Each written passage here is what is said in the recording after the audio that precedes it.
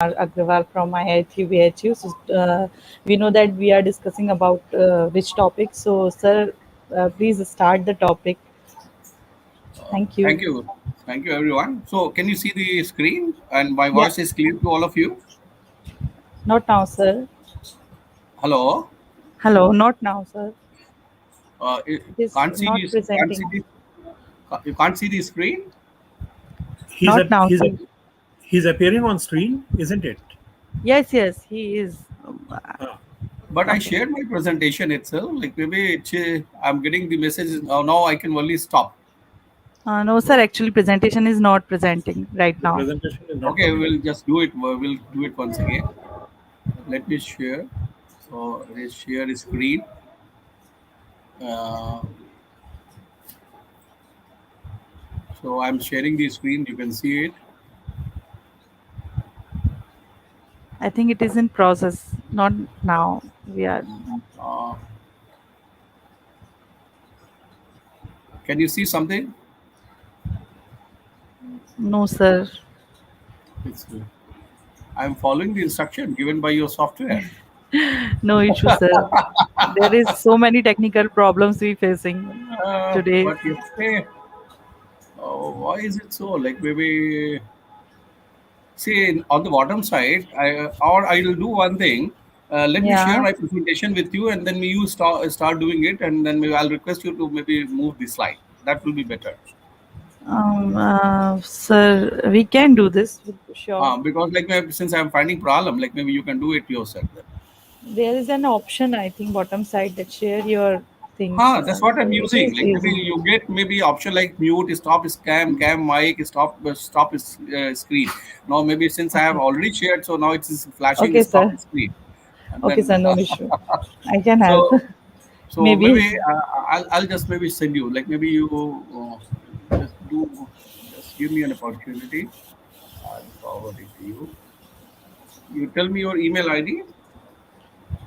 It's Ayushi Shukla at @GBW. AY, I'll you have to comment spell it. You have to spell it out. AYU, AYU. AYU, SHI, Yes. SHU, SHU. KLA. Yes, Ayushi Shukla Sir, it is presenting, I think, now. is Your presenting. Gmail screen is presenting. Is it? That's Yes, great. sir. That's great then. Yes. Maybe now can Okay. you see this screen yeah, also? Yes, sir. Yes, yeah, sir. yeah. Oh, Please. It's great. coming. Okay. Oh, great. Okay. Great. Okay. Okay. Okay. So today I'm going to take on the people since maybe the topic on is on digital connect, and what I'm going to tell you that maybe in time to come, yes, we are already digitally connected. No denying about it. Now we are not going to be only digitally connected, but we had to dwell in the world of cyber physical world also, and that's the reason I thought like maybe I should take you people to uh, the area of artificial neural network or machine learning, and that's the reason I have chosen one topic: handwritten digit recognition using artificial neural network. So you write Yeah. something using your hand, and the computer has to recognize what is that digit. Why? So let me tell you why is it that I'm choosing this kind of topic. Like maybe there were days that when you were writing the program and then you were sure of getting a job. Now the things are changing, be it industry, startup, or the student. Now one has to realize that the business in the future is related to AI and ML. You can see from this graph itself that the business is to grow very fast. In 2019, this was the size of the business, 38.9 billion. People are estimating that maybe in very short span by 2027, like it will move to about 430 billion dollars US dollars, and you are going to have cumulative annual growth rate of 35%. That's the kind of situation which is going to emerge. So, and what you'll find, the industry 4.0 is also going to come in a big way. If you look into the basic framework of industry 4.0, AI as such is listed separately. Then AI application, machine learning, etc., will be used in augmented reality, 3D printing, quantum computing, or automation also, autonomous system also, IoT, and then maybe yes, bioinformatics. You you just look for an area, and everywhere you'll find application of AI and ML. Like people are good using AI or ML technique even for agriculture sector. So that's the reason. Then when you come to like maybe yes other areas also, you are talking about future factories, smart factories, etc. Sitting in India, you can operate your whole plant maybe there in Indonesia or US. You can use predictive for predictive maintenance, particularly for condition monitoring. Computer vision is coming in a big way. Cyber physical system, industrial robot, everywhere you'll find the application of AI or machine learning. That's the reason I have chosen this topic. Now, point is, why is that we require an automated handwritten digit recognition? There are few advantages. I'm just listing out few of the advantages. One is like maybe you get number of forms, and in those forms you will find typically numeric entries. And Professor Vinay Mohan would know that since he has been part of the industry, many of the times you have log sheet, etc., and you get the numerical data there. So in case you have numerical data filled in by say shop floor people, that data comes in and then maybe somebody scans it and knows the actual data, and then you can do data analytics. So that's the one use of it. Second is even so is like it will can help you in processing your bank check accounts. And then also like when it comes to mail sorting itself, in case you can design a system which can read the zip code, yes, you can get great help in sorting out the mail also. These are some of the uses for having an automated handwritten digit recognition system. So I'll take you to number of things. Maybe I to past work also will tell you what is that we wanted to do. Little idea about ANN, and then there is an issue of overfitting also. What is that overfitting? I'll briefly explain that also. What is the strategy that we follow? We follow dropout strategy for the same, and that's what we are going to discuss. Then how is it that I'm going with my ANN? It basically is a deep learning platform. So then we are going to tell you what has been our experimental experience, what kind of how is it that maybe one can determine a robust parameter for the proposed ANN and so on and so forth, performance comparison and summary. So this is the outline for my presentation itself. Way back in 1998, like people have used Lee Kuhn and others, convolution neural network. It's a very famous technique of use in machine learning, and it was used along with gradient-based learning called propagation, and it was basically used to find useful features of the images of handwritten digits. So what you can see, people have been working in this area quite seriously. Liu basically they tried and they looked into the problem from a different angle itself, and they basically tried to compare the performance of linear and polynomial classifier. The other classifier was nearest neighbor classifier, and they tried it on several neural networks. What they found that maybe classification of character is a very tedious job, very tedious job. Why? Because a particular digit, yes, you'll find different people writing in a different way and using different style, and that makes the problem very complicated. So this was the observation of Liu and his team. Similarly, you will find that Simard, he came with an idea in 2003. He proposed CNN with flexible architecture, and he applied for visual problem itself. What he said that when the data is scarce, it is good that maybe you apply translation, rotation, skewing, and if you do that with images itself, you get a better performance of the neural network. So you don't use the original data, maybe do something more about the data with the data itself, and you'll get a better performance. This was the observation of Simert and others. Similarly, Teaser in 2007 with his team, and he said like let me start using the nonlinear image distortion. And what he said that these models were especially suited because there were variability in the image, and in case you do nonlinear image distortion, then you get competitive performance and you low computational complexity. This was the observation of Teasers and others. Then similarly, Capos and others, they came with they use basically geometric blur and spin images, and they use affine transformation on the image before making their neural network. So this is some kind of pre-processing which the people have adopted, and this basically helped in character recognition.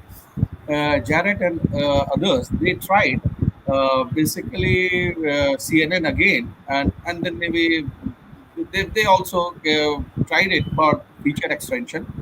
Kyoc, they in 2011, they use a very sophisticated optimization method, both for training and also for, yes, maybe recognizing the character. And they call this method as conjugate gradient method. And what they found that this method is stable and easier to converge. So this was their observation. And then maybe Cyrison and others, they tried multiple column deep neural network technique. Then Bakanov, they propose strong network models with two changes in architecture.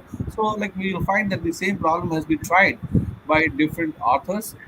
So they applied different techniques, and then they shared their experiences with all of us. So Lee, in the same line, maybe he said like he did a novice work. Like normally, when you take the neural network, you supply the data only at the input level, and from there onwards, the whole supervision starts. But they said like let me also provide supervision at the hidden layers, and they found that maybe this was very effective. And Sato et al. They tried to use augmented pattern classification scheme, and using that also they got wonderful result. Uh, then Van et al. Like maybe they said like the you get basically problem of overfitting. What is overfitting? I'll just talk to you people in a few minutes from now. They said like once you have come up with the neural network, okay, then maybe you some of the time your network or your learning gets biased, okay, and it gets overfitted.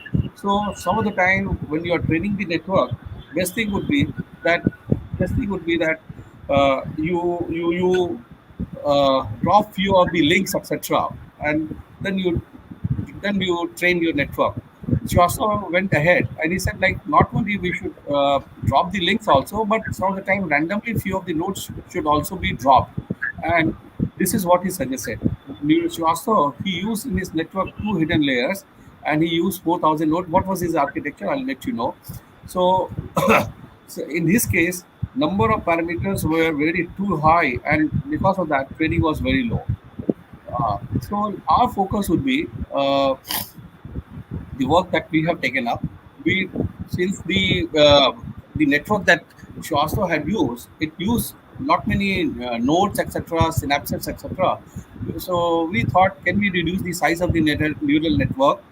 In case we have to do it, then we had to find a right kind of strategy. Okay, so our focus was also on defining a strategy, identifying a strategy which will help us in reducing the size of the neural network.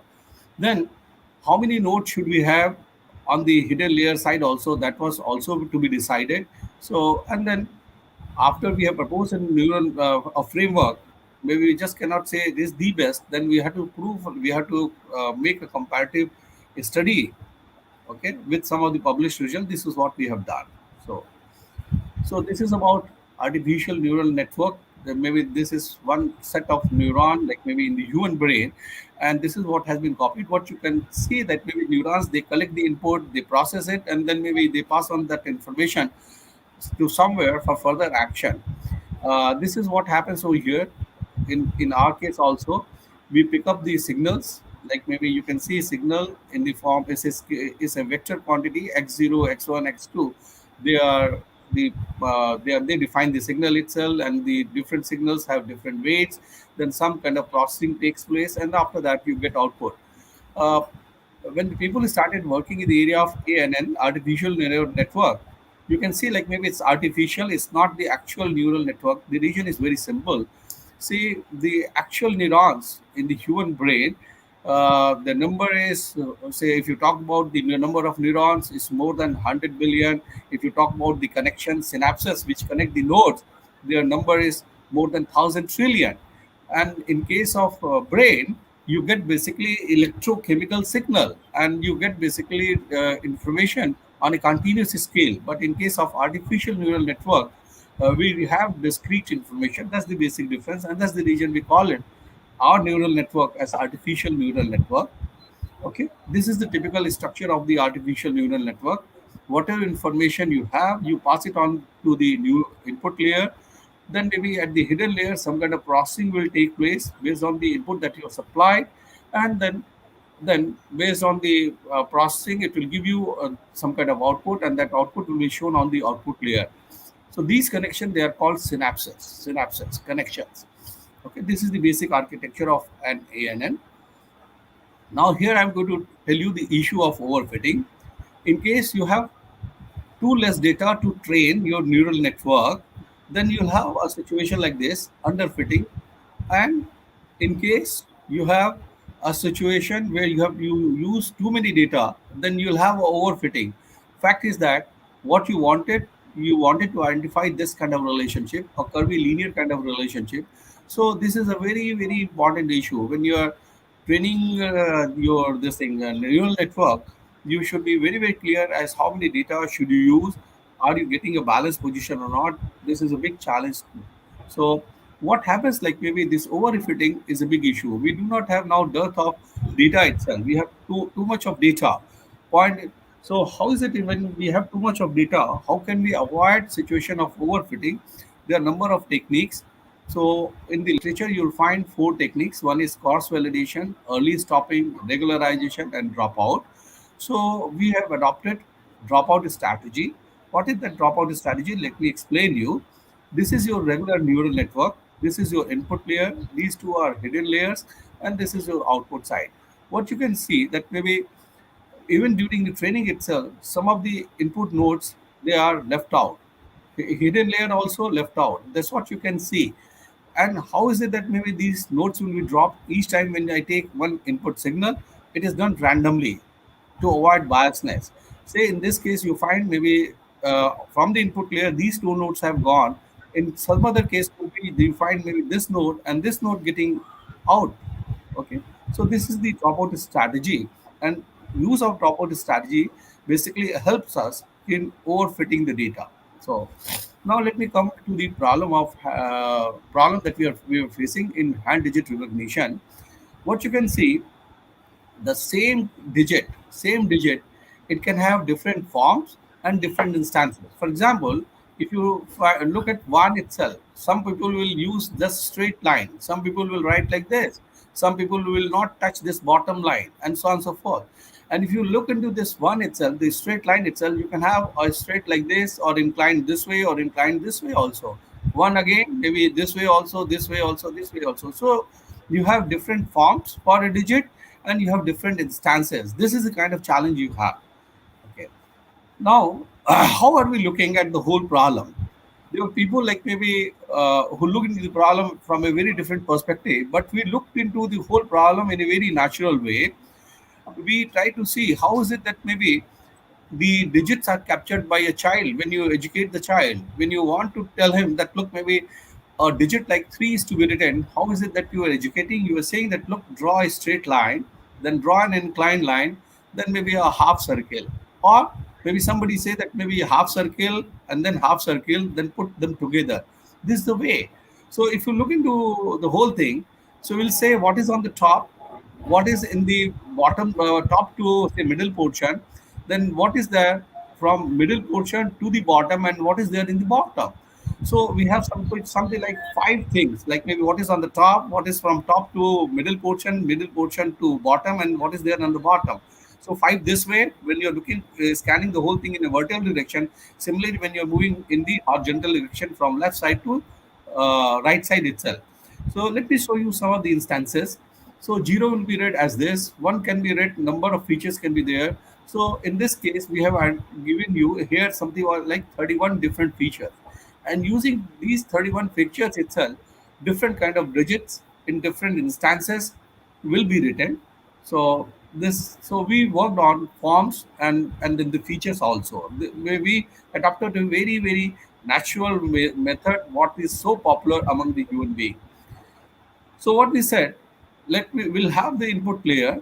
Okay, the data that we had, it was basically for each of the digit we had 20 by 8, 28 by 28 pixel. So naturally there will be 784 nodes. So we use a deep learning model with three hidden layers. So hidden layer one was added to identify the features that I had talked about. Then hidden layer two was supposed to find out maybe how the various features are associated. And then hidden layer three was to find out different forms of the digit. And then finally on the output side, you'll get the digit. This is the kind of framework that we propose. So is to start with, we said like 784. Maybe we could not make any change over here.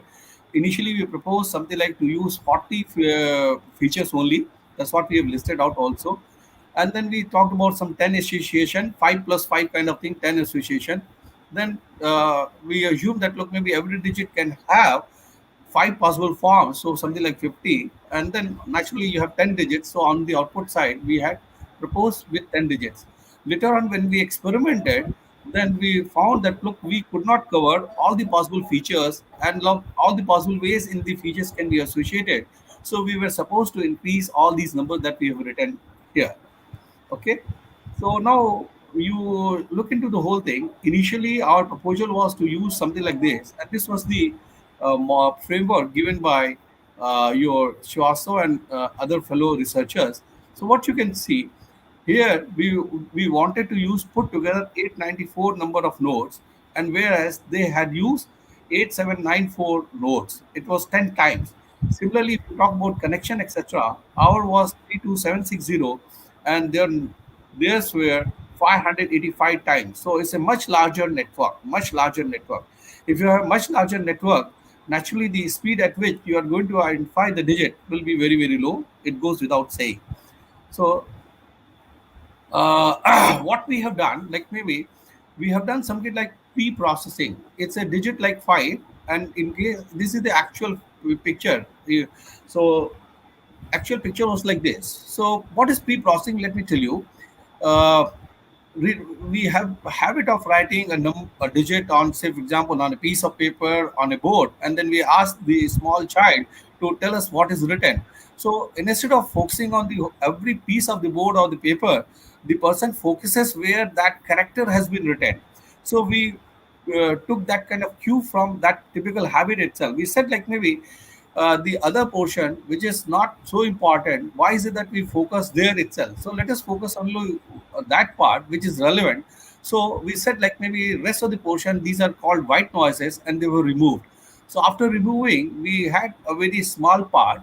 Then since on the input side we are going to use 784 signals, 28 by 8, so naturally we had to scale it up. So maybe I have already told you that maybe linear distortion, etc. This basically helps in achieving a better efficiency. So we applied that kind of concept over here.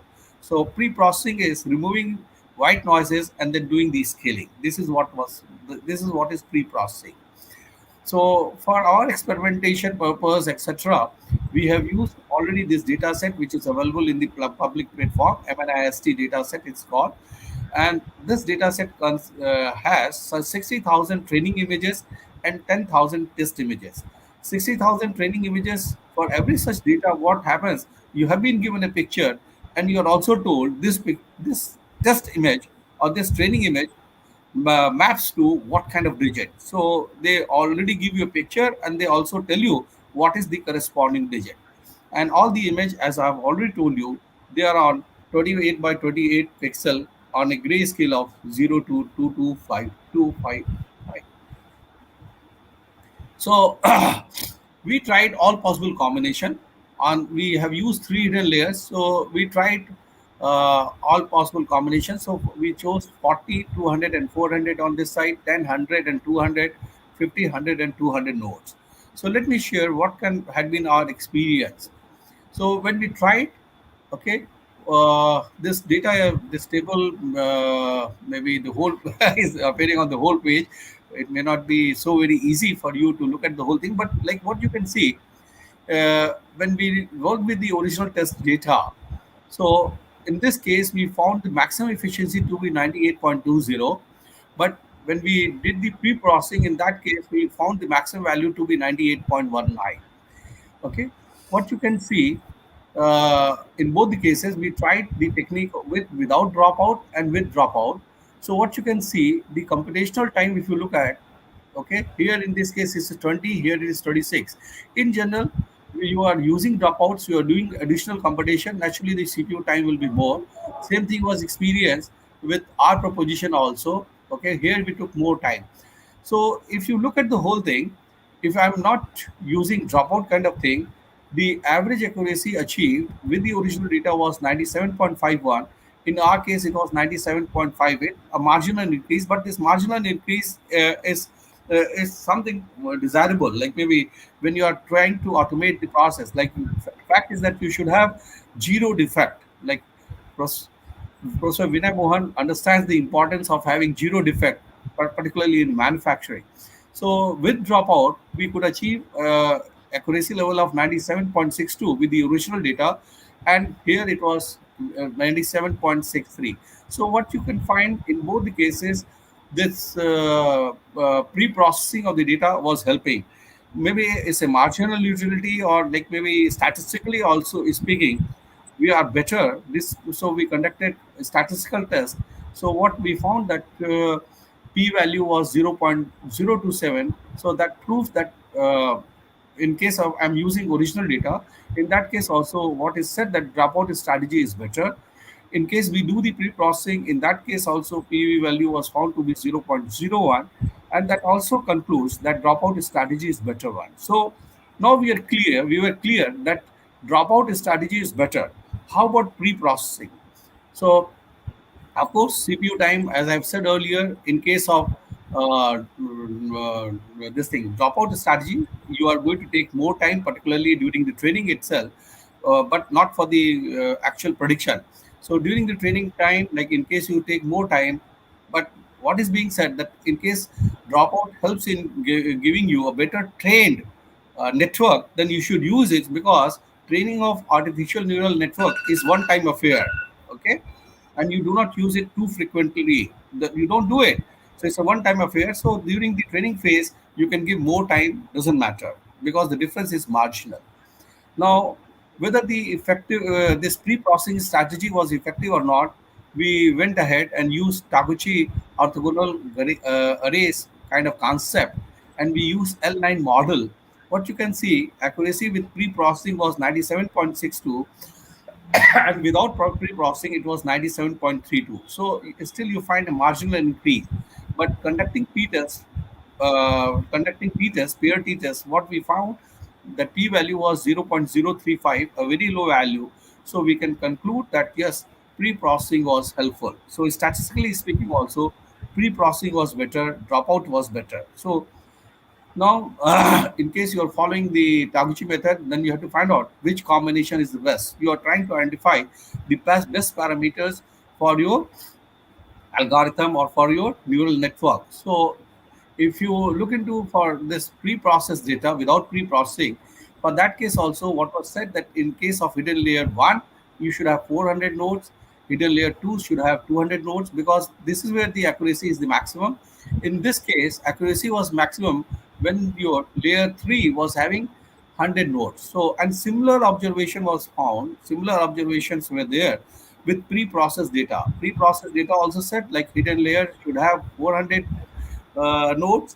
Maybe hidden layer number 2 should have 200 nodes, and hidden layer 3 should have 100 nodes.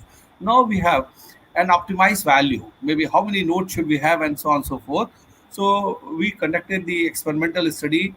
We compared our result with the result given by Shuaso, etc.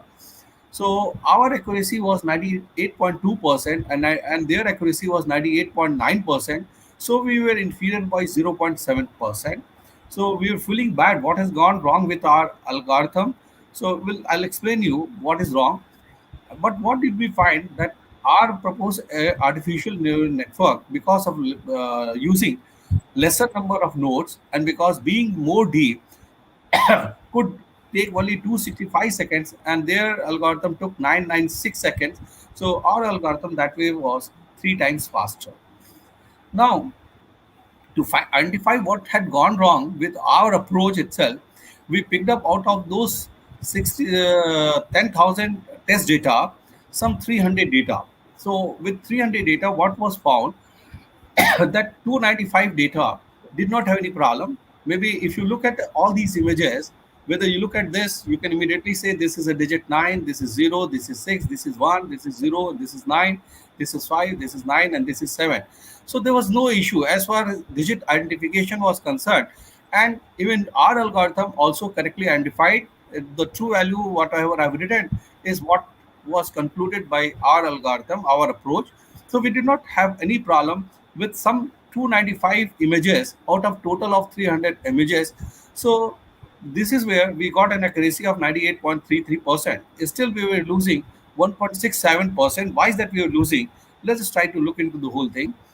Uh, if I give you this kind of picture, okay, Ayushi, will you be in a position to tell me these images will lead to what kind of digits? Ayushi, if you're there. Yes, I am there, sir. It is 7, 1, and 8, something like that. Old digit like 8. I didn't Okay, actually. okay. You say it's seven, like maybe we seven It one is eight. old Please. digit. Yeah, Sanskrit digit. It is 7. If we So talking like about I'm talking Sanskrit digit. about digits written in Arabic numerals. Arabic numerals. Uh, yeah. Oh, So like maybe maybe you note it it is. down. You said 718. Yeah, maybe. Eight. Like how do you like last figure is eight? Like maybe eight will have like maybe two circles. Like maybe I let me understand from No, you. How is it? actually, I compare with the Sanskrit digit, so it seems like the Like, curve and the line, I'm flatting talking line, about Arabic numerals. Arabic numerals. So Arabic okay, let us numerals. see. Yeah, 718. See, Okay. see, like maybe No. they said like no, it's not seven. It is Six. mapping to six. What you said Okay. is six. It is one. They said it is six, and Six. to this they said it is five. Okay. So you're no close to like maybe what you said. Whereas Yeah. our algorithm said it is four, this is one, and this is three. This is where we were wrong. Maybe Okay. so maybe we said we are not wrong. Something is wrong with the image data itself. So, and out of maybe 300 data that we picked up, this number was three. So we said like 1% kind of problem is because of wrong mapping of image to the corresponding digit itself. Now, so it's still like we said we had a gap of 1.67%.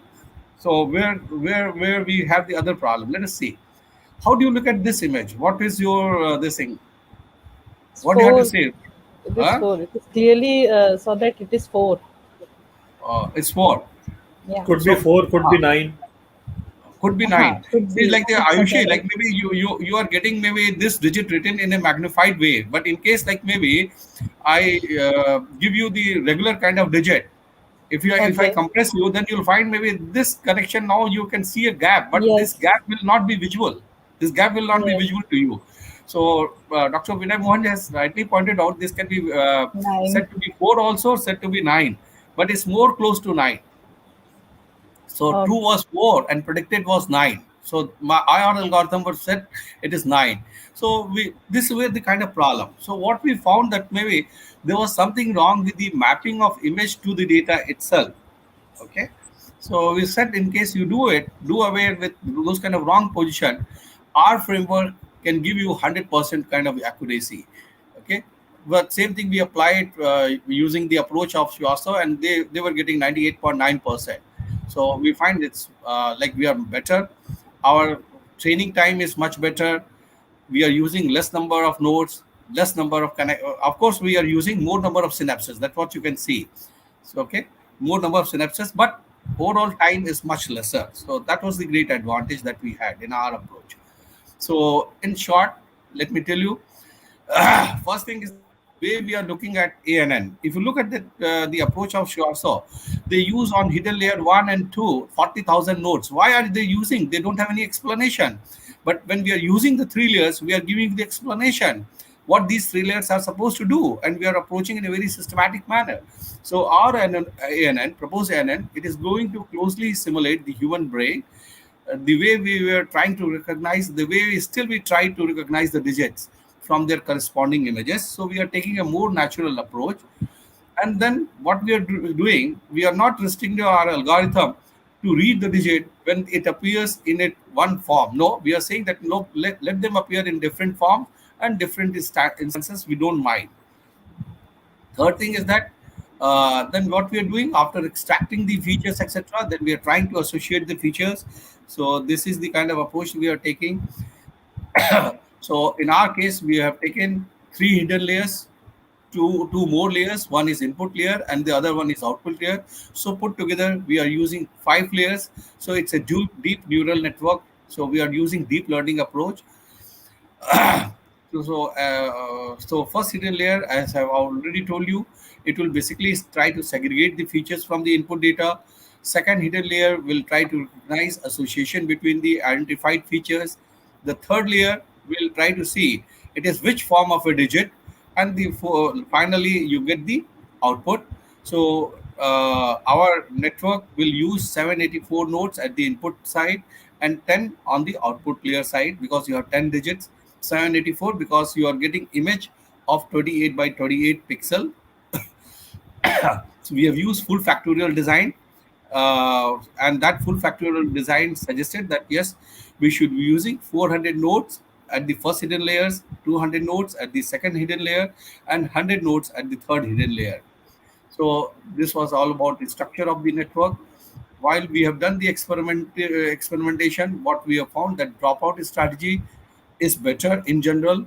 Similarly, what we have also observed that pre-processing of the image data, it helps you also. So you should be doing it.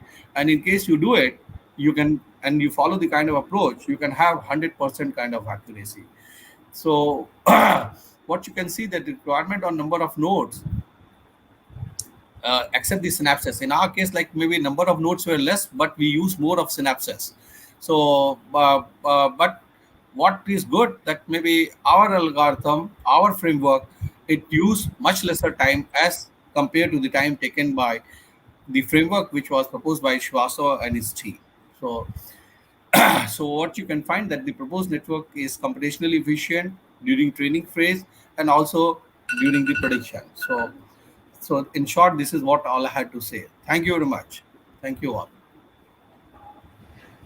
Thank you so much, sir. Thank you so much. Seriously, it is very knowledgeable things we got.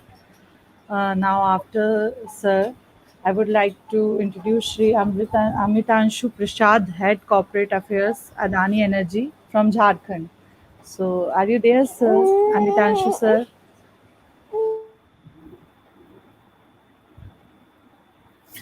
There are no questions, like maybe Ayushi, If you anyone, if you have any question, then please. because I stopped at 9:40 Yeah. thinking of that maybe Yes. we'll have a lot of Sorry, interaction. sorry. I actually forgot that. Dr. Agarwal, I it was was a really, beautiful exposition. It was a I beautiful Actually, was, it is exposition. very, Yeah, very clear yeah, explanation, sir. I yeah. think if you have any doubt, students or and all other dignitaries, if you have any question, then uh, please continue. we have started learning about AI and machine learning, like maybe from past 4 or 5 years during my post graduation when I was at IIT Kanpur. I too had taken, maybe I'm talking about 86, 1986. That time I had taken two courses related to artificial intelligence. One full course on AI, then yes, theorem proving using yes. These were the two courses that I had taken. So we did a project on pattern recognition, but this was a fascinating area that time also. It's still fascinating me. So already I have completed 20 MTech theses. There are students who are working in AI machine learning area. There, so people are working in different forms. Like maybe if the baby is crying, can you identify the need of the baby or something like? If you have crack in the pipe, can you identify, like can you recognize even the alphabets written in capital letters, or yes, lowercase, small case, all kinds of things, like maybe can you recognize the stage of Alzheimer's disease, can you recognize the problem related to tuberculosis, those kind of stuff. So we have done a lot of work in that area. It was great, Dr. Agarwal. Thank you, thank you. Thanks. Thank you very much. So in case you permit, I would like to take the leave then. Thank you. Okay, sir. If you so desires, will not take much of it. Yes. So we welcome Dr. Amritanshu Prasad. So there Thank you you. have Ayushi for Uh, our next. Hello, sir. Hello. I welcome you in the platform of national conference. So, sir, please continue with your presentation or with your topics. Okay. Have you shared the? You shared. Not now, sir. It is not visible right now.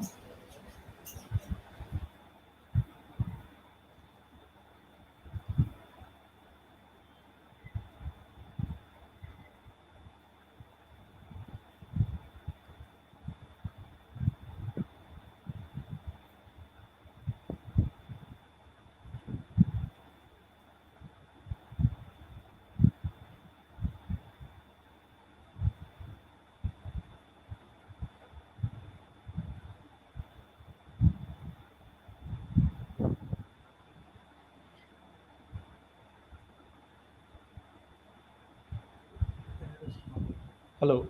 Can you hear me now? Yes, sir, we can. And Yeah, can we you can see hear you. Yeah, can you see the presentation that I have shared with you? No, sir, not not right not as now. yet. Not as Not yet. this.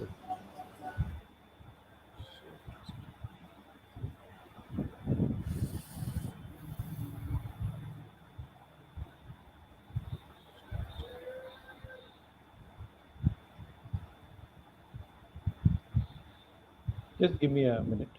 Sure, please. No issue.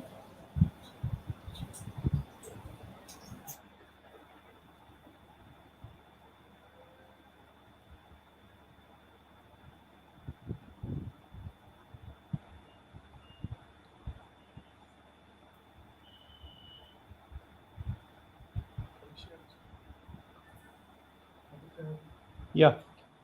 Is it visible now? Actually, not right now, sir. I think Not it right is in now. process. No, acha, acha, okay. It's in process. You're sharing your screen.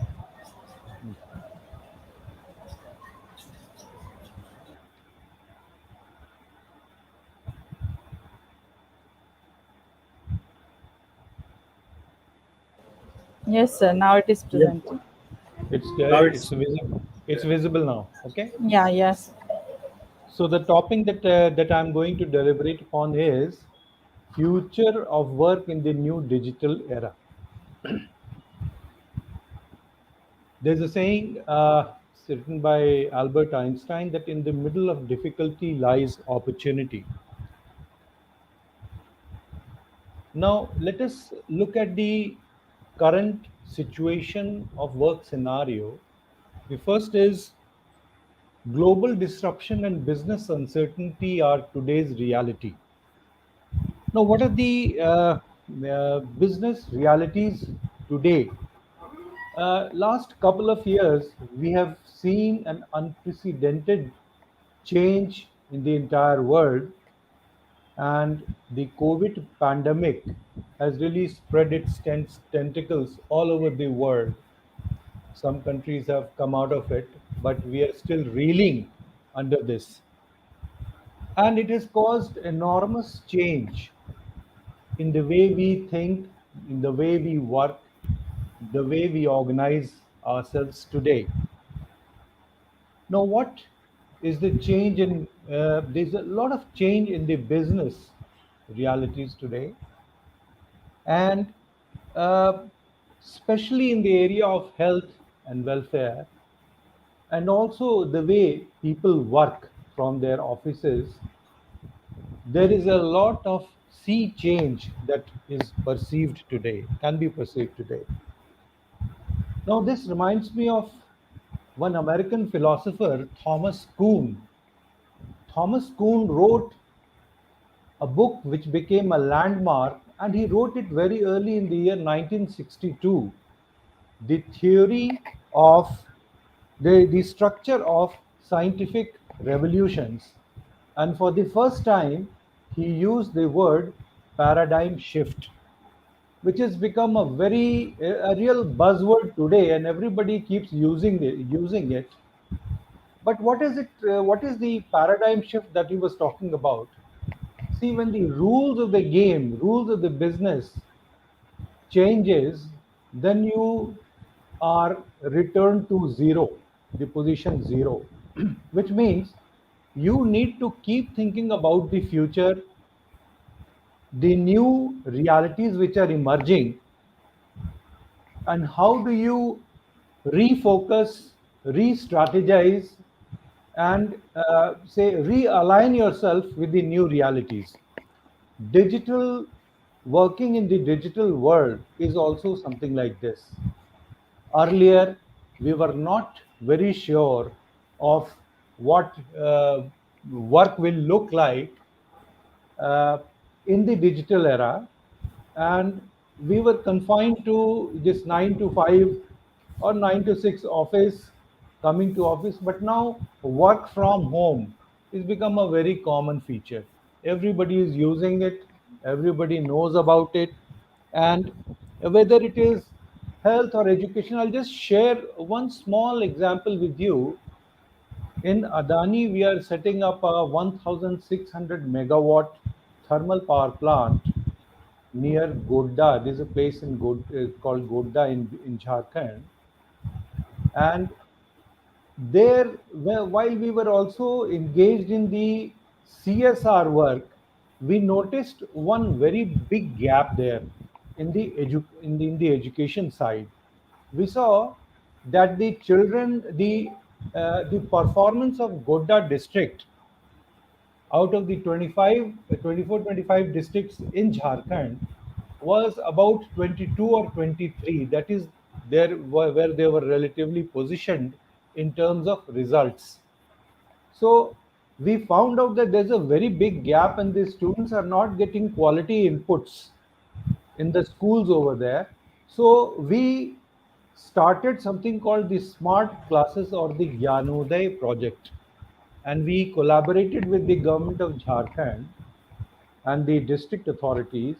And we gave tablets, and we also made provision for online classes and started providing quality inputs to the schools.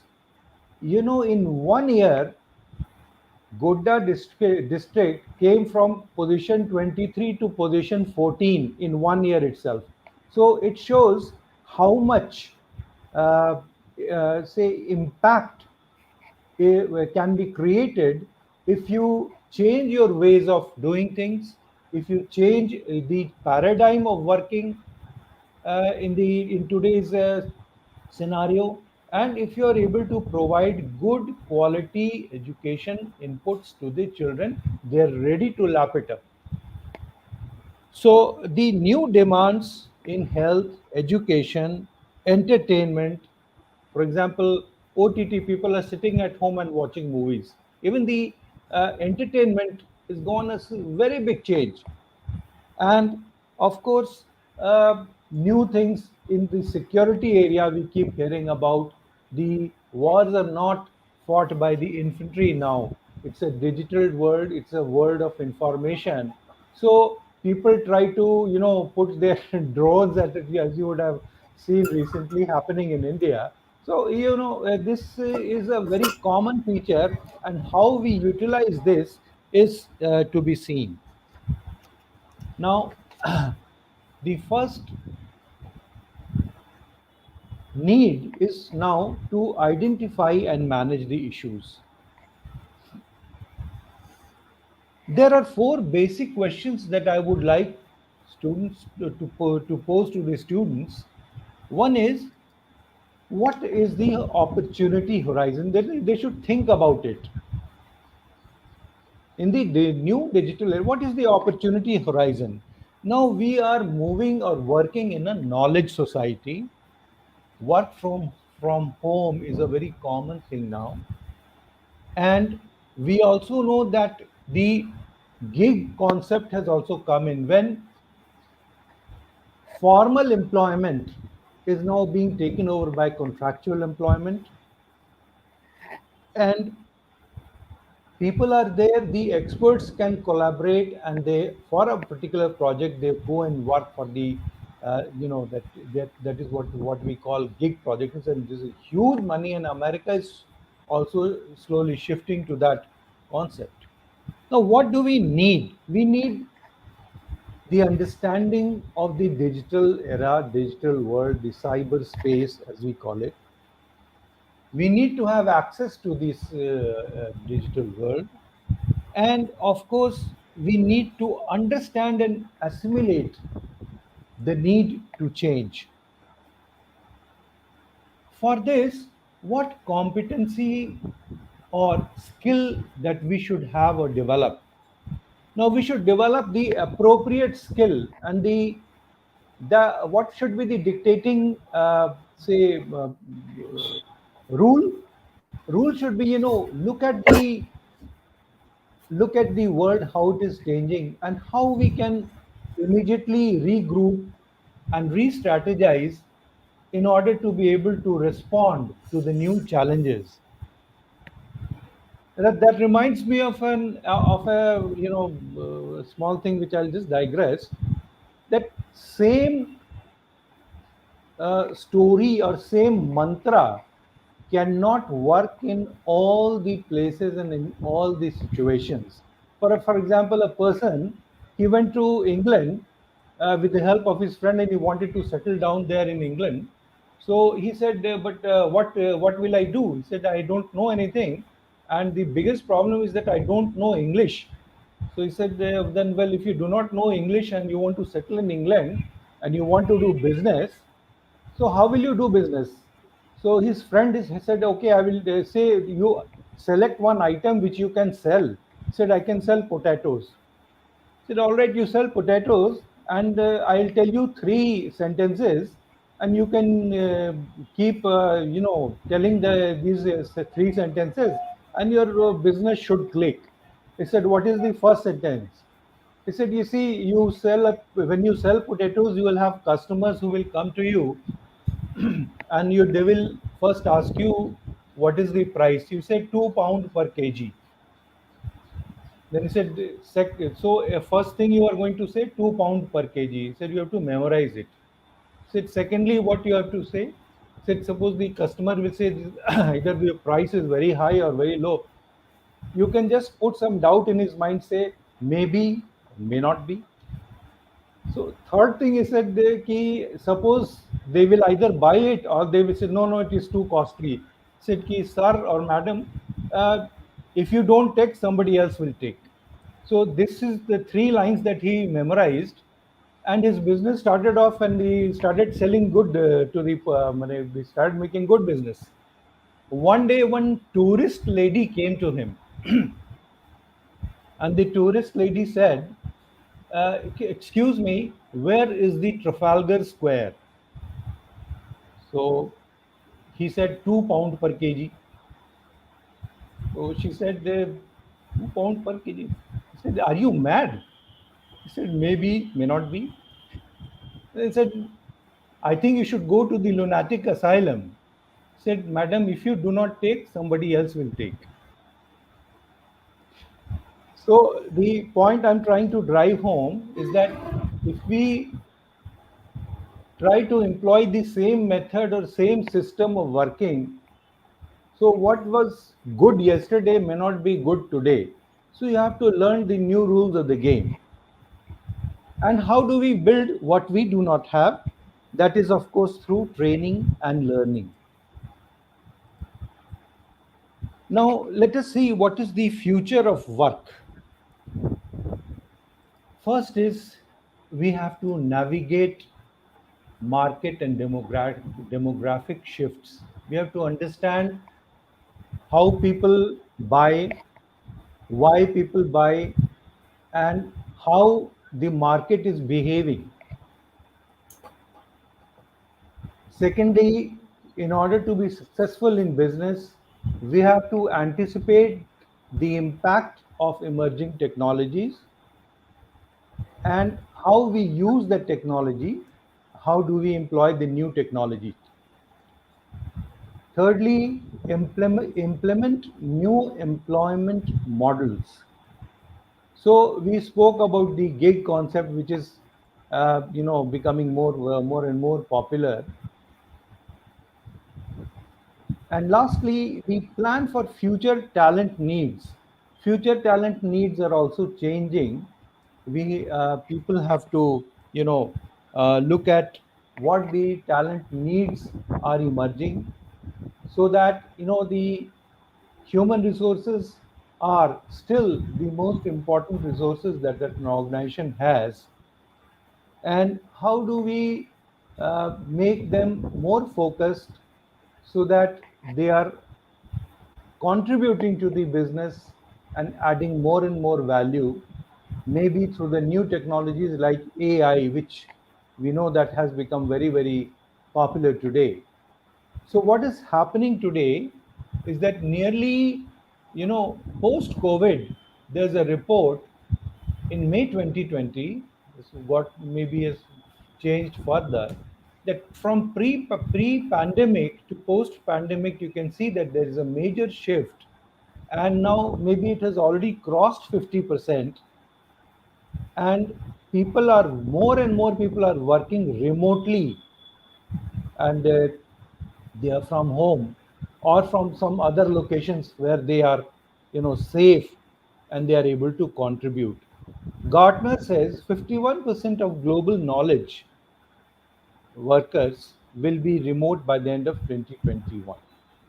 So this is again a very big shift that is taking place, and we need to be aware of this.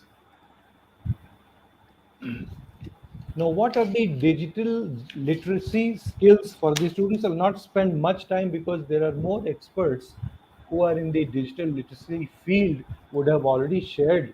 But just for my own understanding and for in order to share with you, information literacy, as you know, how do you say capture, identify, locate, or evaluate information, and for this the information literacy, and maybe see the sea of information is there in the internet, but how do we access that and how much of information can we get? Now, ethical use of digital resources is also a thing which is coming very important, which will become very important, and the questions of intellectual property and the question of plagiarism. Many people try just copy the material from the web, and they try to present it as their original work. This is an unethical use of digital resources. Understanding digital footprints is all information you have that you can have that you leave online. This is, you're creating your own digital footprints, but you're not aware, and especially on the social media, this can become maybe a lot, can create a lot of problems for you. Then protecting yourself online is uh, how much of safety can you build for the information that you are sharing? You give it from trusted source to the trusted people, and create strong passwords and things, as if you would be knowing better how to remain more, cautious in this area. Handling digital communication is communicating safely and appropriately. And cyberbullying, this is also going on, that many people try to harass people on the net. And of course, there are now cyber laws, cyber rules to take care of that. Another aspect, that which I would like to almost end my presentation with is, what is the success mantra then?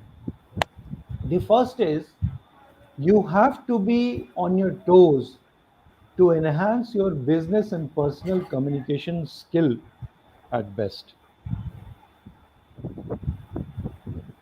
Secondly, ascertain the gaps in technology which are not digitally driven and suggest improvement in the process. I just shared one example of our company when we found that there are very big gaps in the education field, and now that model has been adopted by the government of Jharkhand, and it is being done in all the schools. So you are in fact giving imparting quality education to all the students, and something which they were not used to, working online and through mobile, they can attend the classes and the online classes, and these become very common. In fact, you see small kids now working from home and they're doing online classes.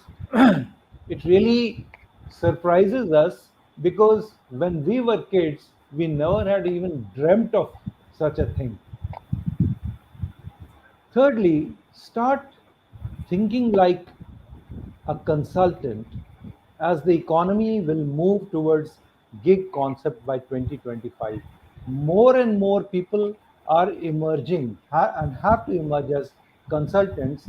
They are regrouping, they are working part time, they are working, not permanently, but temporarily and even on contract, and doing great job. So this gig concept is catching on like anything. And lastly, focus on niche skills rather than being a generalist. So that time of being a generalist, knowing little bit about everything, that time is gone.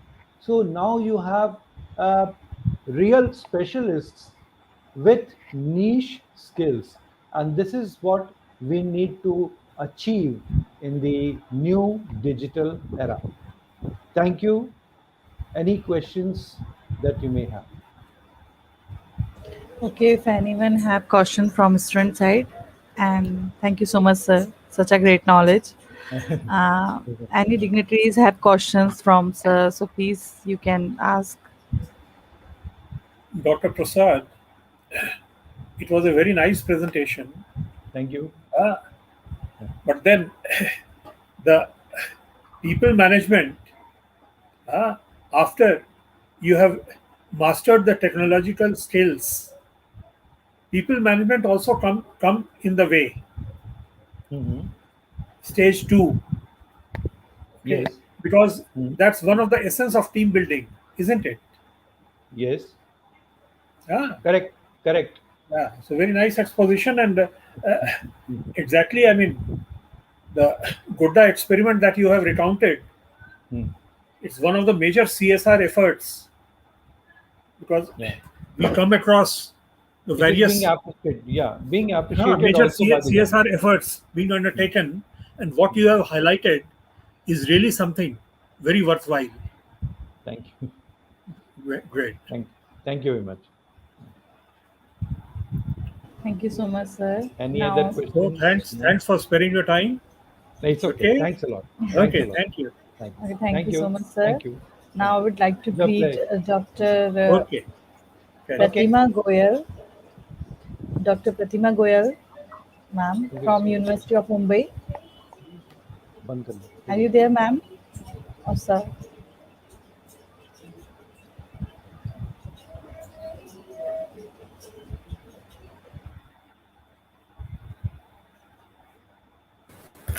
Namaste, ma'am.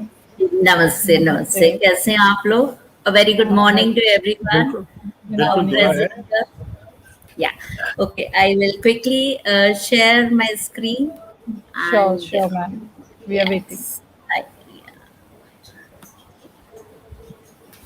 yes is it visible I think it is in process, ma'am. Not right now. Not as yet. okay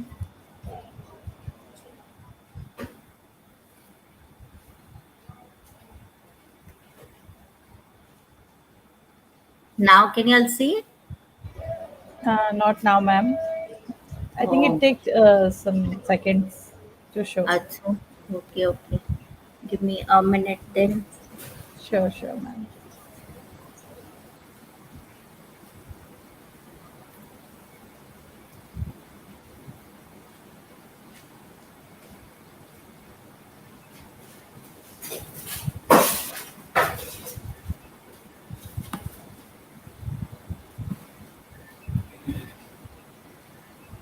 am I visible Yes, ma'am. You are visible. but the content is not Yes, ma'am. just share screen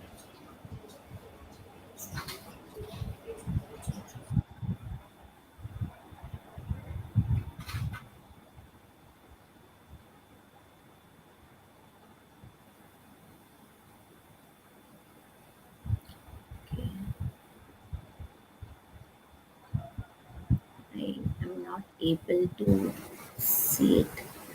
Give me a moment.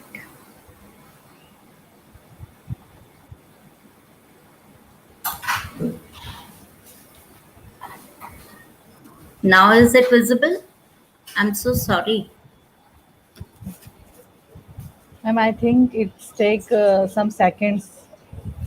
It is not But visible right now. is it saying that I'm sharing screen or something? Yeah, ma'am. Just wait for a second. I think it is visible.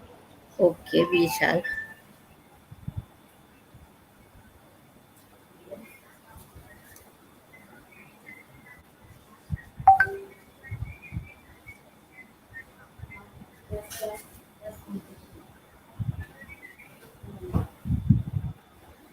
Have I to try something else?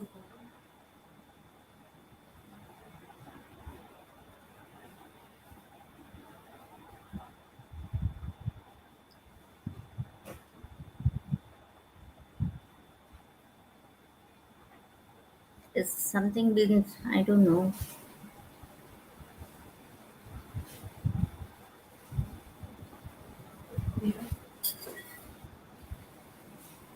Wait.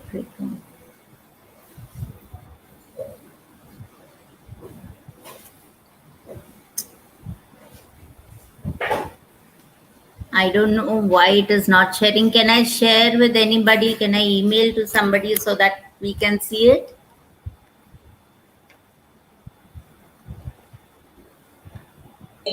Yes, ma'am, you can mail me. Can you send me on my WhatsApp? I shall. Do you have my number? Yes, ma'am, I have your number.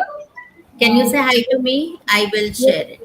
Okay, ma'am. Okay, ma'am. Just a And minute. send me an email ID. I will quickly share it. Okay, ma'am. So Okay. sorry. Thank you so I'm much, so Simran. sorry. I am so No, sorry. no issue, ma'am. No, No issue. ma'am, no problem, No ma'am. issue. No problem. As a university, as a college, as a school, as a lecturer, or as an NGO, or somebody who's been, very compassionate and passionate about the welfare of the student community. These are the few things we have to do. One, inclusion and learning environment should be Is equal to all. Stop by just having basic have you learning. seen? We need to extra Okay. 779 is the last number. Okay. Yes, ma'am. Yes, ma'am. I will switch off my camera for a moment.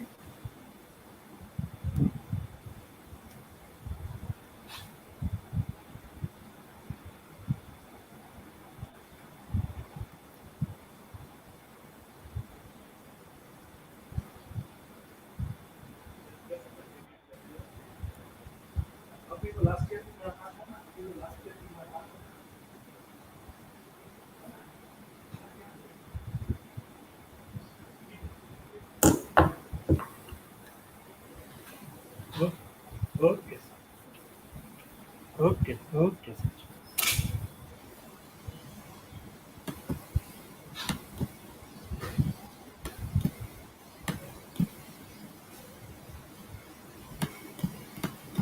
Oh, mail आया Yes, I think ma'am sharing.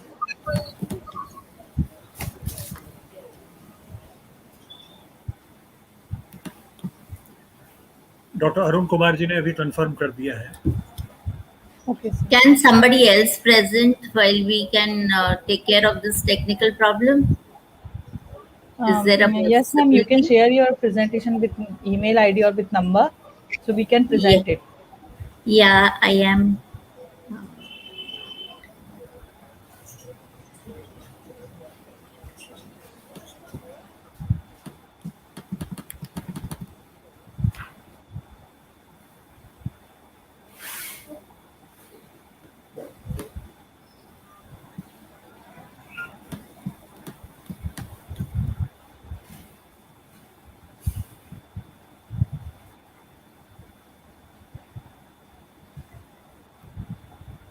Ma'am, hope you share the presentation.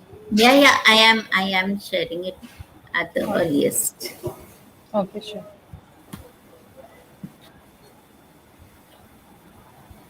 Sorry for the inconvenience madam I'm feeling very bad.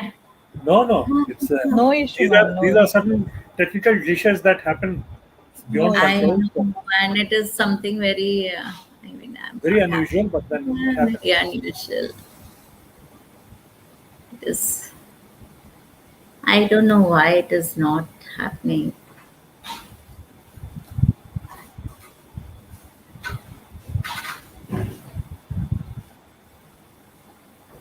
Just give me a minute. I'm just working on it. I will. sure please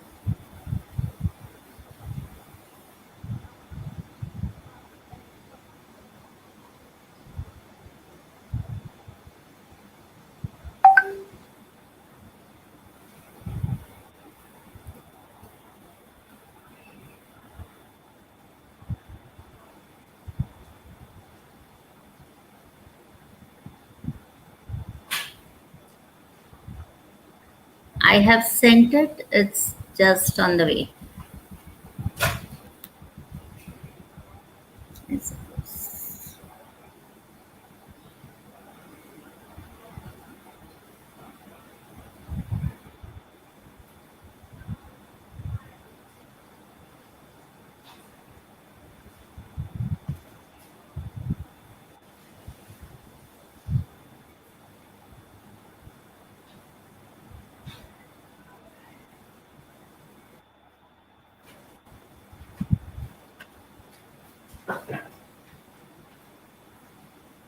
Ma'am, have you received it?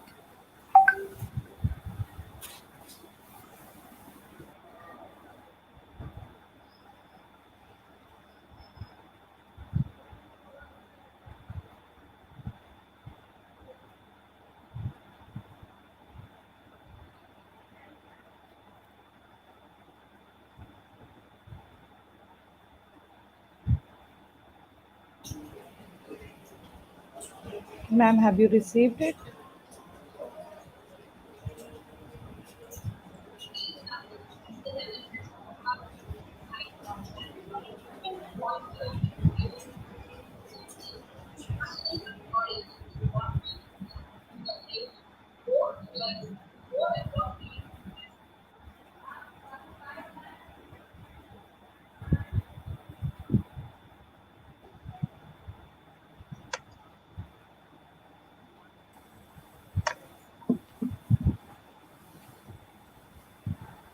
Good morning, Dr. Vinay Mohan.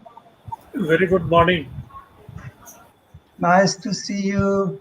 Yeah, always a pleasure. I hope everything is fine, health is Yeah, good. everything is fine. Dr. Yeah. Pratima Goyal from Mumbai, she's on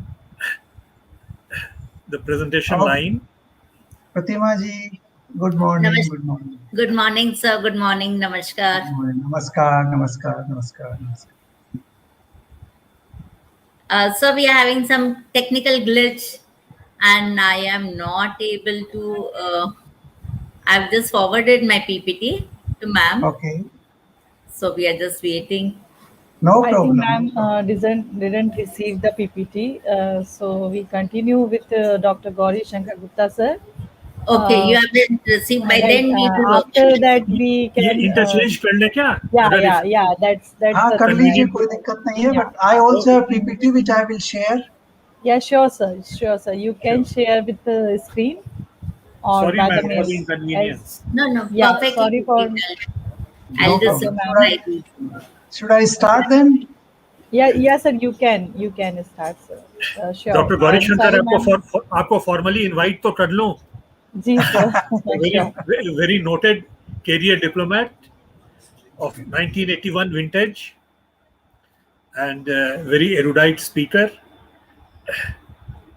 सारी चीजें across the world he has been ambassador at various countries including Hungary, Bosnia and Herzegovina, Mongolia, then High Commissioner Trinidad and Tobago and Commonwealth nations of Dominica, Grenada and Montserrat.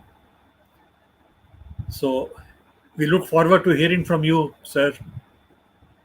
Thank you so much, Dr. Vinay Mohan. It has been always very gracious of you to give such a generous introduction. Thank you. So I will share the screen first. Sure. Sure, sir.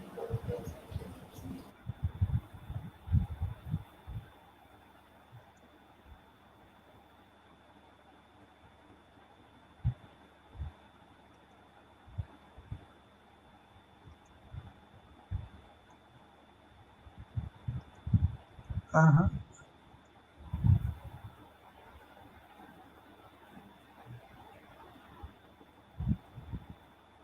Is it entire screen? Yes, you can, sir, click on that Okay. option. Depends whatever you. Okay, did you get it? Not right Not as now, yet. sir.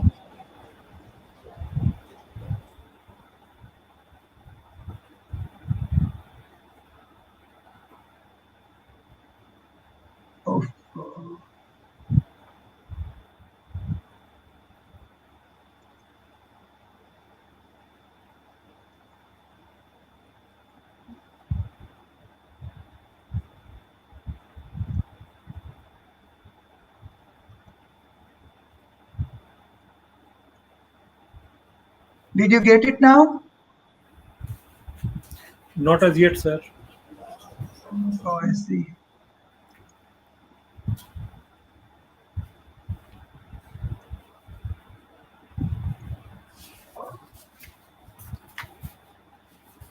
Can you guide me, because I am not able to? Sir, there is option, that share option. Yes, You I can did click that. on that option. Then you can Yes. present your screen. There is two options, that is video file and share screen. So you can share screen option, you click. Yeah, I did that. Then you can, it is easy to share. No, then there are three options. Okay, there Okay. is three option. Yeah, You yeah. just click Okay, on okay, that I got share it. screen I got option. it now. I got it. Yeah, yeah, yeah. You have it now? Actually, not right now, sir. I think it takes some seconds.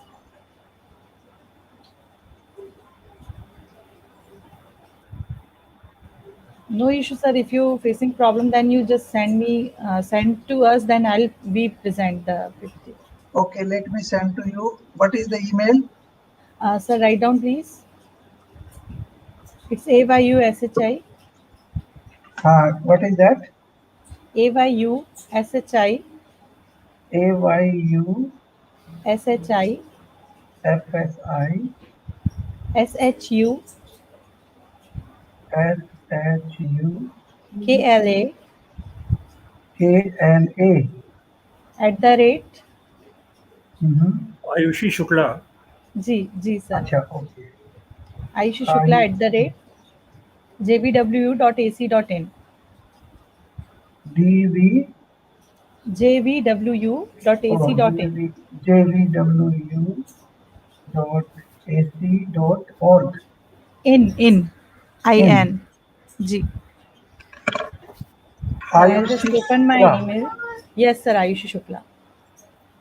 Let me just.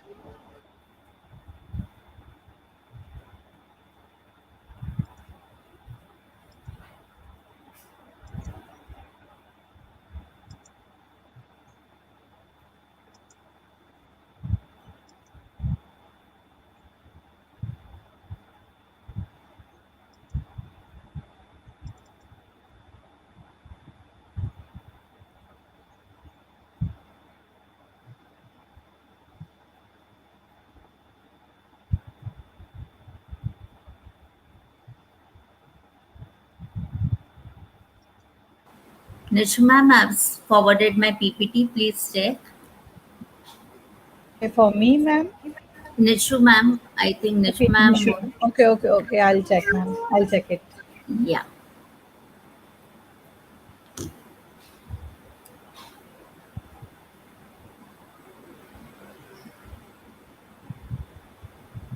By then, can you guide me also? You said video file, right? Share video file, we are saying?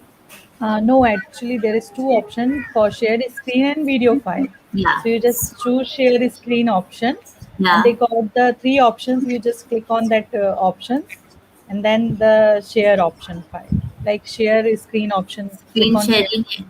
Yes. So it will be a good Visible. computer. I think the Yes, second one, right. I think someone is presenting. yeah, sir is presenting, I think. Okay. Or is that me? I don't know. Sir ka hai sir? Okay, So Ayushi, let me repeat the mail. AYUSHI SHUKLA. SHUKLA at jvwu.ac.in. Yes, sir. Sir, someone is presenting the screen, I think. I think that's me. Okay. I Madam's think presentation madam is is, on air. So yes. I think I think we start with ma'am, and then sir, I'll present your Yeah, presentation. Is that, perfectly fine. If sir, you is don't that mind, right? Yes, absolutely no problem. Now I am at your Okay, disposal. okay? okay, sir. Okay, sir. Thank you, so sir. gracious of you. So gracious, Thank you so actually. much, sir. Thank you so Thank you. much, sir. Ma'am, you can continue with your presentation. Okay, thank you so much. Welcome, Yes, ma'am. when we talk Uh, about green couture and sustainable fashion, what we really need to know is What is green couture and what are sustainable fashions? What are the standards that the fashion industry follows for sustainability? And sustainable fashion, how do we go about making better choices, as well as let's go into how do we implement this green fashion and green couture. Let us understand one very basic, and that is the fashion industry is responsible for about 10% of the world's annual carbon emission, and it's one of the most polluting, water intensive, and water generating industries. Fast fashion that we all into today, it is using up excessive of natural resources. Is, is there any problem? Yeah. Okay. Okay. Now, every year we see that the fashion industry uses almost 93 billion cubic meters of water. It's a real eye opener. And each one of it, it is almost a water consumption that almost 5 million people, it is equivalent to the water consumption of 5 million people. And every year the clothes that we are disposing, it is in the order of 500,000 tons of plastic microfibers in the ocean, especially the nylon, the polyester, acrylic that we are putting in, which is equivalent to 50 billion plastic bottles. And these microfibers are spreading through the food chain and are probably in our bodies today. About 150 million trees are cut and turned into fabric every year by land clearing and making plant pulps for making fashion garments. Let's see what is the impact further of fast fashion. It is almost 10% of the total global impact on the environment is associated to the textile and fashion industry. For 1 kg of cotton processing, we require almost 11,000 liters of water, and 2,600 liters of fresh water is utilized to make one cotton t-shirt. While buying, we say it's only one t-shirt, but we can see it is almost 2,600 liters of water is required for dyeing, printing, finishing of this. Similarly, if you see about for a shirt, it is equivalent to 700 gallons of water which is used. And 15% of fabric which is intended for clothing ends up on the cutting room floor, where there's a lot of waste from the garment industry. And textile waste, we see that it is almost 5% of the landfill space worldwide. And for the clothes to break down, and when we put it into the landfill, it takes almost 80 years. And the fashion industry, very sorry to say, it produces about 10% of the world's emission, which is a very poor state of affair. Now let's understand what is green fashion. It basically means how to maintain and how to support environmental protection, social justice, economic fairness, cultural vitality, and ethical consumerism. Now, what are its objective? It is basically, when we say sustainability, we should be promoting production by development of less polluting, more efficient products and processes, as well as services. The consumption of the environment-friendly textile should be there. We should reduce poverty and improve the quality of life of all the people in general, and also support and uplift artisans in the textile and craft industry. For a quick run, let's understand from a linear to a circular economy how we have to shift. It is very essential that we shift from what we are practicing today, that is a linear economy, where we take the raw material, whether it is cotton, jute, silk, wool, polyester, nylon. We take that, we produce them, or it undergoes a production process, we use them, and then we throw it into the landfill, so which is a non-recyclable waste. There came in a time which was the reuse economy, where we took the raw materials, did the production of it, we used them, and after they were slightly worn off, we did recycle them and put them into the production cycle, and then later put it into non-recyclable waste. One very simple example that I would like to quote over here is the kantha which is produced in West Bengal in India. It basically is the worn out saris and chadars are taken, they are put into multiple layers and fine tacking is done. And that is utilized as beautiful bed covers or covering of big treasure boxes and so on. So Indians inherently were a lot into the reuse economy. But we need to focus further into circular economy, where you have the raw material, you are producing it, you are using it, you are recycling it, you are adding some more raw material and again putting it into the production. I am sure the slides are visible to you all. Yeah, the Yes, slide ma'am. available right now is Yes, from a ma'am. linear to circular economy. Okay, okay. The next one, please. Okay, we go on to sustainable fashion, which refers to clothes and the products that are into ethical fashion or eco-friendly fashion, and we need to concentrate on slow fashion to make them as sustainable fashion garments. So we should be using organic, that is chemical free, pesticide free materials and dyes, very important. Employ fair trade practices, that means there should be no forced labor, no child labor, reasonable working hours and fair pay. Because we know in the textile industry or any of our Indian industry, the laborers or the they are paid something like in the range of 20 to 60 rupees per day for working for 8 to 10 hours. So that is not the correct procedures, and thereby we need to concentrate that our world goes sustainable. We need to have a fair pay action. We also need to refrain from using material, inks, and other ingredients which are derived from animals. And say we have to say no to animal testing. Now, when we say the three E's of sustainability, the very first that we are talking about is the environment sustainability, where there's preservation of the environment and all our natural resources. Because as we very well know that Mahatma Gandhi ji has said that one must care for the world one will not see, and it is essential that we concentrate on that. And to add to it, Brundtland report also defines that sustainable development should be a development that needs the present uh, needs are met without compromising on the ability of the future generation to meet their own needs. And this is something that we really need to keep in mind constantly, that the planet is something that we have loaned from our next generation, so we need to save it. And yes, social sustainability equally is very important, where we protect human rights, labor rights and corporate governments.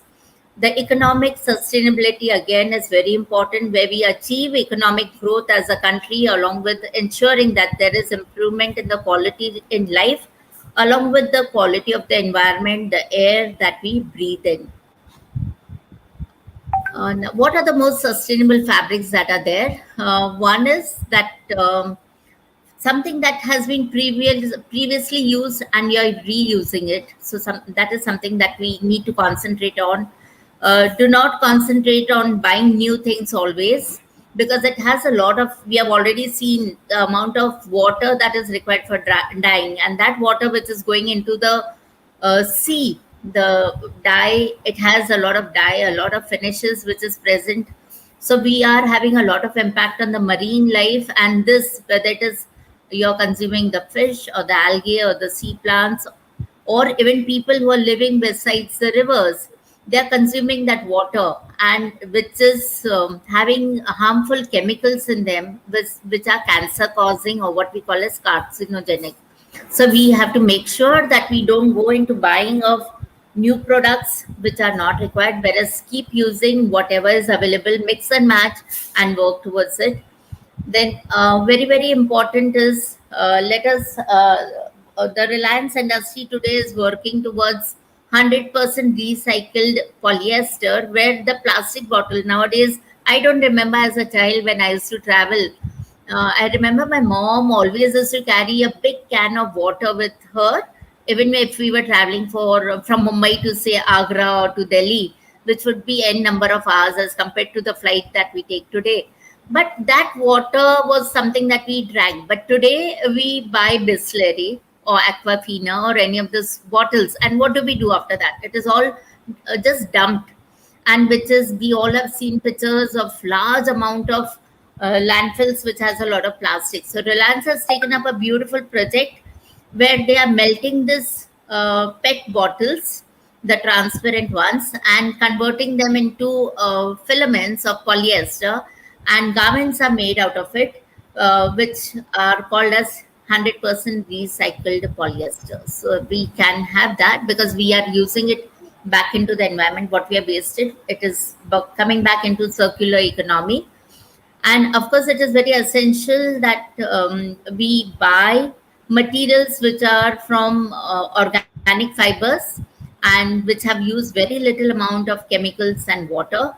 And one that comes to my mind right now is about the tencel fiber, which is one of the regenerated fibers, where all the chemical that it uses, one, wood is used as a raw material, not cotton, and there's ample of wood, and it is a waste wood, something which is of not importance. The waste wood is taken, and then it is processed to give you fibers, and the chemicals that are used in it are all recycled again. So it is a reuse recycle process, so we can recover as much as 99.99% of the chemical which is used in the production of tencel, or in India it is produced by the name of Bedla cellulose, so produced by the Grasim industry. Now there are, Sorry for interruption, ma'am. Ma'am, yeah, if you want to change the slide, then please tell us, because someone is handling your slide, so we can change okay, your slide on that way. ठीक है बेटा. Okay. Okay. Okay. Definitely. We go on to the slide which says designers practicing green fashion and couture. Are you there, dear? Ma'am, yes, ma'am. Okay, wonderful. Now we have a lot of designers who are practicing this green fashion and couture.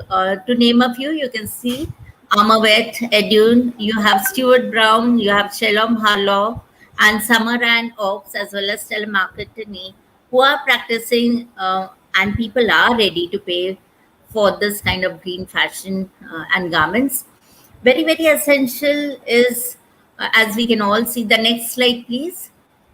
Say no to clothes with toxic trails. Beautiful fashion shouldn't cost the earth. And yes, that is true. What we need to work on is focus on different brands which are concentrating on sustainable and ethical brands. And some of the brands that are there are Insom, B Label, Kasha, Leva, and No Nasty, as well as Marty. Many of them are Indian brands that are there, which are focusing on ethical and sustainable fashion. We need to make sure that we are buying garments which are made from natural fibers, which are of cellulosic or proteinic base.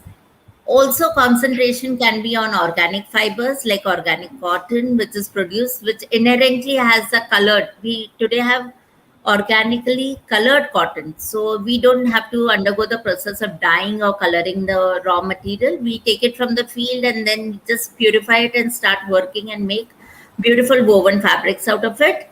And we have the recycled fibers as well as fabric, which can be utilized in a big way. Now, one question that hits our mind is sustainable fashion affordable? Yes, very much it is the new normal, and it is something that we need to concentrate on, because when we are not buying new things, for example, if I am every, I would talk about women empowerment through open and distance learning and side to be sorry, I am, there is somebody talking. and then Sorry to interrupt you, ma'am. Can you please share? Can you tell me which slide I want to present? So with these words, I would like to share my slide. Sorry, I am getting, yeah, okay, thank you. You can Ma'am, get back. actually, yeah, Thank ma'am says that which one slide you want to show, like slide number. If you tell us, then it is Okay. very comfortable, because we don't understand the topic. Acha, slide number 15. 15. Okay, slide number 15. Nishu ma'am, One it's five. slide number 15. 1 5. Ma'am, are you there with us on 15? Yes, yes, ma'am. Yes, It Okay. is. sustainable fashion, affordable. Yes, sir. So Yeah. there is this question when we are talking about organic cotton, we are talking about ethical patterns of working towards sustainability. A question comes to our mind as to, is this kind of sustainable fashion really affordable? It must be expensive. That hits our mind. But no. What happens is, supposing I am to buy 10 garments, instead of that, I can just buy 4 garments. So naturally, the amount I would have spent on 10 garments, I'm investing into 4 good garments, which are sustainable garments. And the fashion industry calls it as re-commerce. Of course, they will earn less, but it will help to have lesser carbon footprint. So the next slide, please. When we talk about sustainable standards which are followed in the textile industry, most of the popular ones that are there are the Blue Sign, the Global Recycle Standard, then we have Ocotex, we have GOTS, and we have Eco Label. Let's quickly run into a few of them. When we talk about the next slide, when we talk about GOTS, that is the Global Organic Textile Standard. We are talking about what does God standard mean? If a company has got God standard, it means that it is dedicated specifically for fiber, textile, and textile handling as well as production of it, and it ensures that there is a organic status of textile right from harvesting of raw material. So right from the beginning, if the company has got GOTS, it makes gives value to it. We move on to the next one, please, where we are talking about the eco flour. And there are about 19 eco labels which are developed by eco flour. But in that, the most important ones related to the textile industry are fertilizers, pesticides, or pesticide free textile, then production processes, biodegradable dyes, environment friendly clothing, as well as detergents. So these are few of the areas in which the eco dyes are prominently utilized. Can we see? I don't know whether you are able to see the IR Yes, label. ma'am, it Yeah. is. Okay. It is Yes. visible. Yes, ma'am. Yeah. Next, on to the next slide, where we talk about the EU Eco Label. When we are talking about the EU Eco Label, it is a label of environmental excellence that is awarded to products and services which are meeting very high standards throughout the life cycle, right from the raw material that has been extracted and onto production, distribution, as well as their disposal. So everything is taken care of. Only then that particular textile will get a EU eco label. And then it promotes circular economy, which is something that we are looking out for in a big way. And it encourages the producer to generate very less waste as well as the carbon dioxide during the manufacturing process. The next slide, please. We go on to the blue sign approval. The next slide. Yes, thank you. When we are talking about the blue sign approval that a company gets, it basically works on the textiles in terms of, again, raw material, that is the yarn, fiber, and fabric, the dyes and the additives, whether they are organic, the finished fabric, whether it has been organically finished and treated, the zippers, the fasteners, and all other buttons, etc., laces that are there, they all have to be in the eco-friendly range. Only then the blue sign approval will be there. So in garments that we are buying, you'll see a lot of this eco labels if they are from the companies which are into organic developments and production. The next one. We are all aware that as Indians, we were pioneers in slow fashion. I am so sure all present here must have seen if we get a garment in the house, it is not just worn 4 times and disposed. That is not what was the trend yesteryears. This garment would be worn, and after it had become little old, it would then be, not even old. If you outsize it, it would be passed on to your younger brother or sister or cousin. Same like our books which went on. So we were actually pioneers in slow fashion. And to the extent that that particular garment later, if it got worn off, it would be used as dusters. We don't remember as children that we ever bought dusters. But today, due to fast fashion, we are into that world where your cupboards are full of clothes, whereas it is all falling off from the cupboards. And women and girls will agree to it that this is how it is. And I'm sure men folks are not left behind today. The number of shirts and trousers that are there in the wardrobes, even the suits, are n number. So, but why today we have gone towards fast fashion? The reason is there is a lot of increase in our per capita income. So there's a better buying that happens. Buying status has also improved. Of course, the virtual world, the social media, you are there on that, and then you are seeing beautiful things. Even if you don't want, you are buying that. The display in stores, or what we say, visual merchandising, is so beautiful that you get tempted to buy things. Then, of course, the technological advancements which have taken place in a big way. So you see a different cut, a different finish, a different print. So you want to possess those things, a different material.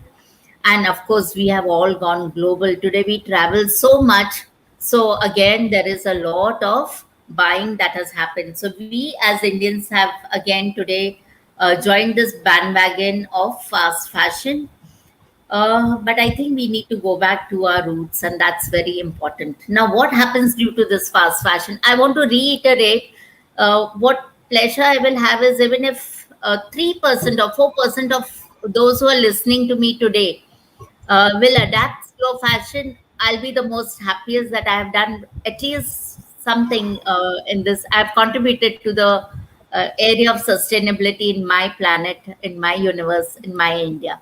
And when we talk about due to fast fashion, what really happens is only 15% of our clothes are recycled or donated out of, I mean, of every individual. I'm quoting figures which are related to every individual. And these, which finally will go into the landfills, they release a lot of methane gas, which we know is very, very poisonous, and it has a lot of greenhouse impact. And we say there is a climate change. Bombay में बारिश हमेशा जून के महीने में आती थी, and today we have got it in the month of May, and very promptly we say, oh, climatic change हो गया. But we are responsible for that climate change. We say the Himalayan glaciers are melting. It's not anybody else. It's you, me, who are the ones who are responsible for it. And it is our fast fashion which is so responsible for it. So we need to be cautious about it. Yeah. Yes. Next slide, please. And the next.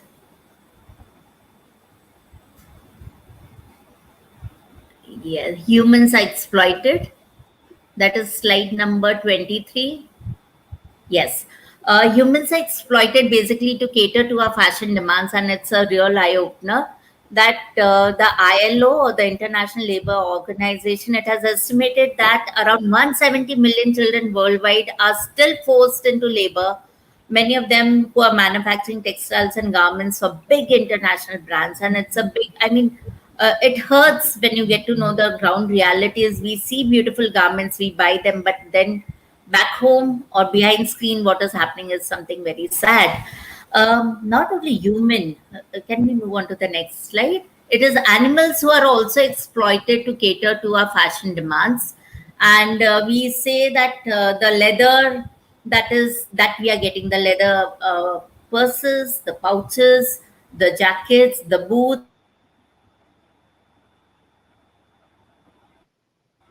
all of us love leather. But this leather is made from the skin of various animals such as oxen, cow, alligators, ostrich, snakes, even kangaroos.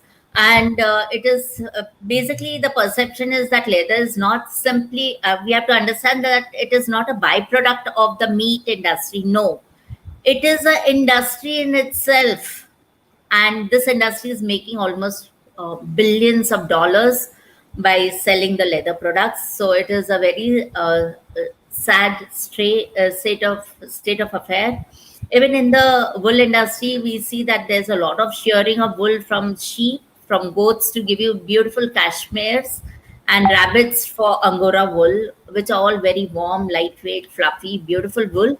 But when they are shearing, the best in the textile or the fashion industry, it is measured by the length of it. So what this industry does is they shear this wool right from the skin level. So when they're doing right from the skin level, it really hurts this animal, and there's a lot of pain and trauma that is there.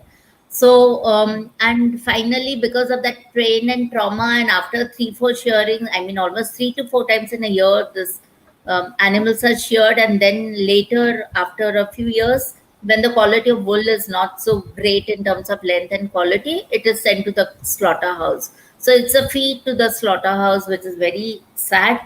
And also the beautiful silk that we wear. Let me tell you, ladies and gentlemen, every silk sari that you and me possess, or even a handkerchief or a stole that is possessed, I mean, for a sari, it is estimated that around 10,000 silkworms are killed by the process of either smoking them or boiling them alive. That is before they mature into beautiful silk moths.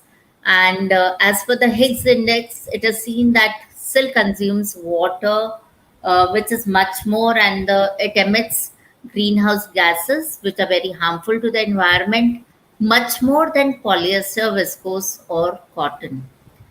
uh, Hard realities, but we have to face it. We move on to sustainable fashion India and how to make better choices in our next slide. Ma'am, next Next, slide, please. next slide, please. And the next. Thank you so much. To make ourselves more sustainable, what we need to ask ourselves: do I really need to buy the dress that I'm buying today? When you're tempted to buy, and you say, I just want it, but just keep ask that question: do you really need it? Also question yourself: am I adding to my non-biodegradable collection? Right, so I may have an umbrella, but I see something new in the market, I see beautiful prints, I see that, oh, it's looking so amazing, or it has this technical input, I still buy it. So I'm just hoarding things, and all this is something which is non-biodegradable. So before you want to buy something, make it a habit to give away something. एक का एक exchange करते जाओ, तो life will be very beautiful, and we will slowly enter into the sustainable world. And also, I need to understand that, am I using products which are tested on animals? If so, I do not want to buy that product. Let's go to the next slide. That is, we should be investing into eco-friendly, organic, and cruelty-free brands. That is something very important. We need to check our labels. Are they stating that they are organic cotton clothes? Another thing that you need to concentrate is replace your cotton clothes with something which is more eco-friendly, that is hemp and bamboo fibers. Because when we see cotton, it is a very, when in the cotton fields, to grow that cotton, it is very water intensive kind of farming, and which tends to deplete the soil very easily.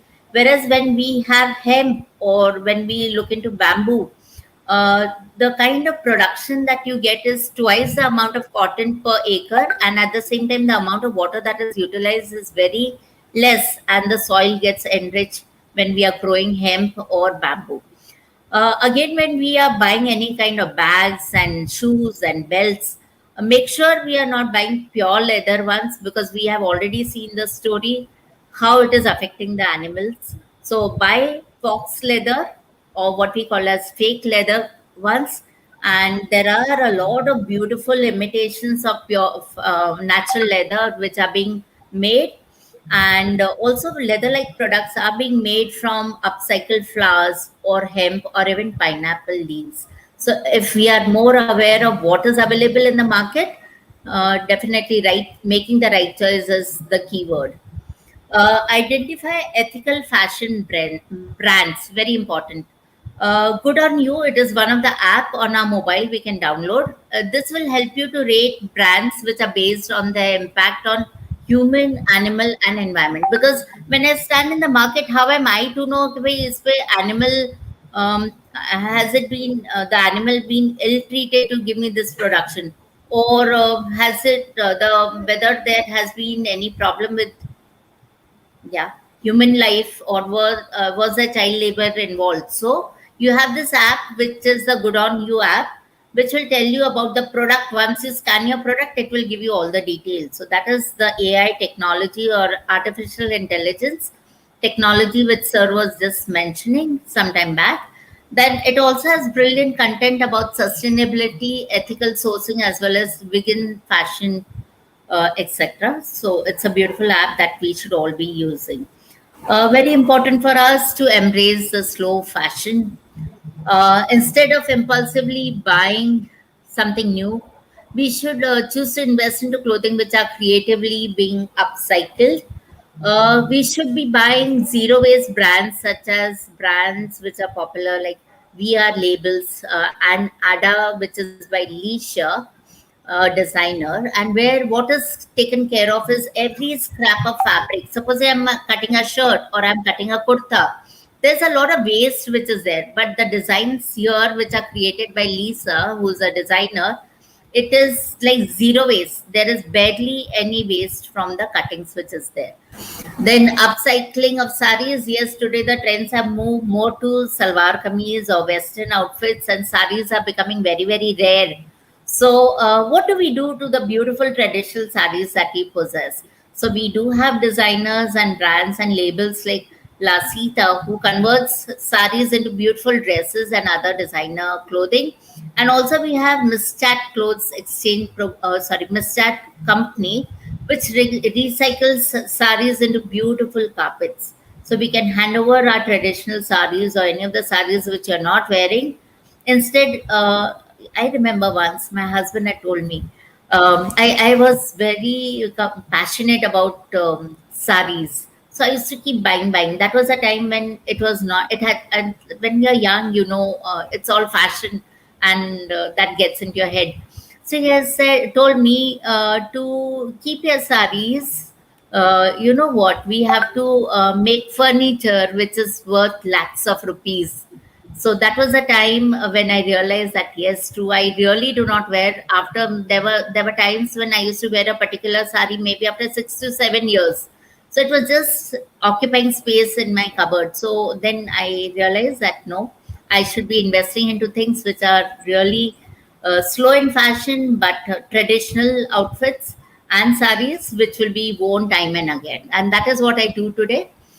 And yes, we should also be attending a clothes exchange program which I held in our city.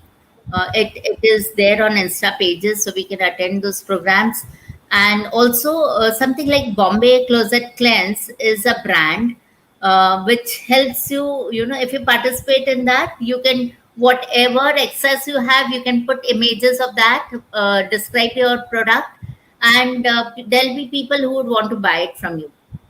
So not at the price, of course, that you bought, but then it is out of your closet.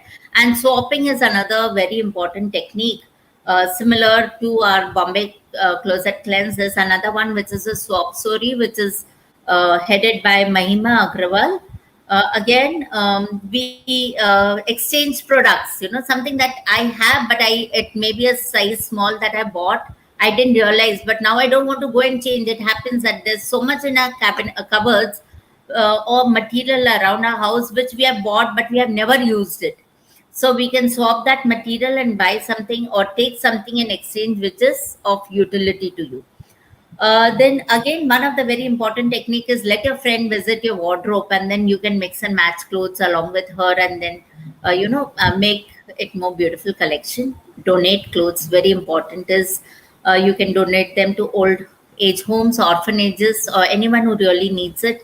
And of course, we have H&M and Star Bazaar, who come up with offers time and again where they say, please bring your old clothes and you win points, or you can buy new clothes in exchange. So that is something which H&M and Star Bazaar are doing in a big way for us. So important. That was the next slide. Ma'am, next slide.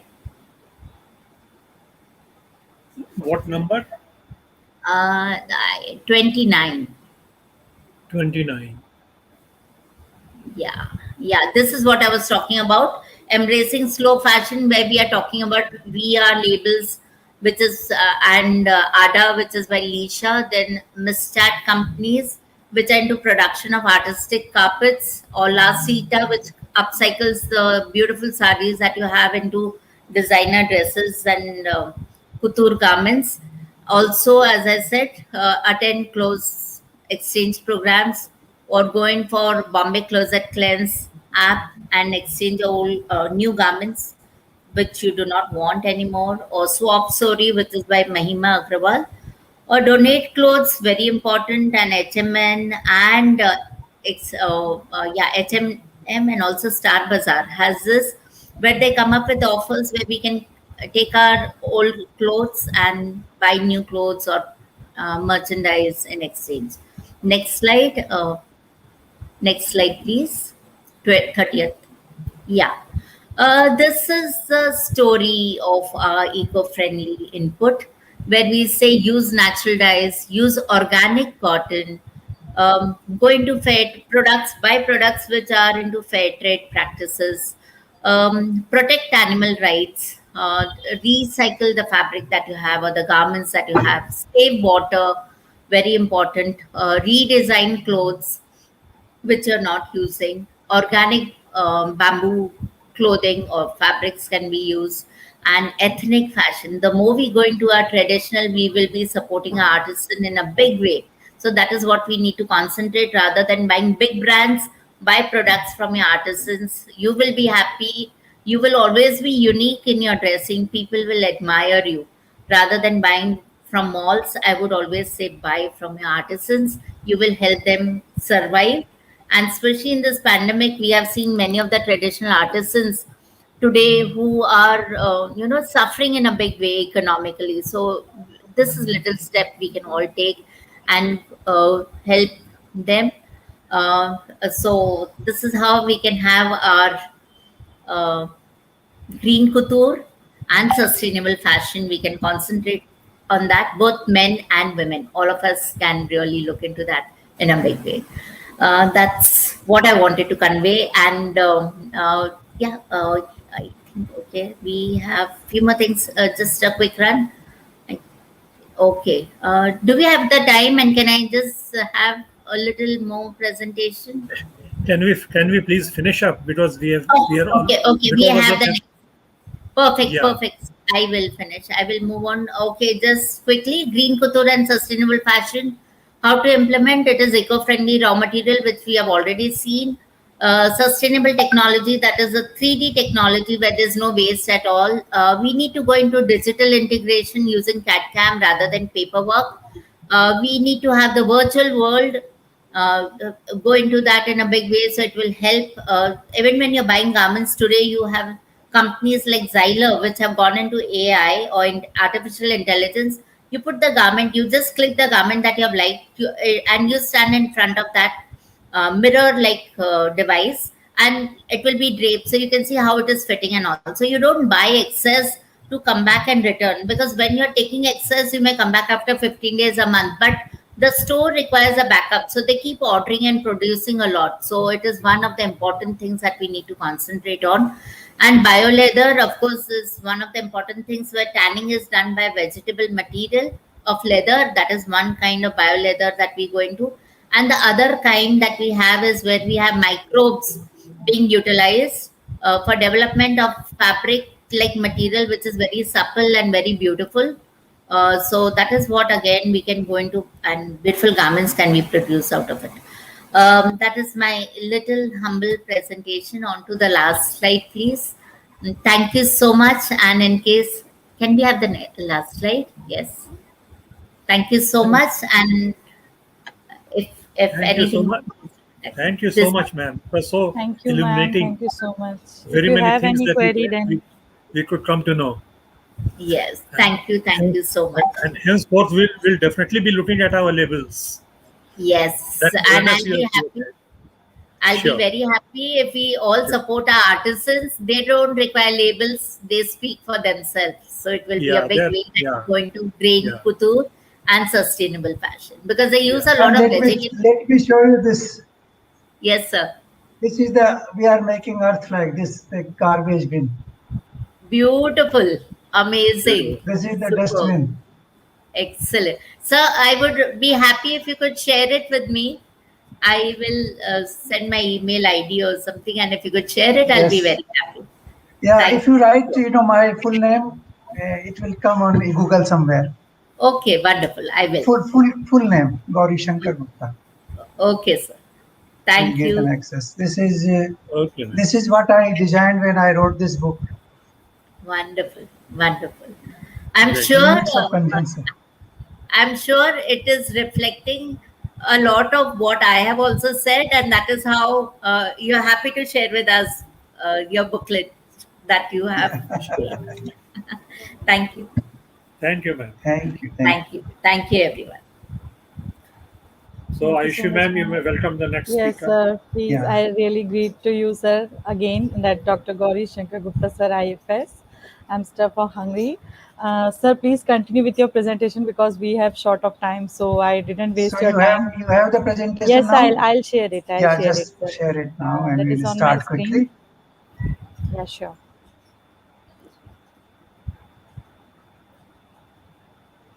Just a minute, sir.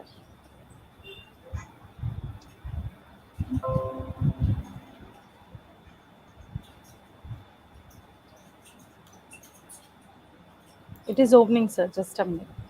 Yeah, no problem.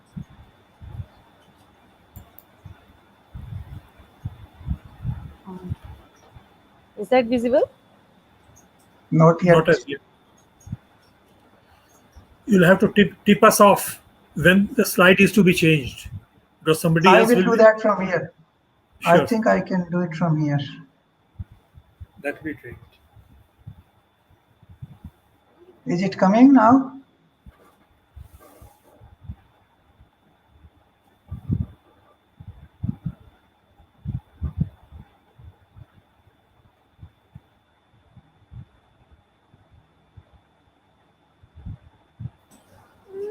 Is that visible now, sir? No. On my screen, it is visible. Not for us. Okay, I'm share it again. No issue.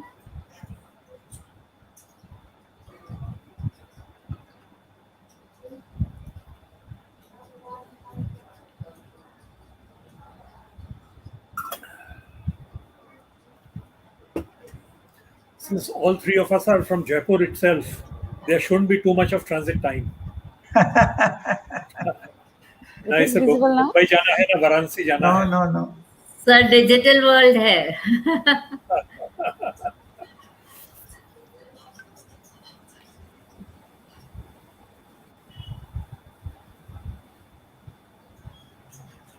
I Is think the that digital visible? world sometime. No, not yet. There's something wrong somewhere.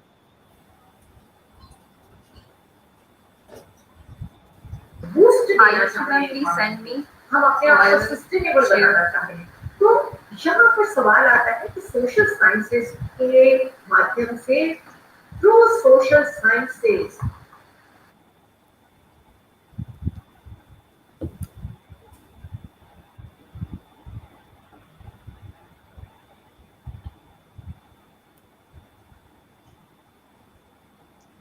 If you can't put it, no problem. I'll start. You are muted, so I can't listen. We can't hear you. Actually, sir, I already presented and it's showing that your screen is presenting, but I don't know why it is not. I got that message actually. Do I have to put share here on my screen? Yeah, you can, sir. You can. If you can, then please share. I'll stop it. Okay. No, don't stop. You don't stop. Okay. Because I could not do it before. So I don't know whether I can do it now. Sir, there is an option, that share option on the bottom. Yeah, can you see it now? I don't Are know. you able There to is see some... it? No, sir.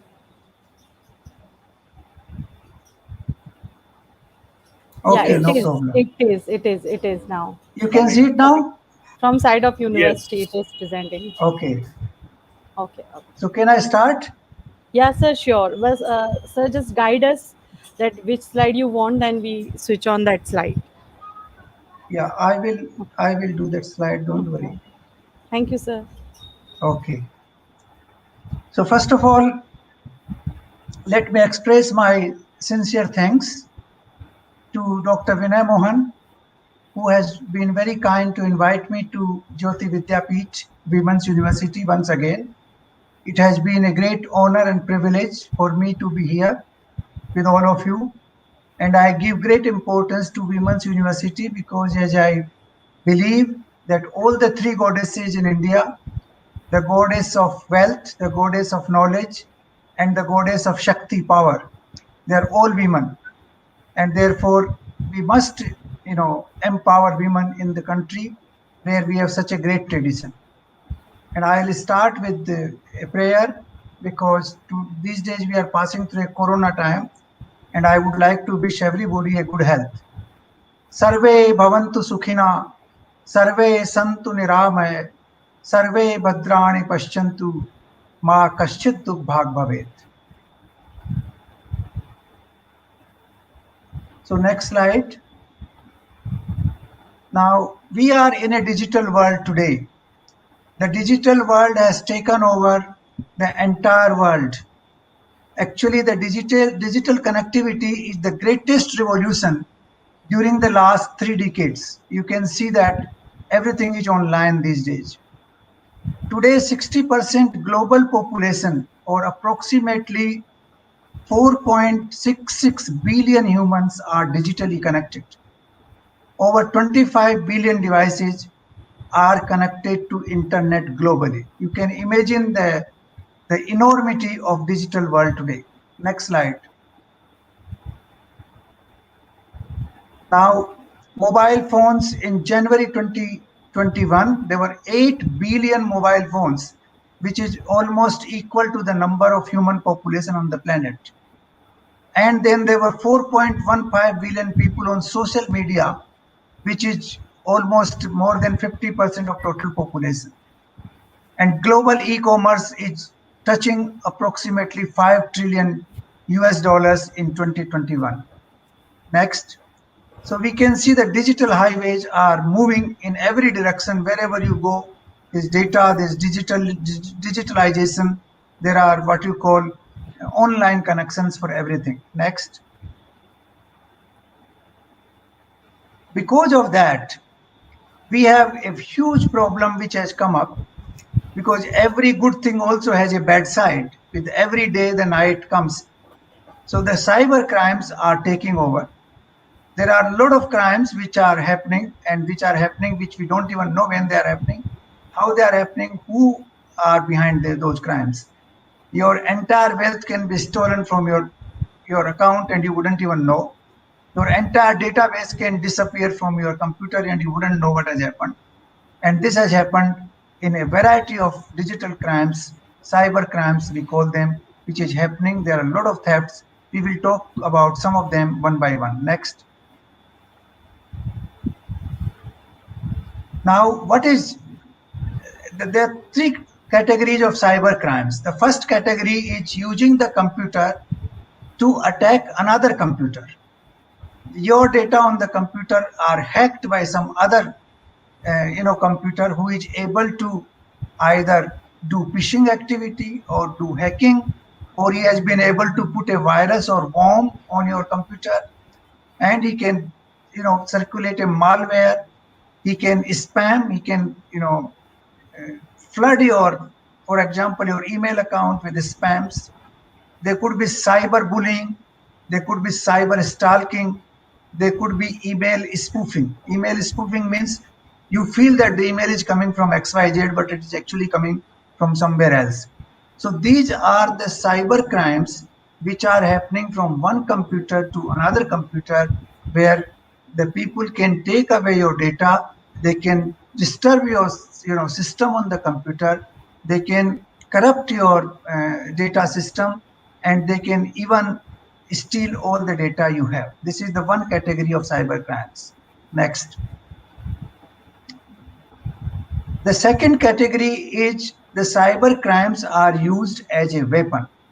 We have these missiles, we have firearms, we have variety of aircrafts, which we call them fighter aircrafts.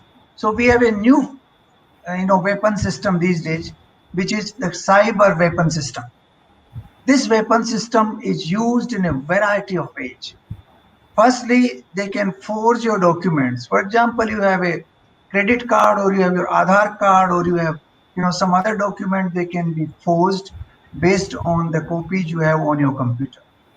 The financial frauds, the people can take away your passwords. They can even manage the OTP on the phone separately, and they can clean all your bank accounts wherever you have funds. Your credit cards can be copied, and they can be used on any internet transactions by somebody else. Then they can access your computer and take away all the data. So this is using this cyber crime as a weapon system. Then the more important things are that they can even put pornography. They can be used as espionage. You don't know what is happening, but somebody else is all the time monitoring what you are doing, what websites you are visiting, what kind of films you are watching, what are your hobbies. Everything can be used as espionage. And these espionage is not only on the individuals. These are used against institutions these days. For example, we know that the PM or Prime Minister's office, the Minister of Defense and Government of India, they have been the targets of espionage by different countries, by different organizations world over. Similarly, for example, financial institutions, the banks could be destabilized by using the financial system, can come to a complete halt by using variety of malwares in the financial system in India, and the country can come to a complete halt. There have been cases where nuclear installations have been destabilized or the data have been stolen from there. There have been various cases. There was a case recently that a large, what you call oil pipeline in US was completely hacked, and it was not able to function for several days, creating energy crisis in certain parts of US. So these are not confined to individuals anymore. These crimes are now at national level, and they can be used to destabilize a nation completely. So this is the very, very important side of cyber crimes, which we must know. Next slide. Now, every year, about $4 to $5 trillion US dollars are lost in cyber crimes every year. This is a rough amount because a large number of crimes are never detected. You are not able to account for those crimes.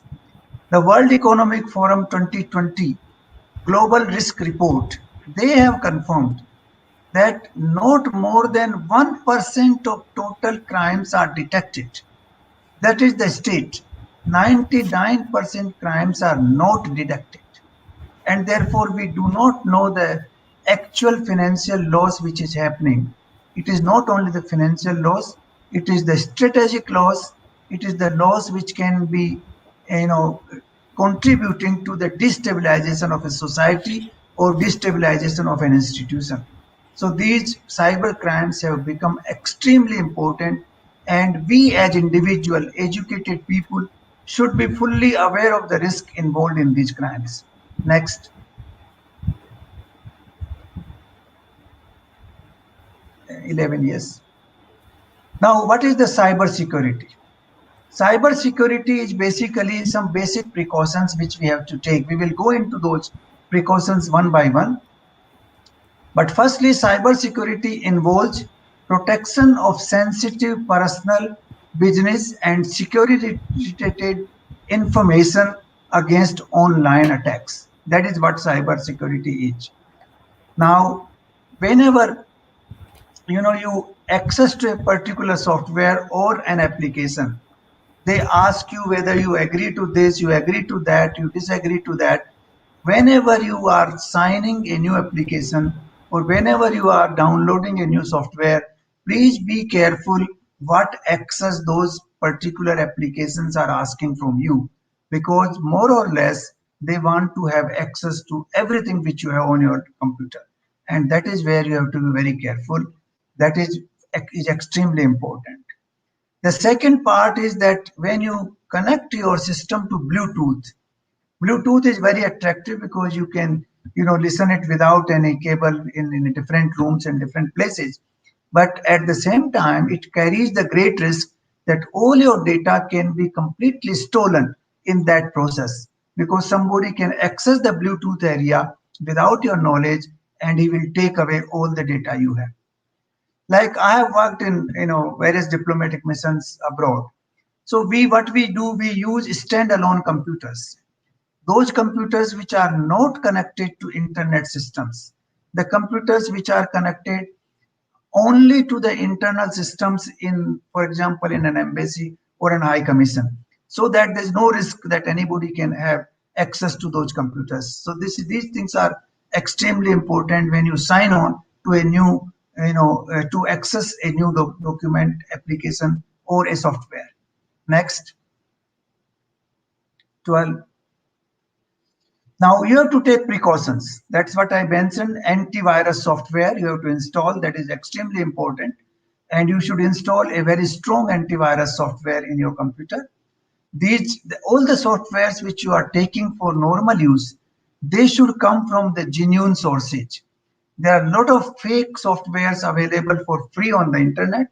Those softwares are free because they have some additional advantages the producers are getting. The advantage is they want to hack your computer, they want to take away all the information, and therefore they are providing you these free softwares.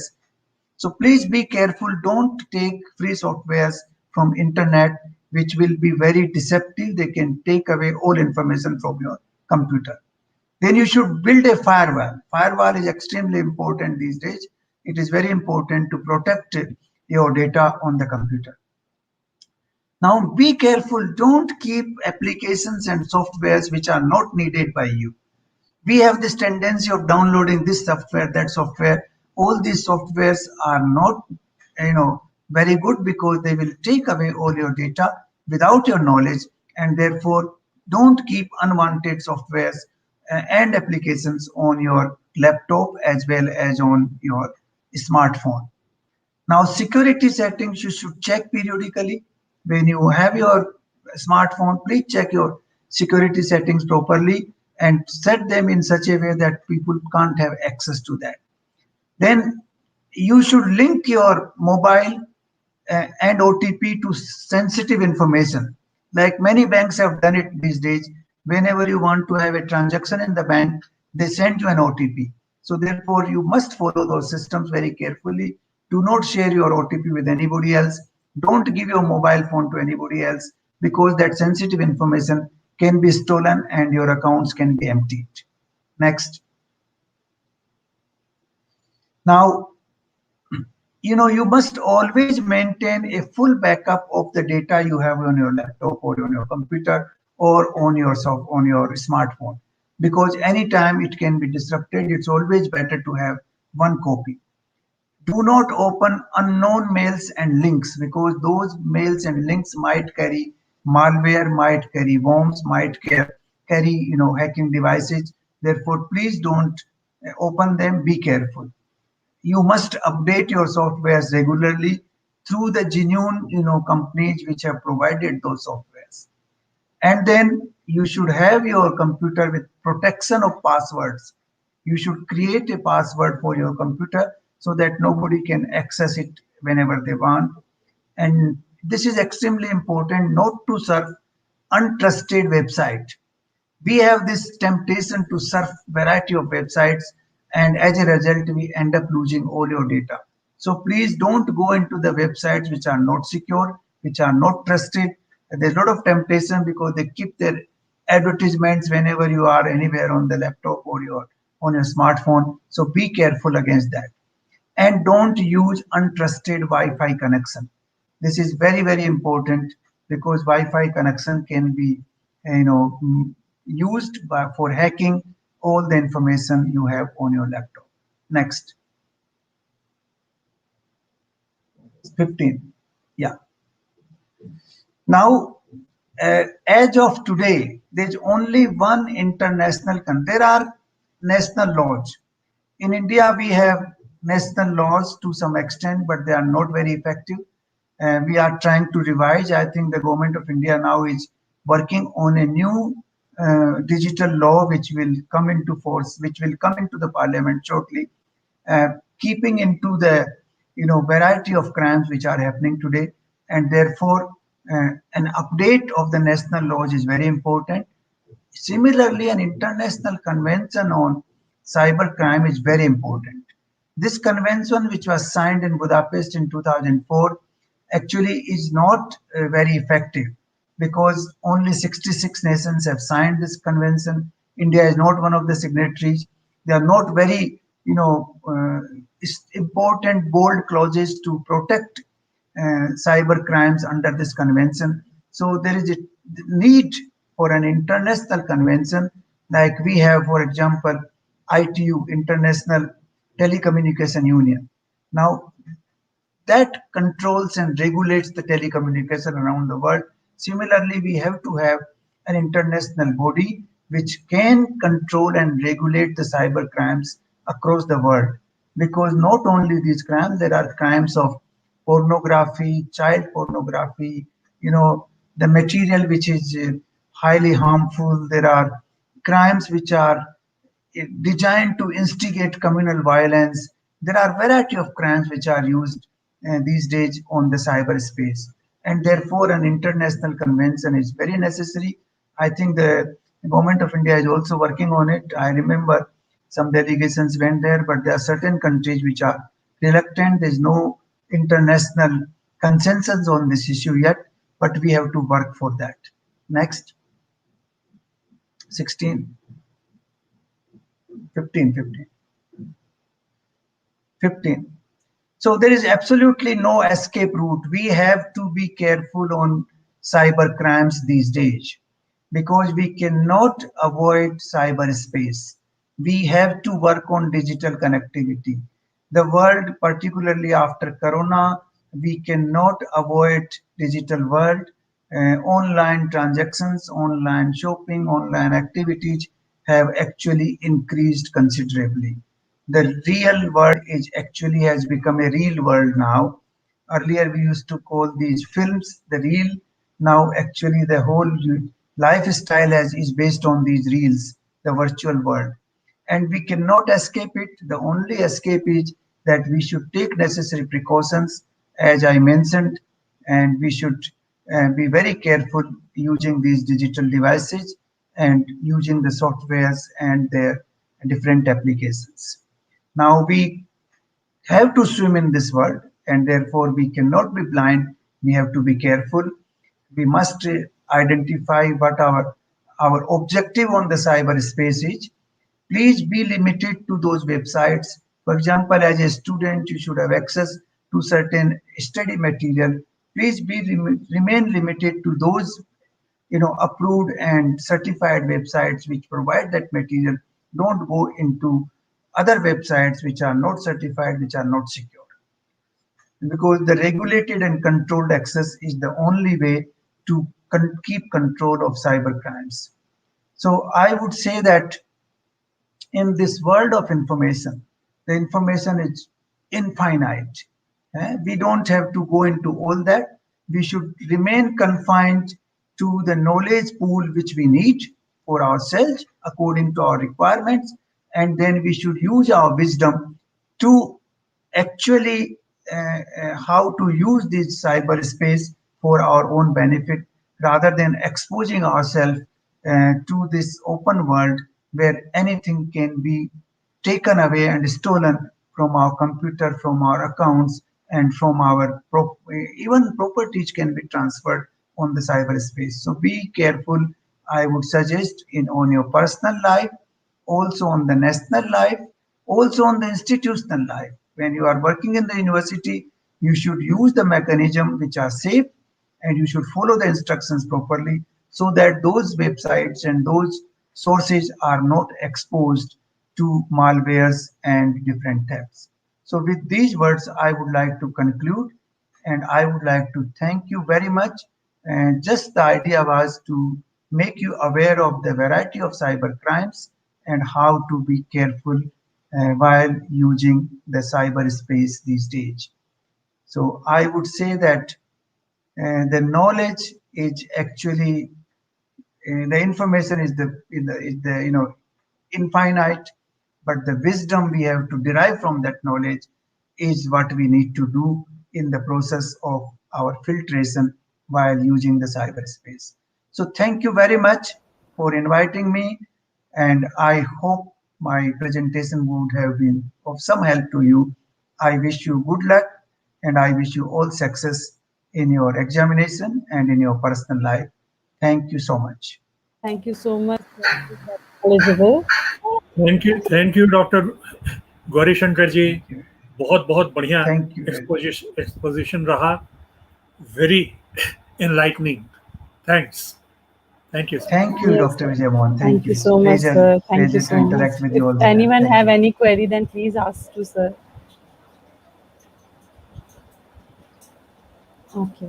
I think it is very clear to all that how we secure on the cyber Yeah, I by think the these are cyber crime. small precautions, but these are very important to be safe, and particularly for young generation, because young generations are not so careful at times. They access all kinds of websites and download Yes, all sir. kinds of applications, and that can actually result in a very unknown and substantial loss at times.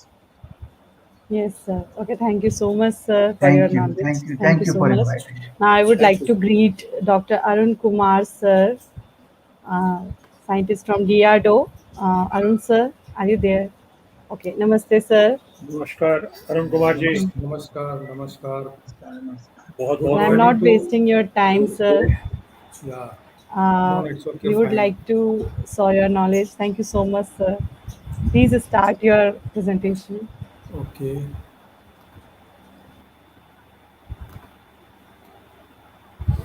Please sir. Yeah,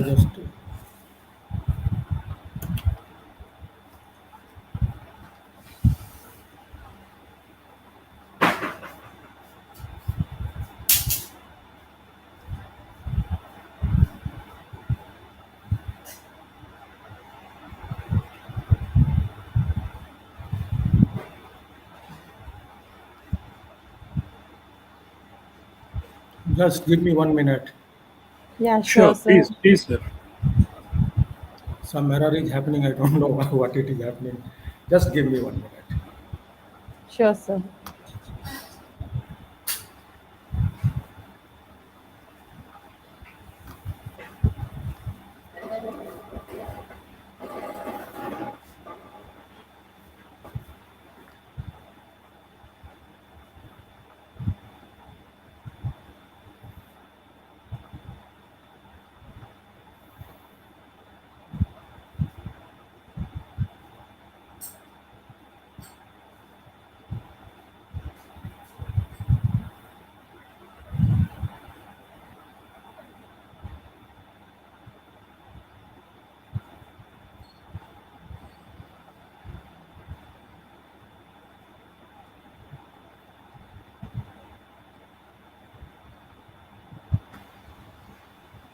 I'm just trying to find out. Please bear with me. It will take hardly 1 or 2 minutes. I will sort it out. Please sir, no Sure, issues. sir, no issues. Please carry on. Meantime, it is being sorted out. I will not waste my time. I will just like to introduce myself. I'm Dr. Arun Kumar. Presently, I'm working as a professor and dean R&D at an engineering college at Hyderabad. That college name is BIET, that is Bharat Institute of Engineering and Technology. So here I look after entire R&D and all those things. And in year 2019, I visited your college. So physically I was there. and that time I gave one keynote address that was on the technical issues. But this time, because I had very short time, so I was not able to think, what type of topic I should select.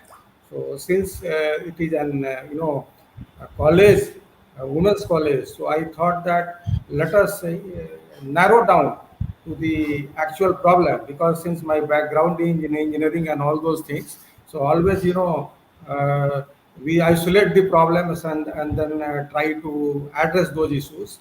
So I made it a very simple presentation, very specific to women and girl students, and what are their condition, what they are doing. So it's a very short presentation. Uh, some issue with is there this presentation. I don't know why it is not happening. Uh, Sir, I if would you are request. comfortable, then I you would can request. share with us. Share No, with no, I us. will We can. share, but Yeah. I'm also computer illiterate. Okay, Okay. sir. But obvious, sir. And just give me some time. Okay, okay, I sir. We have it. actually I've just bear with me. Meantime, I will talk about other things. Yeah, sure, So sir. so yeah. Arun ji आपने What I was telling. Arun ji आपने engineering जी, कब किया था? Engineering मैं 76 में मैंने admission लिया था, और अच्छा, मैंने बीआईटी सिंदरी धनबाद से किया था। वो तो उसके पता वो बाद तो पता वो तो पता है. हाँ, we are from the same alma mater. या और फिर मैंने अपना एमटेक जो है वो आरईसी वारंगल से किया था। उस समय वारंगल वो से. एनआईटी बना नहीं था, उस समय आरईसी जी जी वारंगल था। जी. और अभी ये वहाँ से एमटेक किया तो मेरा सब्जेक्ट था इलेक्ट्रॉनिक इंस्ट्रूमेंटेशन। उसके बाद मैंने पीएचडी किया है एनआईटी वारंगल से, तो मेरा टॉपिक है अंडर वाटर इंस्ट्रूमेंटेशन। तो मैंने डीआरडीओ में बहुत सारे प्रोजेक्ट पे काम किए हैं। जी जी तो जी. my background is totally technical, but now I am going to deliver a lecture on social things, not on the technical one. Please.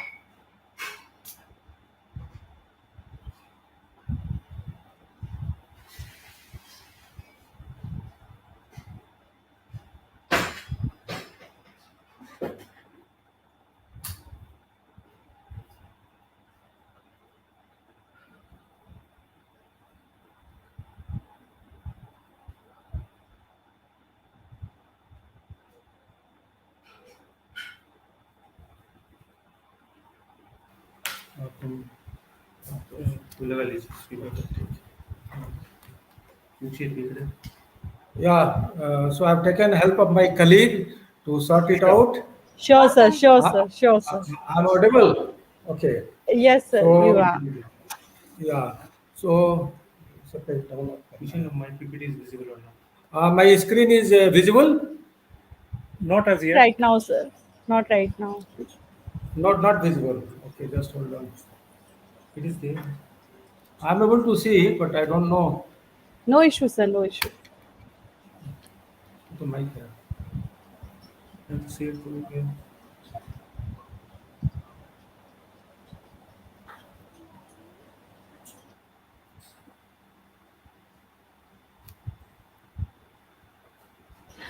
Sir, if there is any technical issue, then you can share with us your PPT. Then we can present it.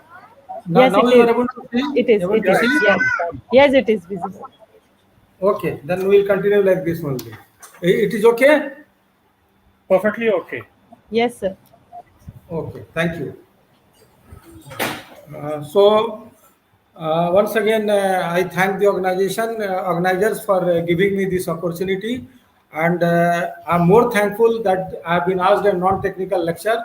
So really, yesterday I did a lot of homework, and then really I'm happy that I was able to understand so many things and come to know which regularly, you miss it out. Okay. So first, I would like to give acknowledgement that I have taken so many ideas and all those things from open source on internet. So I studied various article, and I'd like to appreciate and acknowledge the effort and hard work of various authors. Now let us start. Place of women in societies. So where our women in our societies, where they stand. So when we issue some technical issues, technical problem, so what happens? We see the boundary condition. What are the boundary condition? So uh, I'm really sorry to say that for women, this world is different. Their boundary condition is very harsh. They have got a very difficult boundary condition. Suppose you are given a mathematical equation, then first you have to define what are the conditions, what is the ambient temperature, pressure, so many parameters. So to live in this world, I'm really shocked that the condition of women, or I will say that environmental and boundary condition is very, not very good. That's what I can say. I don't want to use bad word, but it is not good. So I have listed out. It varies from country to country and society to society. Different treatment to women in different society.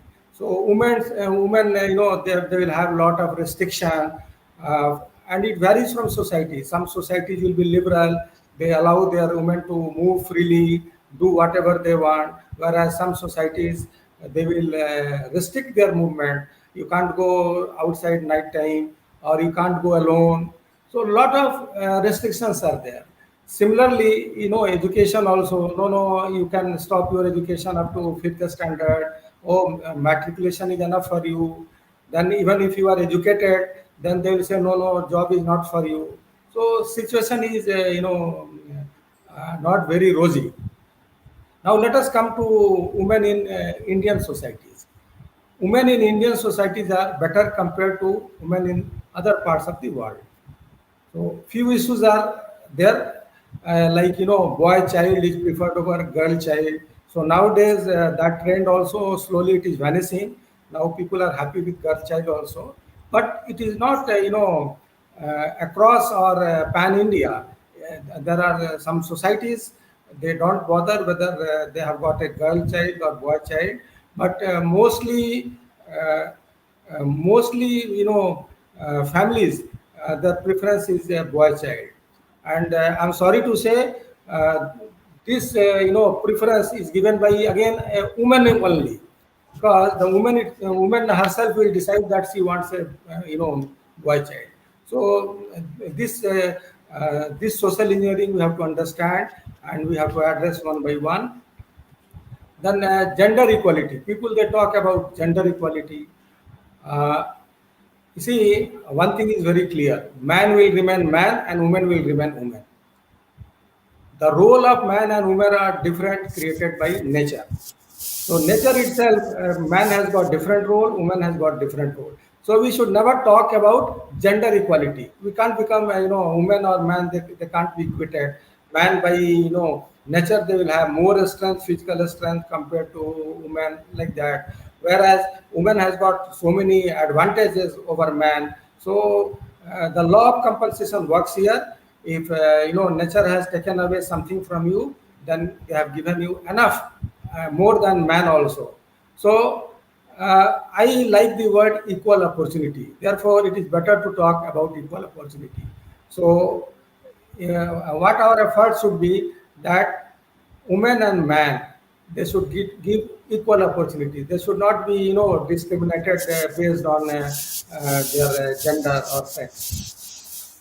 So the next point is the gender discrimination. I have come across that for same job, same working hours, uh, women are paid less compared to a male counterpart. So all these things are part of society. We live with that, and the social engineering is the correct word. We have to find out some solution. Then only we can improve this situation. Now, women are different. Again, coming back to the different societies, different countries, marriage age is different, voting age is different age group, different treatment. If a girl is there, a small child is there, she will be treated differently. If a grown-up girl is there, she will be treated differently. So these are the boundary conditions. What? Because I'm an engineer, so everything I think that way. So these are the initial conditions, boundary conditions that we shall overcome, and we have to see that we should get uniform law everywhere, that every and each and every citizen is equal. Then in India itself, we have got different ethnicity, different groups are there. Their rituals will be different, their customs will be there different, their dress will be different, their festival will be different.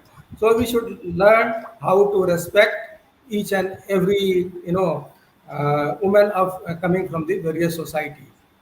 Then the next part is the religion. So different rule regulation based on religion. Some religion they permit their women to go out freely. They can wear whatever dress they want. Some religion they prevent them. So these things it can't be avoided overnight. That they have to work out, and that do. Similarly, education also is different for different people. Some people they encourage, some societies they encourage.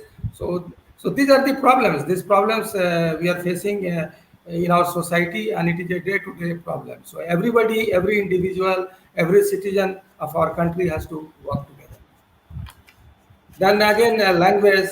Sometimes a woman she may not be able to communicate with other agencies because she may be knowing only the native language, which other people they may not understand. So language also is an issue.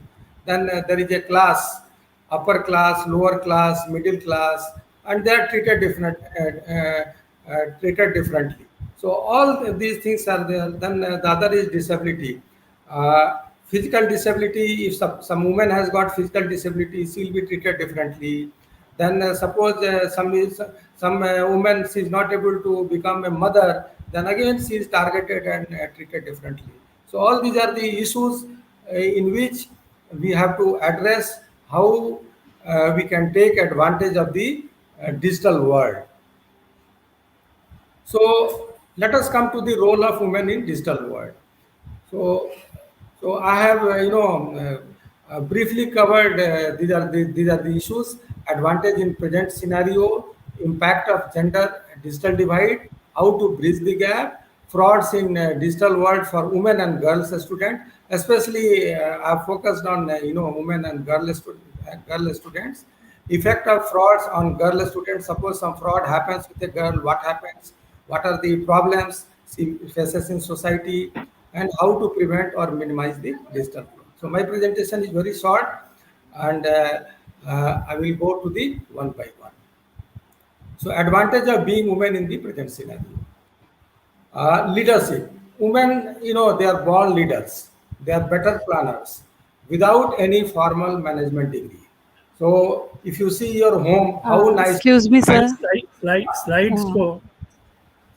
Pardon? Sir, sorry for Slides go. interrupt you. Your slide says in first slide, like your presenting only first one page. First one page is going. The Yes, slides are वहीं पे not stop moving. है sir. Yes. Then I don't know how it is not going. Now it is okay. Sir, it is showing We first are still one. we are still stuck on first. Oh my God, I don't know what is happening. You didn't.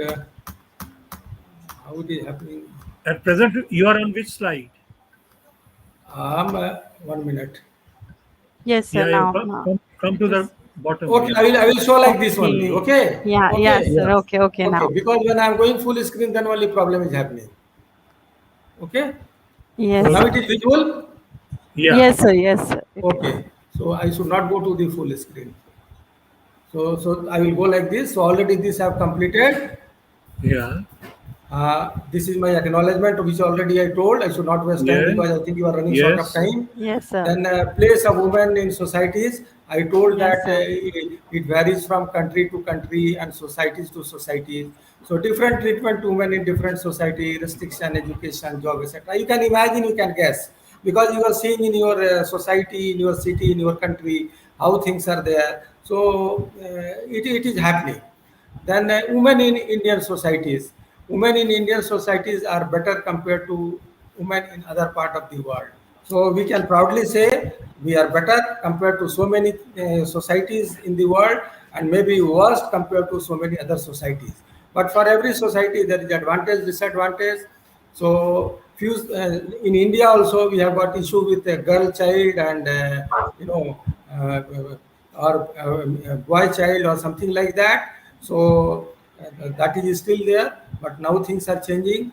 Then gender equality and gender opportunity. I told you that gender equality, it is impossible. Man will remain man, woman will remain woman, and role of man and woman are different.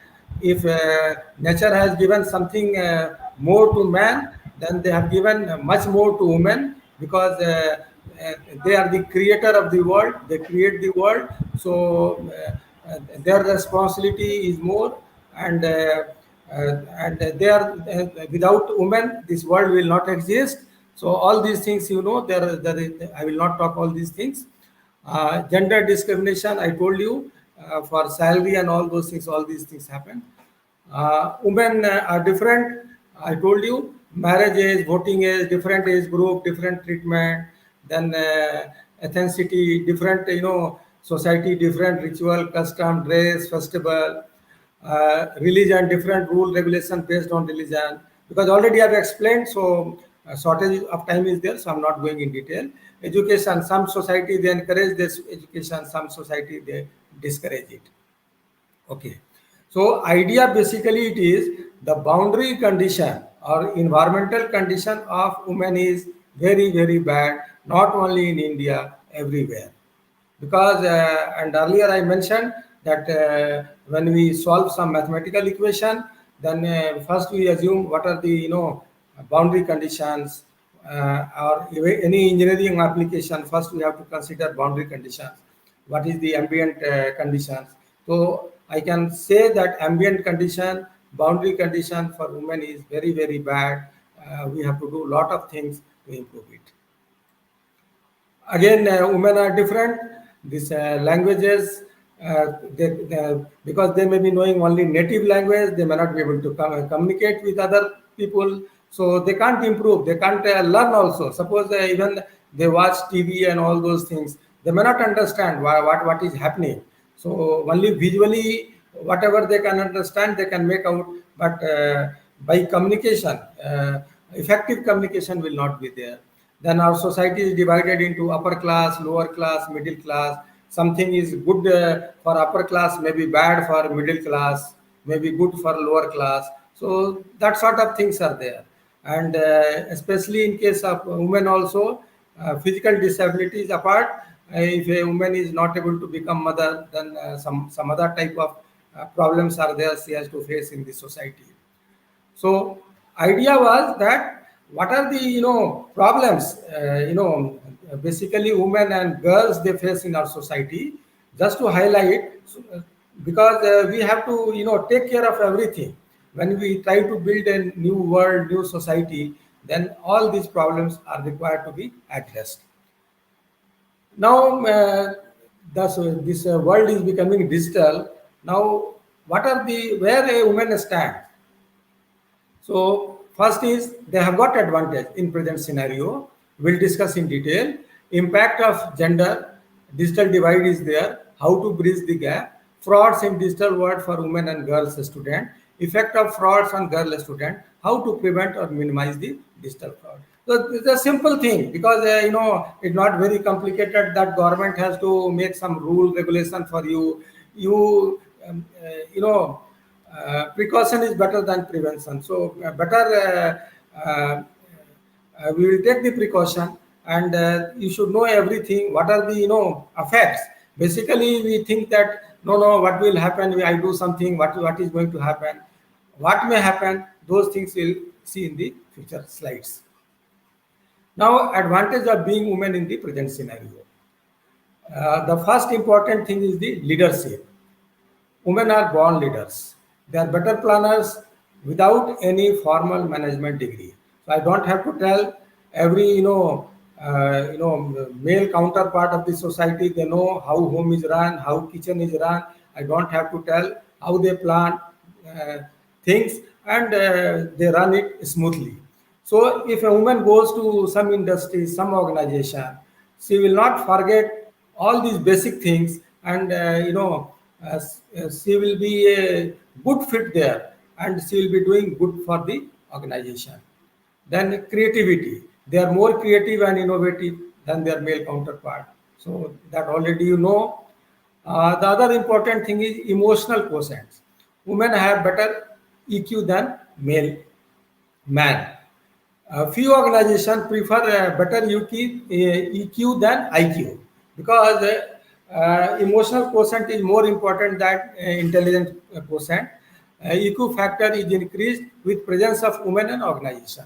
If women are working in the organization, the environment, the scenario, the emotion quotient, everything enhanced, and the environment becomes better. So that has been proved by several studies, and many organizations they prefer for particular job women. That I will be telling you subsequent slides. Inclusive society. Since women they have got a better EQ, so they look for an inclusive society. They try to include everyone. They will not just discard something like that. And based on my experience also, I can tell you that women they involve their junior colleagues in organizational activities, and they trust them, and they form a good team. As a good team leader, they see the progress of the organization. Sincerity, as you know, women are more sincere, more focused, so productivity will be more. It minimizes the mistakes, increases the productivity of the organization. The other important factor in the favor of women is task execution ability. They can do the multitasking. So many jobs at a time they can do it. So these are the features women they have, and they can take advantage of all these qualities in digital world. So that was my aim to highlight all these things, how women can participate, because you are having all the quality within you, so you have to take advantage of that. The another part is devotion and loyalty. Women they are more devoted to their work, and they are more loyal to the organization. Study also suggests that women employees they don't change their job very frequently. They are more loyal to the organization compared to their male counterpart. Whereas male people they frequently change their job. If they are getting some more salary, they will go. Whereas women they are not bothered about some hike in the salary, and they don't change their. So this is a fact. I have not put the data here, but this is a fact, and I think you may be also aware based on your experience. Now coming to the job opportunity. The type of job women does in any organization cannot be replaced with machine. So the type of job a woman does it cannot be replaced because being physically weak, the job they do, that machine cannot do it. Whereas male, they do all hard work and all those things, so even they get tired. So all those jobs, the danger is that will be replaced with the machine. Risk of losing the job is less compared to the men due to technological advancement in the industries. So due to advancement in the technology, a lot of job cuts will be there. But the type of job women are involved, chances of cut are less. So their job will be more secure. So these are the all advantages. Uh, and they have more opportunity in this digital world. So what I can say, that women, being a woman, you are having a good opportunity in the digital world. Now let us come to the impact of gender digital divide. Equal access to technology and internet. Now, what are the problems? Why women are not getting empowered in this digital world? What are the issues? So I've tried to highlight few issues. Uh, what we need: equal access to technology and internet. The digital divide or technological gap is the difference between groups with access to technology and internet and those without. So this is the definition of digital divide. Girls and women often have less access to technology and the internet compared to boys and men. So what we have to do, we have to increase their reach so that they become aware of the digital technology and they participate more or at least at par with the uh, male counterpart. Then illiteracy and digital illiteracy. So normally in our society, women, their literacy level is low, and digital literacy level is even much lower. So they don't know how to handle computer and all those things. So digital literacy has become almost as an important as important as a traditional literacy. So if a person doesn't know, even he is educated, and if he doesn't know how to work on computer, then digital world will consider him illiterate only. So the other factor is less involvement of women in digital technology and tools development. So whatever high-tech jobs are being done in the industries and in various organizations, so their involvement women is less. So we have to stress that they should be also given equal opportunity, and how it will happen once they become digitally literate. So without equal access to technology and the internet, girls and women are not able to equally participate in our digital society. Holding back girls and women in this area affects every aspect of their lives, including their ability to speak out and campaign on issues that affect them. So digital, digital literacy nowadays, everybody uses a smartphone and all those things. So so some awareness is there, but a smartphone is not everything. They should be able to perform all the functions whatever is required, to actively participate in the digital world. Then there is a social restriction also, because parents, they will say, no, you don't go for all these computer and all those things, you sit at home. So many restrictions are there. So unless we overcome all these things, the participation of women in digital world will not increase. Now, how to bridge this gap? So bringing digital technology and training counters centers in the rural area. So how we can bring, so we can bring internet facility in villages so that it is easily accessible and available to women and girls. Already government of India has got a big plan to uh, uh, to provide broadband facility to gram panchayats and all those things. That may be a step towards digital literacy, and women, they can take advantage of that. By educating parents, by educating parents of girl child, we can educate the parents what are the benefits, what are the benefits girl will have if she acquires this digital education and training. Uh, you may also agree with me. Almost 70% of the jobs have digital contents.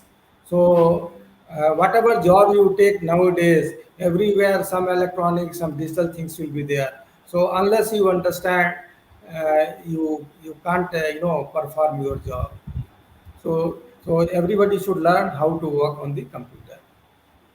The other thing is by advertising on social medias about benefit of digital education and motivate them with the participation of government and parents. So these are the things I thought that it will be, helpful to how to, enable them and ensure that they get digital education. Ensure girls and women have equal access to learning relevant technical skills and digital literacy in school. So in school and colleges also, since yours is a women college, so I don't think this problem will have. But the other school where girls, boys, they study together, there everybody, even girls and all those people, they should be encouraged to learn about all these things and what are the importance. So at the school level also, teachers, they should encourage their students how to participate and what are the advantages. Now I will talk something about frauds in digital world for women and girls student.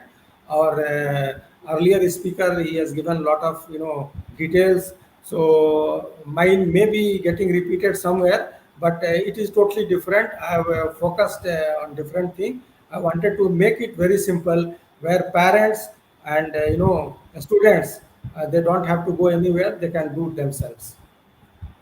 So one is fraud is there, that is identity theft by identity criminals under the age of 18. So it has it is happening that there are criminals, we call them identity criminals. They will steal your identity. So you will not exist anywhere. Your Aadhaar card will not be there. Your PAN card will not be there. Nothing will be there. So you don't know what to do. So then again you have to prove yourself who you are. So one should be very careful to give their all this personal information. It should not be shared very frequently, all your personal details, because they will steal your identity. So better to keep minimum. I have seen people, they just give Xerox copy or some copy of some documents like that. So uh, uh, then they make advantage of that, and they may steal your identity also. In India, this type of things are less, but in foreign countries it is much more. What happens? People, they switch on their mobile location. The location, there will be a icon on your smart mobile. They call it location. So once you switch on your location, that will encourage for theft and kidnapping. Suppose somebody wants to kidnap you, so they know where you are and all those things. So these are the small things, that may result in very uh, harsh or difficult situation to you. So all these problems may come. So thus it is pressing a enabling or disabling a location. But what are the effects that you have to see? Then cyber bullying and blackmailing based on personal information. So cyber bullying means you'll be starting getting some messages. Somebody will be sending messages regularly to you. Then suppose you reply, or they take some photographs. Then they start blackmailing and all those things. Then another one is the phishing. The definition is the type of social engineering attack often used to steal user data, including login credential and credit card numbers, debit card numbers, everything they will try to do. So they will take your login ID, and then they can log to your bank account, your social account, everywhere, and whatever they want, they will take it for creating problem for you in the future. So these are the problems. These are the small problems, but that may result in big problems if you don't take proper precaution. Now, suppose some fraud happens with a girl student. What happens? discontinued education. Suppose something wrong happens with a girl student, parents may say, okay, enough is enough, now you sit at home, you discontinue.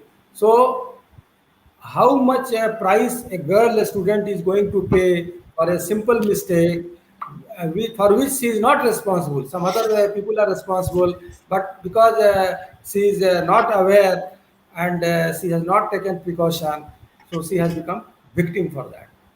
Then depression and shock. Sometimes due to this, the girl student will go under depression and shock.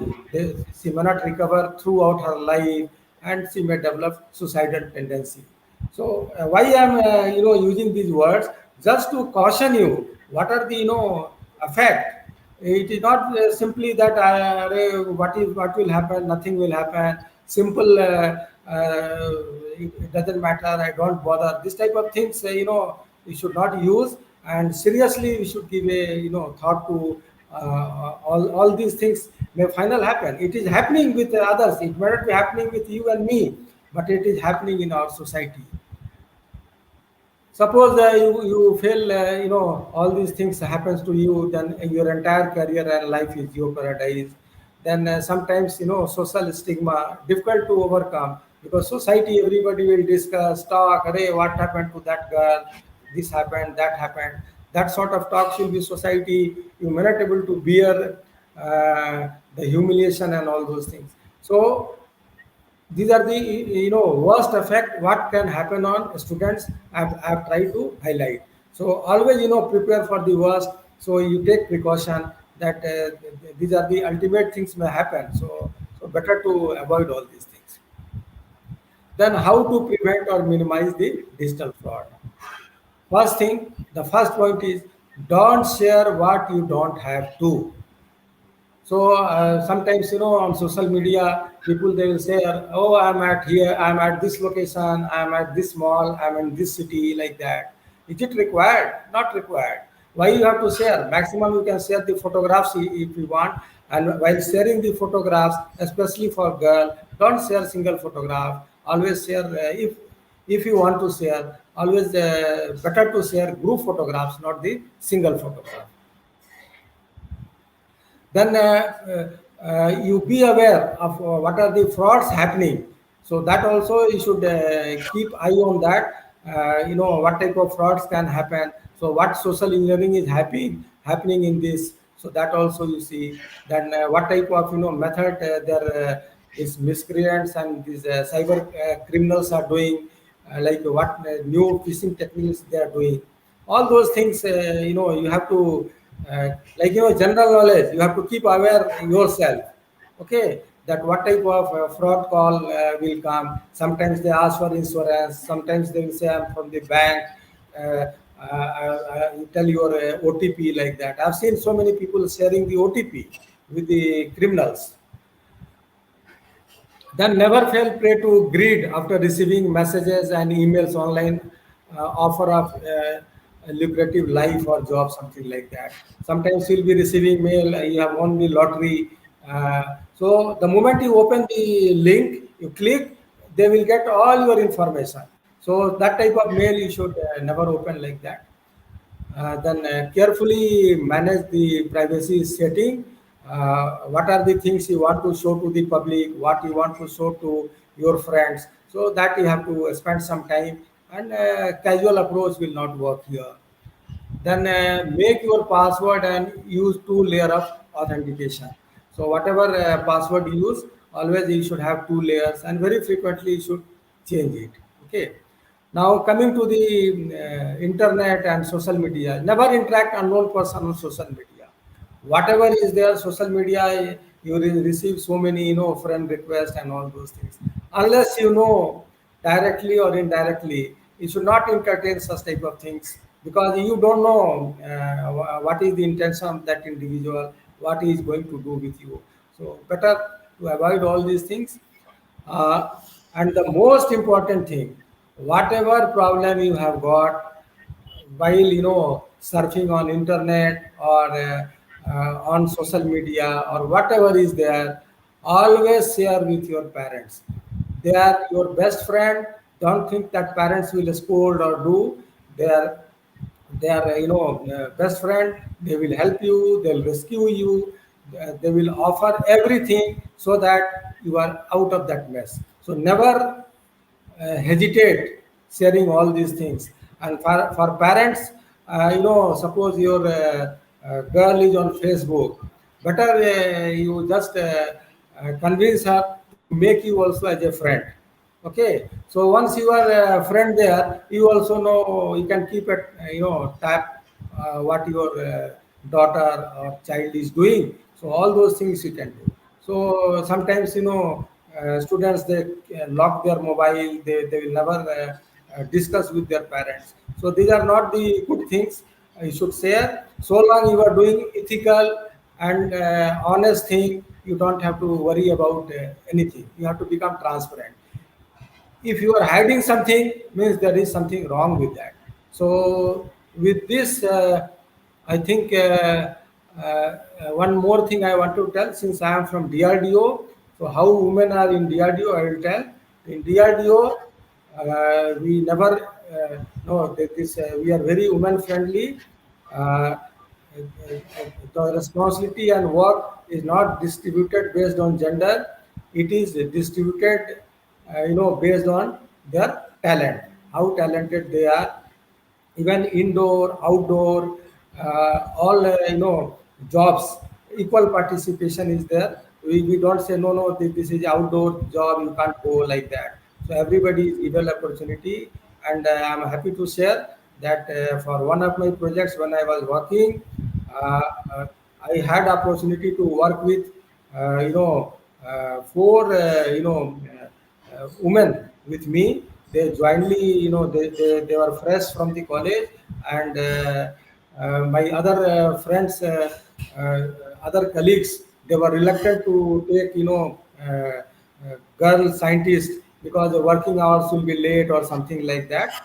So they asked me that what is your idea. I said I don't have any problem.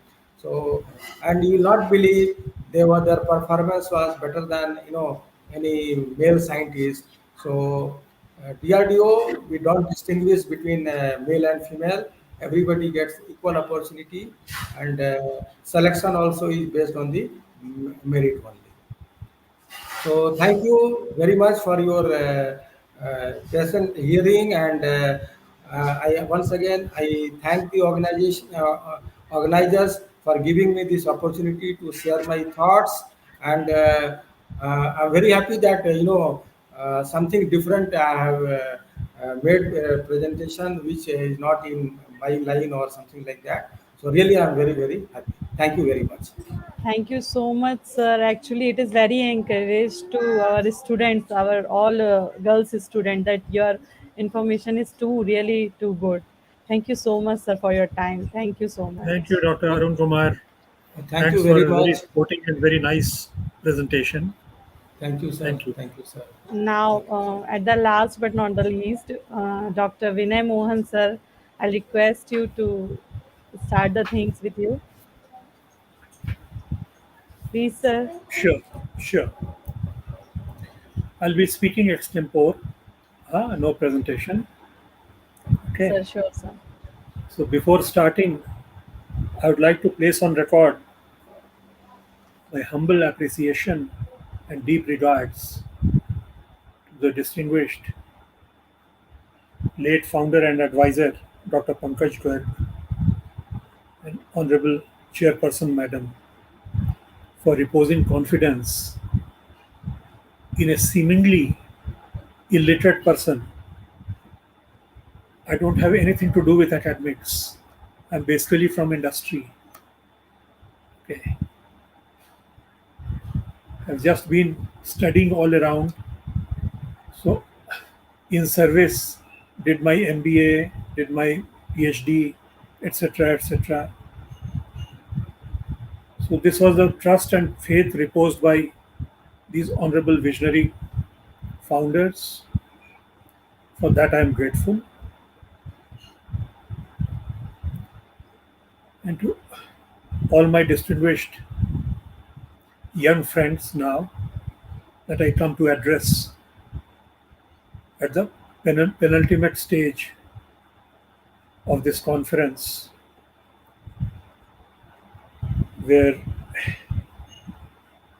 10 eminent speakers before me, they have, they have been raising awareness, offering solutions on the theme of this conference: need to connect a recognized digital world for students. They've been very, very innovative and extremely helpful. Solutions proffered that will go a long way. So, my job, saying something at the virtual end of this session, becomes that much easier, or maybe that much difficult, because in a way I'll have to be summing up everything.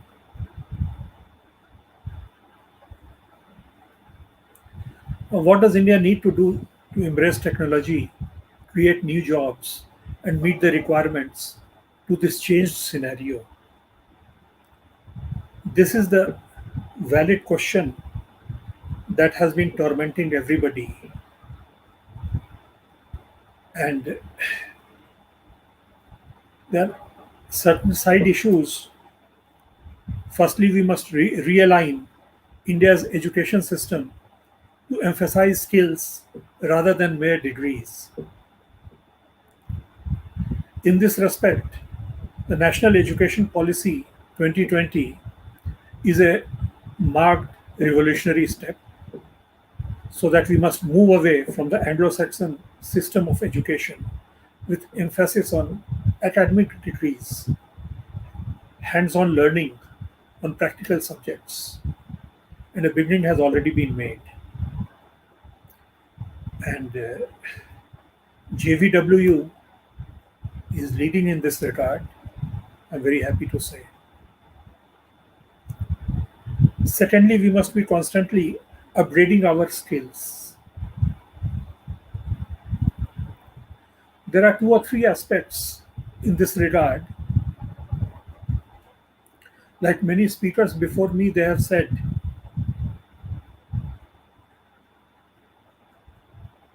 somebody has laid emphasis on upgradation of technical skills. Somebody has said something on leadership, on team building, prioritizing one over the other in their own mindset, in their own concepts, based on their own thinking.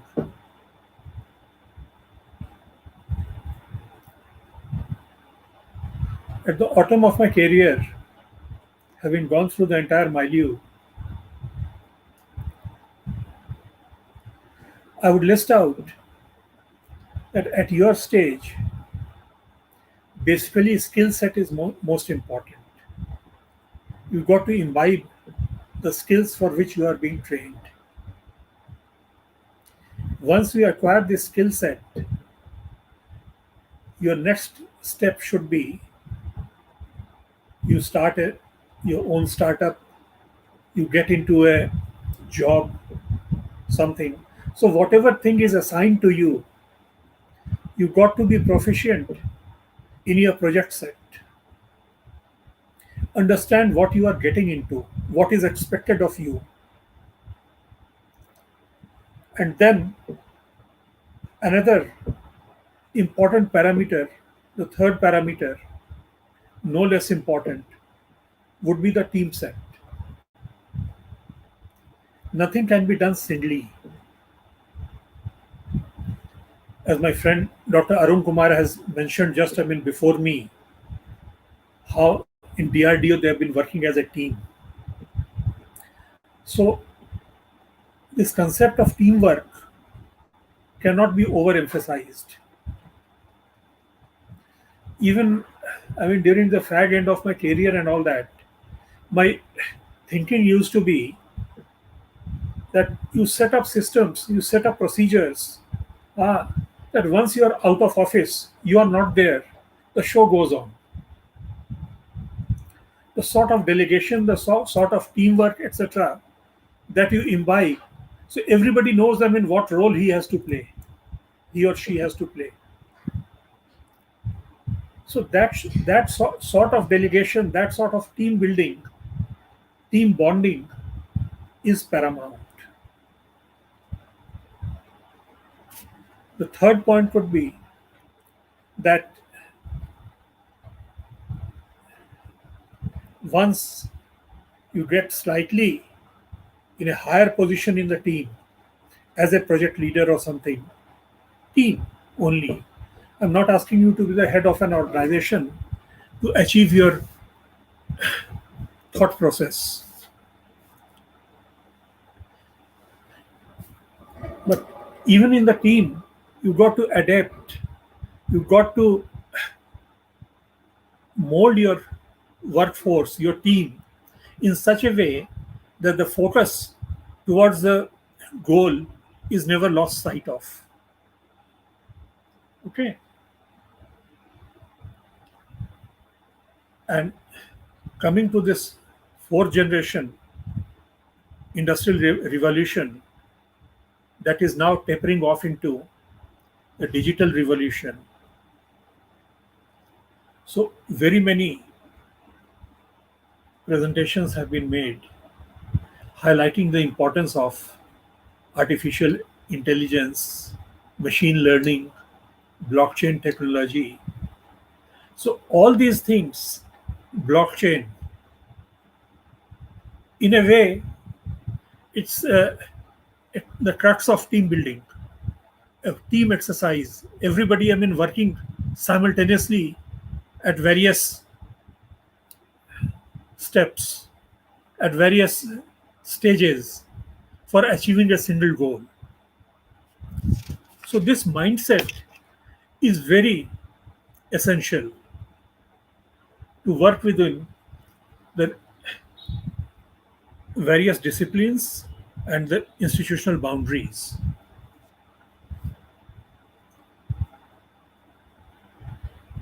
In digital technology, so many things are happening. Apart from all these tools that I mentioned, the end products also keep changing. There's a concept of impossible foods coming. It makes a plant-based food that smells or looks like real meat. Now, this threatens, in a way, the future of the meat industry, so that the population would be shifting over from a non-vegetarian diet to a vegetarian diet. Now, there are pros and cons. The ecological beauty of this product, the other industrial adversities, the economic adversities that would befall on the existing industry. So, all these pros and cons will have to be weighed by the economists. During the entire thing, the digital chain has taken such a turn that both manufacturing and service oriented industries are being, I'll call it disrupted. It's a harsh word, but I'll use the term disrupted like it has never seen before.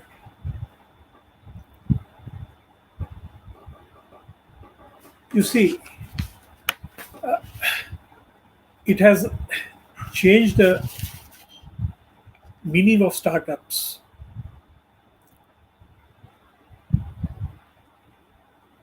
Uber doesn't possess a motor vehicle, but it's the largest transport company. Similarly, Oyo doesn't have any hotel rooms, any real estate properties, but now it's one of the biggest chains.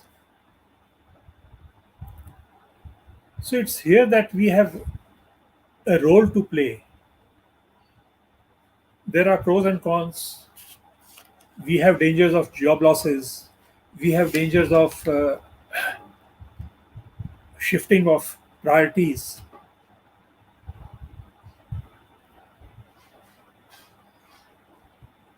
And one aspect is that when I had said that the team building should begin from the lowest rung,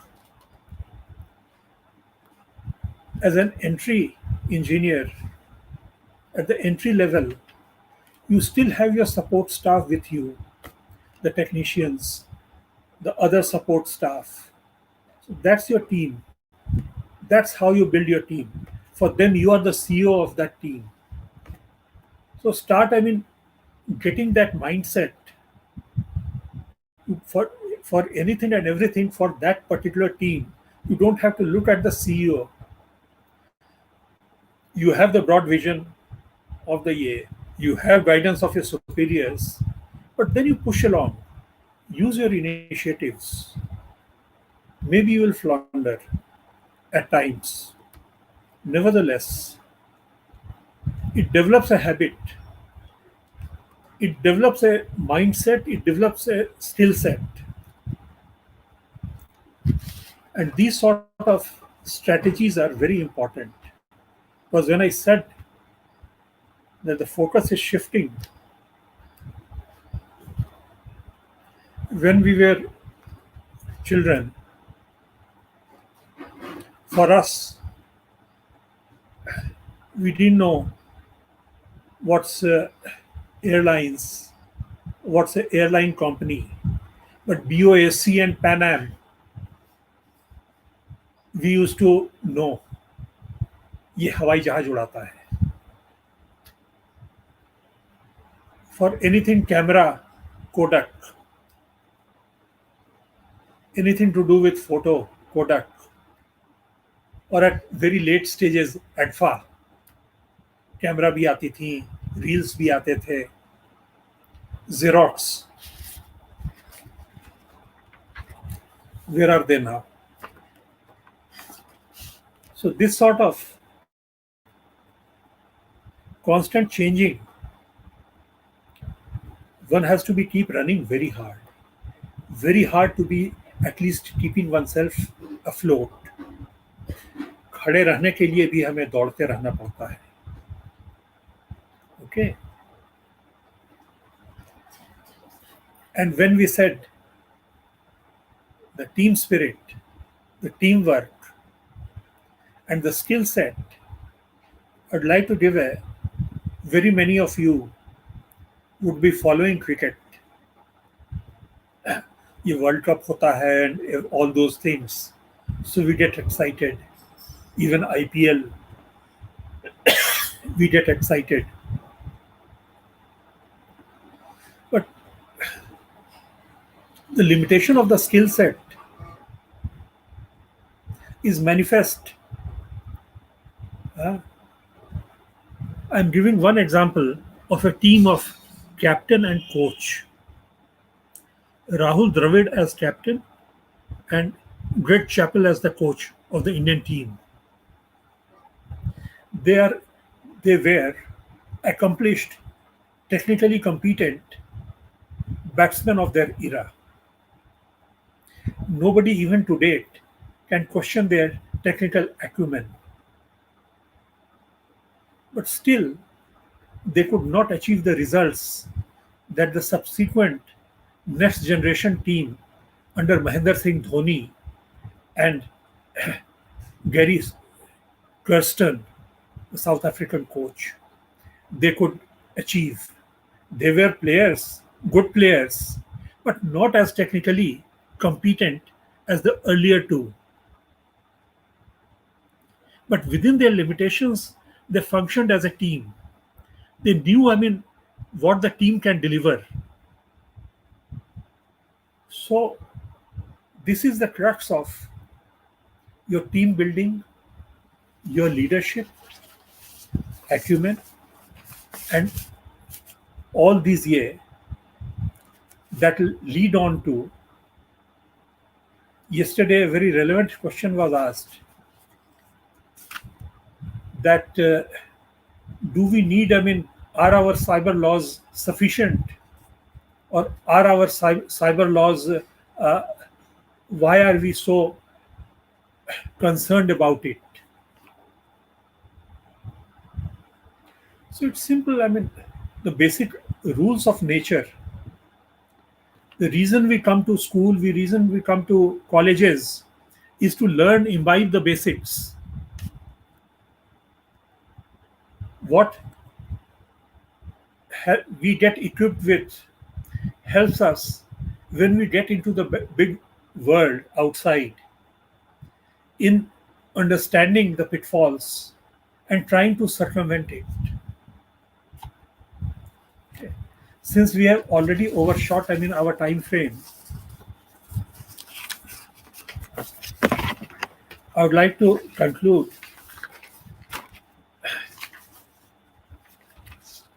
There's a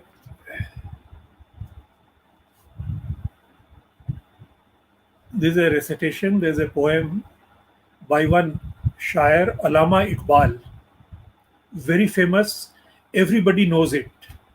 जैसे हमारे राष्ट्रगान हैं, जैसे हमारे राष्ट्रगीत हैं, वैसे ही एक आता है, सारे जहां से अच्छा हिंदुस्तान हमारा, सबों ने सुना है ये.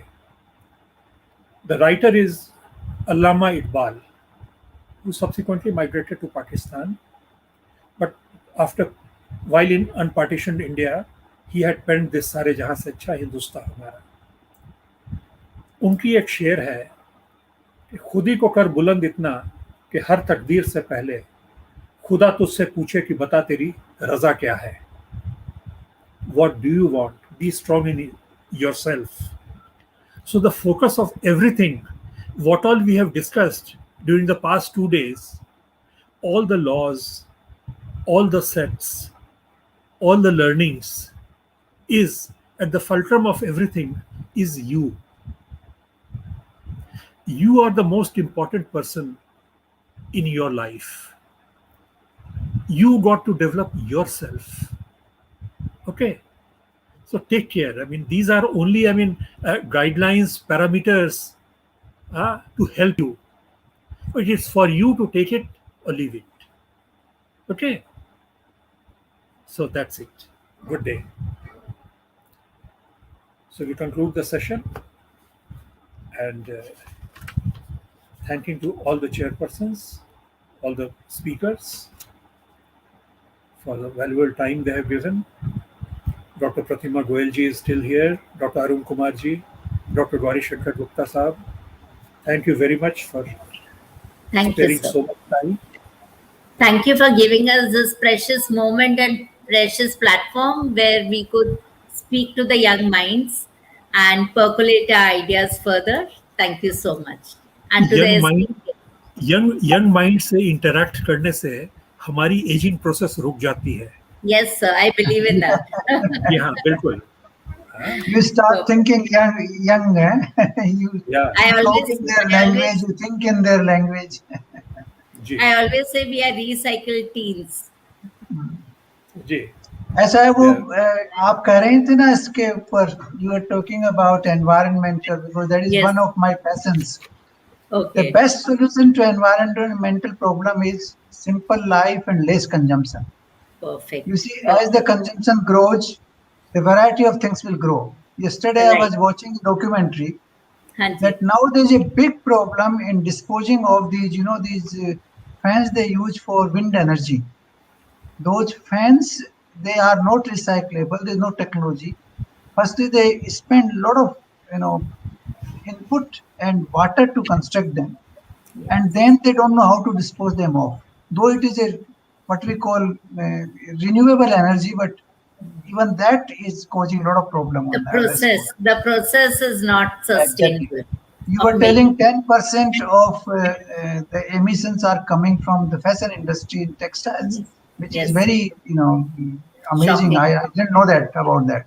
It's very damaging.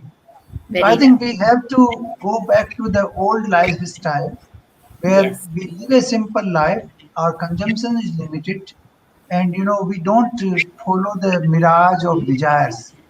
We follow the mirage of needs, follow the reality of needs.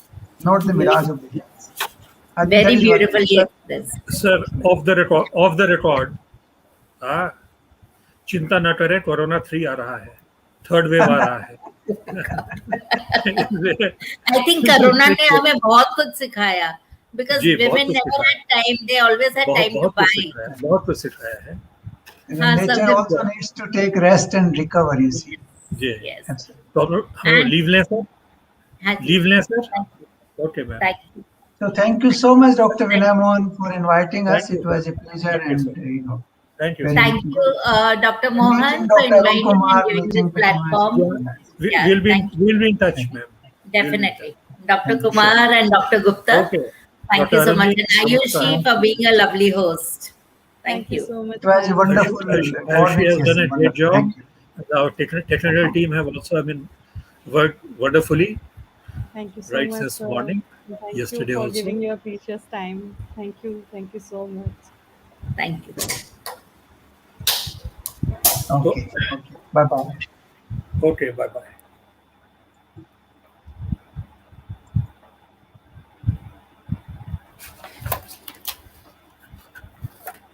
Ayushi? Sir. Yes, sir. So we are assembling at 1, Sure, sir. Sure, sir. है ना?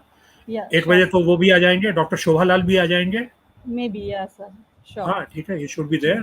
तो आप 1 बजे से शुरू कर दीजिएगा और मैं 4-5 हाँ मिनट ऊपर नीचे हो जाऊं Okay, तो. okay. Sure, okay sir. Ma'am. Okay. Okay, thank you so much. तो मैं अभी लीव करूं या होल्ड पे रखने Choice दूं? is yours, sir. Choice is yours. If you want to stop, then you can stop. Otherwise, you can. Because then entry becomes difficult.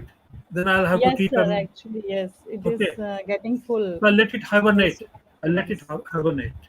Okay, okay, sir. Okay. Okay. No issue. Okay. Thank you, sir. Okay. Okay. See you.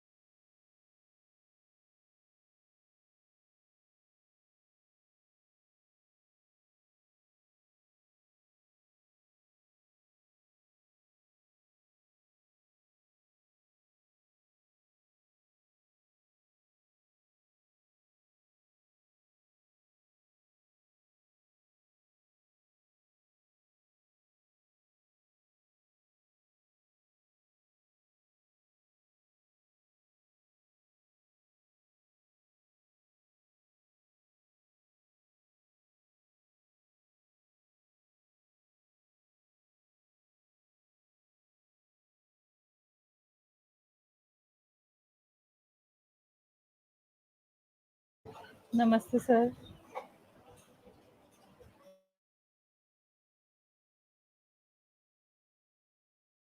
हैं हैं हैं भाई हो गया तो वही किसी की भी दुआ हो सकती है हैं हैं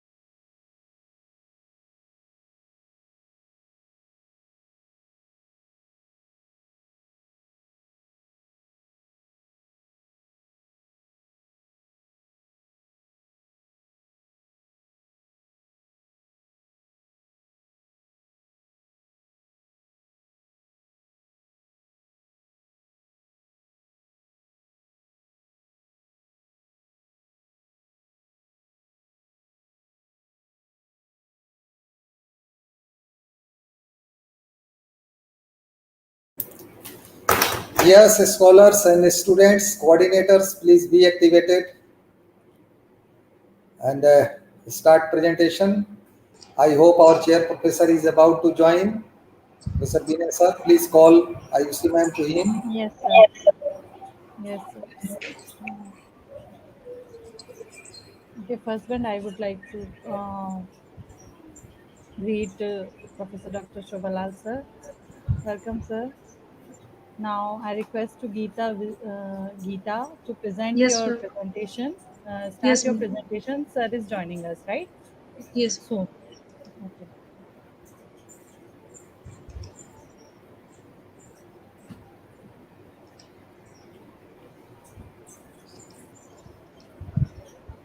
Sir, my presentation is visible. Not now. Hello. Not now, dear. I think it takes some time. Don't worry Yes, about ma'am. that. Ma'am, now I have shared already. It is shown. It is not showing actually right now. Ma'am, wait.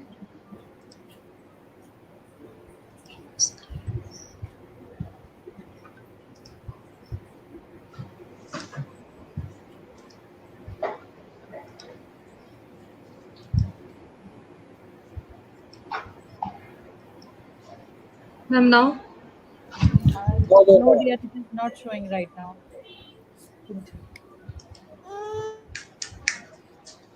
Yes, Now it please Yes. is go. presenting. Ma'am, now Yes, it is showing. Yes, sir. Sir, can I start? yes. Yes, sir. Good afternoon to Honorable Chairperson, ma'am, founder and advisor, sir, Proctor, sir, and all the dignitaries present over here. Also, I feel very blessed to have ideology of late Dr. Pankaj Garg, sir. Myself, Geeta Bisht, I'm a research scholar in Department of Computer Science and Information Technology in Jyoti Vidyapeeth Women's University, Jaipur. My topic is information technology and education in COVID-19. We all are living in a technologically advanced era, and also we know to explore the new opportunities in the future, the knowledge of science and technology will be necessary. With the help of tech-friendly attitude, the youth can easily cope up with updated technology of the future and can use their innovative mind in the progress of their society and nation. Government of India is also focusing on this scenario and the education of science and technology. So, in the national education policy, it states that all the educational institutes must be aware of this future requirement that the youth must have fully command on the advanced technology basic coding and artificial intelligence. So all these educational institute must include these advanced technologies in their syllabus and curriculum. Now, if we talk about the current pandemic situation we all are facing, and all the sectors all over the world has massively affected, and education sector is also not the exception of it. But with the help of information technology, education sector is emerged effectively, and it shifted to the digital platform. Without when Nowadays, when schools and colleges are closed, with the help of information technology, teachers and students connect to each other with the digital platform, and this virtual platform has created a safe environment of teaching and learning for both the teacher and students. Here we see statistically how the COVID-19 has impact on educational sector in the different states of India. Introduction. In this current situation of pandemic situation, and future ahead is not clear. IT revolutionized teaching and learning process in an effective way. The collaboration of information technology and education has emerged as a powerful tool. Without physically present into the class and stepping into the class, teacher and student and interact with each other in this virtual platform. Um, if we talk about teachers, in the beginning, teachers were not very able to cope up with such technology and high tech gadgets. But instead of giving up, they were continuously taking online classes of their students, and now with the help of digitized board, audio video material, animation videos and PowerPoint presentation, they are making their subjects easily understandable and interesting. If we talk about students, instead of conventional use of pen, paper, and pile of notebooks, they are making their notes and doing their assignments and homework with the help of laptop and notepad. And instead of you reading heavy books, they are using ebook. They are taking help from ebooks and educational material available online. Institutes and offices are keeping track of their staff and students in the secured and systematic manner, instead of using files and registers, which was not safe. There are lots of online libraries, ebooks, and encyclopedia available, from which we can get lots of information about the topics.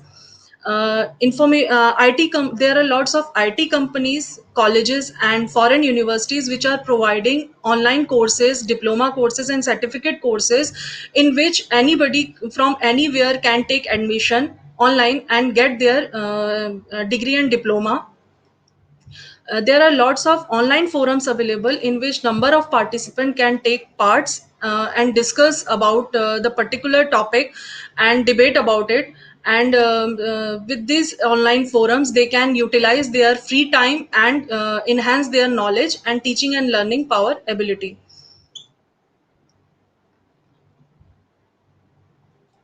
If we talk about positive, all like all other things, information technology in education has also positive and negative impact also. If we talk about positive impact, there are online classes, e-learning, video conferencing, distance learning programs has finished the geographical distances. Lots of foreign universities and companies are providing online degrees and certificate programs. Teachers are making their topic understandable and teach the students in an interesting way using effective PowerPoint presentations, projectors, computers, audio-visual material, preparing them for Teachers are preparing their students for work in technological environment in the future. Also, it encourages the idea of green revolution and reduces the expense of paper and photocopying. If we talk about negative impact, relying more and more on technological gadgets and virtual platform of learning can result in the lack of writing skills. The youth will not understand the importance of cursive writing, spellings, and proper use of grammar. For some, it may be costly to use such gadgets and technology. According to some teachers, it is time consuming. Being online continuously can be resulted in lack of concentration in studies and lack of interest in sports and extracurricular activities.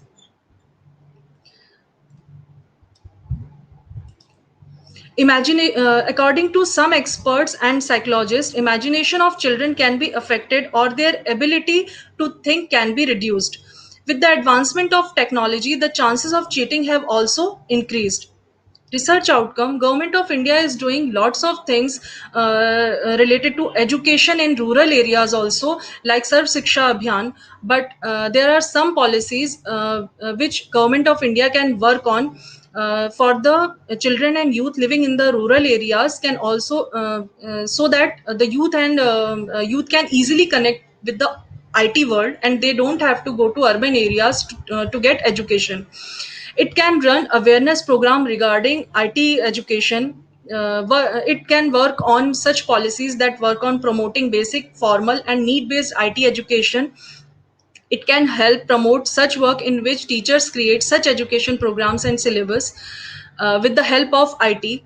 It can provide funds to skill-based programs and platform for encouraging IT education. The government of India should fulfill the availability of computers, electricity, and high-quality internet access in the rural areas. IT companies and firms should provide internship to such students of rural areas. Correlation with ancient Indian literature. The traces of computer are found in Vedic literature. In Yajurveda, we found digits like Ek, Dash, Shat, Shahasra, etc., and also the tables of 2 and 4. Vedic Aryans are having definite knowledge of decimal system. If we talk about an incident in mythology, which from which we can get traces of science and technology of ancient time, so we can take example of Mahabharat. According to Hindu holy book Mahabharat, when the war of Mahabharat was taking place between Pandavas and Kauravas in the battlefield of Kurukshetra, then King Dhritarashtra was in his palace Hastinapur, which was far away from Kurukshetra. Although King Dhritarashtra was blind, but he wanted to know full description of battle. Then his charioteer Sanjay was able to see all the activities happening at Kurukshetra in the real time. He used to tell the whole story of the battle to his king. According to this incident, they both don't have to go to battlefield, and they were getting all the information at the real time. In this story, there are example of camera based technology, independent human being, real time data or signal transmitter and receiver, wireless data transmission, high end data connector, and satellite connectivity. Material and methodology. Lots of articles and websites related to the topic were studied to collect the information. Also, the working process of teaching and learning in schools and colleges via digital platform in the current situation of COVID-19, with its pros and cons, were analyzed and reviewed to collect the literary material. Conclusion: today's 21st era is technologically advanced and rapidly developing, so it obviously becomes necessary for all of us to be tech friendly and tech savvy. Because of this pandemic situation, the collaboration of IT and with education sector was necessary and also gave great advantages to the youth. With the help of modern teaching methodology, artificial intelligence, and information technology, our future generation will become technological friendly. Then they can easily cope up with modern technology and use their innovative ideas for the progress of our nation, and will create a more advanced and unified world. Also, by using their scientific and technological knowledge, they can easily explore the new opportunities for themselves and also create for others in the future. Thank you.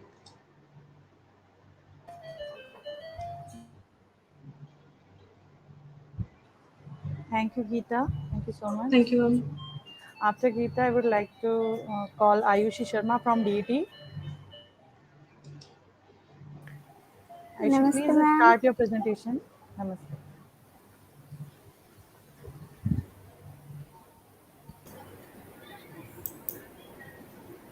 हाँ Geeta, hello. Yes, sir. Yes, sir.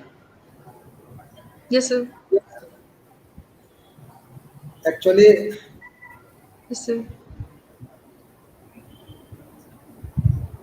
I was trying to, you have already sent perhaps your presentation to me, but I have not gone through that.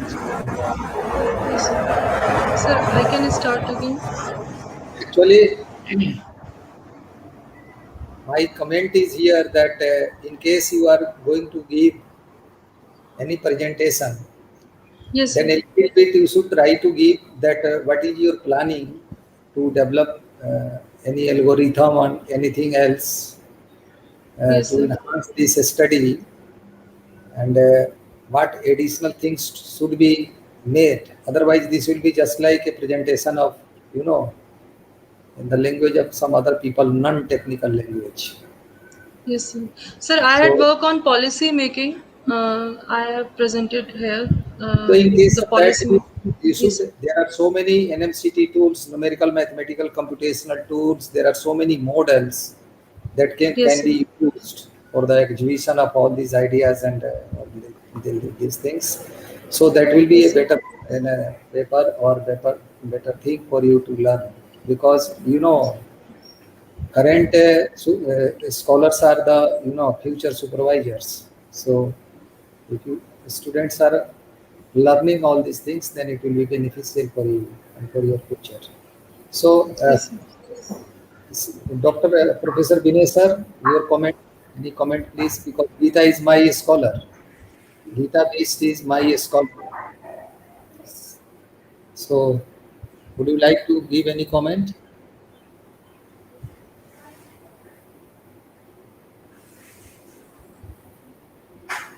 Dr. Binay Mohan sir?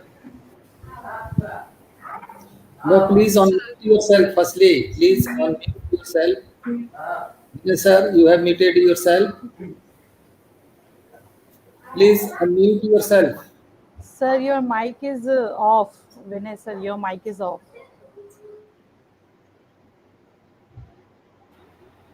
Sorry. Yeah. sir. Yeah. Your, No, your since she was talking on policy, it appeared okay. But now that input that you have given, I didn't see her first page. So I didn't know that she's your scholar. You So show the those, again first page. yeah. Gita Yes, is sir. one, please, 1 minute. Yes, sir.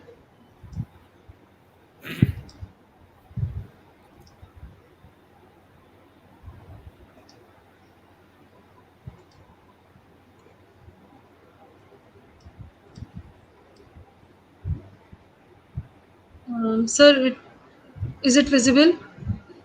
No. Not appeared. Not now. I've already shared. Okay, I will try it again. Share screen.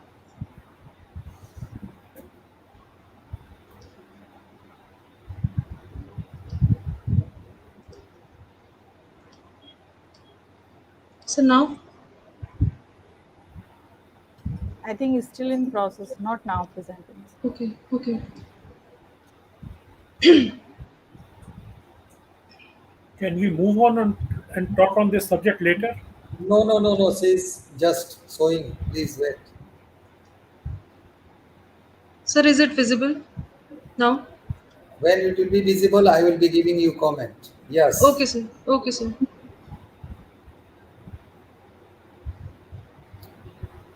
It's taking time. I don't know.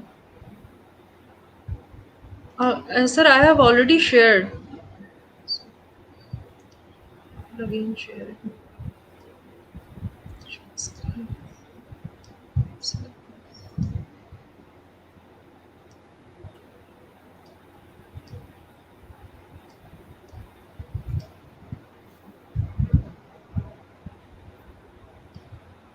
You are taking more timing. Sir, I have already shared it. Sir, I don't know what is the problem here. Sometimes technical issues occurred, but no Yes, problem. sir. Share it again. This Try to happened quite a share it few again. times in the morning sessions also.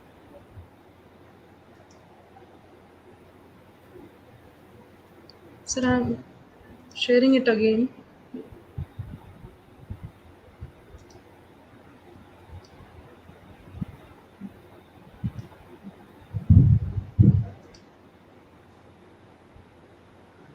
Yes, this is under process and now it is visible.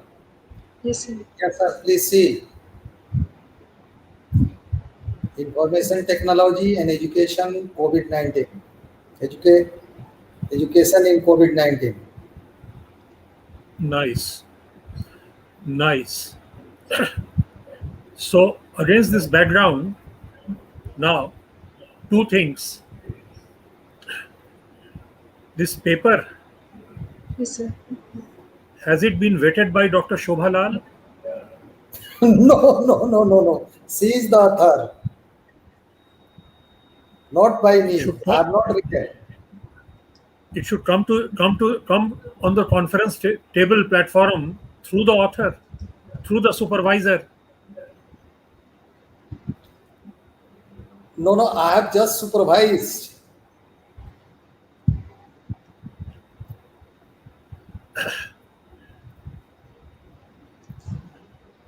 एक vigilance team ने हमारे यहाँ एक officer ने बोला था कि मैंने तो सिर्फ सिग्नेचर किया था, मैंने ये चिट्ठी पढ़ा थोड़ी था, ये सैंक्शन मैंने पढ़ा थोड़ी था. मैंने पढ़ा है. I have gone through, sir. Okay, so against this background, what I would suggest, Geeta, Yes, sir. that you incorporate those mathematical models as well, so as Yes, to make sir. it, more focused. Yes. Okay. Yes, sir. Otherwise, Yes, overall, it's okay. Okay, sir. Thank you, sir. Thank you. Next presentation, please. Thank you, Thank you very much. Okay, after giving your presentation, students please leave. जिनका presentation हो जाए वो they can leave, so that next student can join. Okay, Ayushi Sharma, now it's your turn. Please on your camera and present your presentation. Yes, Good luck. ma'am. Namaste, Honorable Chairperson, Madam, Founder and Advisor, Sir, Rector, Sir, and all respected dignitaries present here. I feel really blessed to have an anthology of late Pankaj Garg, Sir. IJB and Ayushi Kumari from Patna, Bihar. I'm presenting here Sir, my presentation is visible. Not now, dear. I think it takes time. Yes, 2 to 3 ma'am. seconds, right?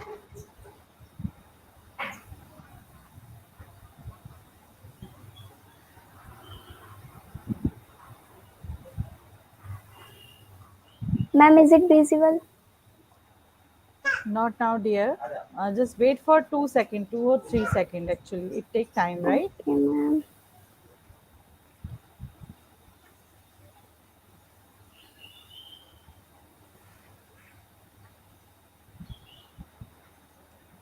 You can share the screen or share the window. Ma'am, share screen. Okay. Try it again.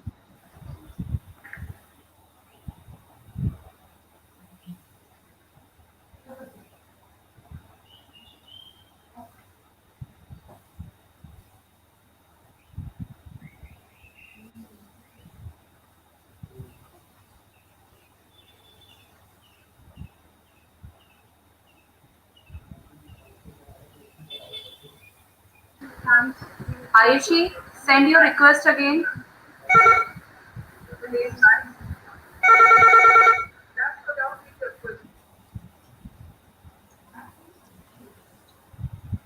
Ayushi, Yes, ma'am.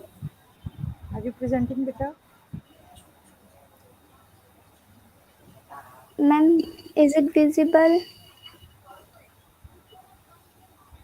Not yet.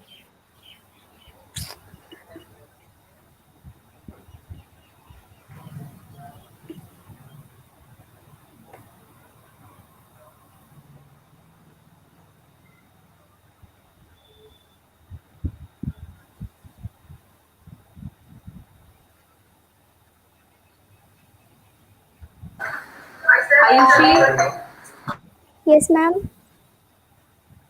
वापस से अपना request send करो please वापस से share करो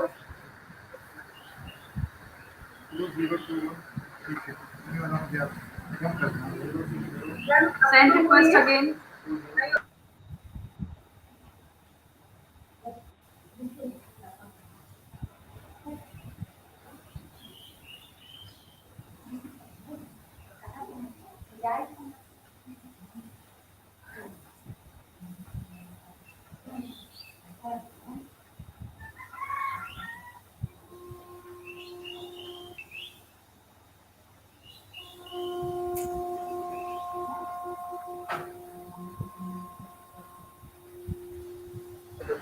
Ayushi, first you click on Ma'am, the share present. option. First you click on the share option, Yes, ma'am. then share screen, then Ma'am. click on the screen, And cheer.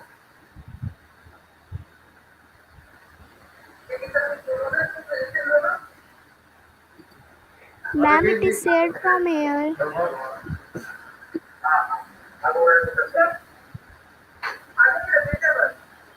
Is it clear from your side?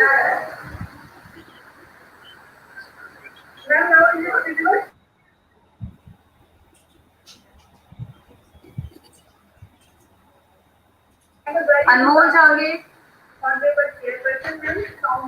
Okay. The Anmol participant Jagir, is are you the there? presentation. Now Okay, it is I can presenting. see your presentation. Yes, Ayushi, please start. Ayushi, it is visible. Yes, sir.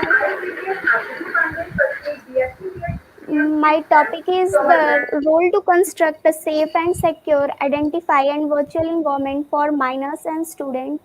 Here, student author is Ayushi Kumari, me from DT last sem, and Jessica Kumari. And my teacher author is Dr. Vinita Verma. I am from Department of Science and Technology, Faculty of Education and Methodology. You are from? Department of Sir Patna, Bihar. Okay, okay, very good. Yes, sir. Hmm. So please start.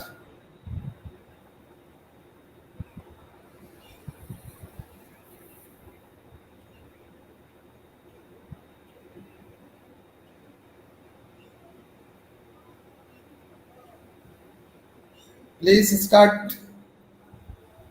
Yes, sir. Ma'am, there is issue here. What happened here? Ma'am, next screen can't be visible.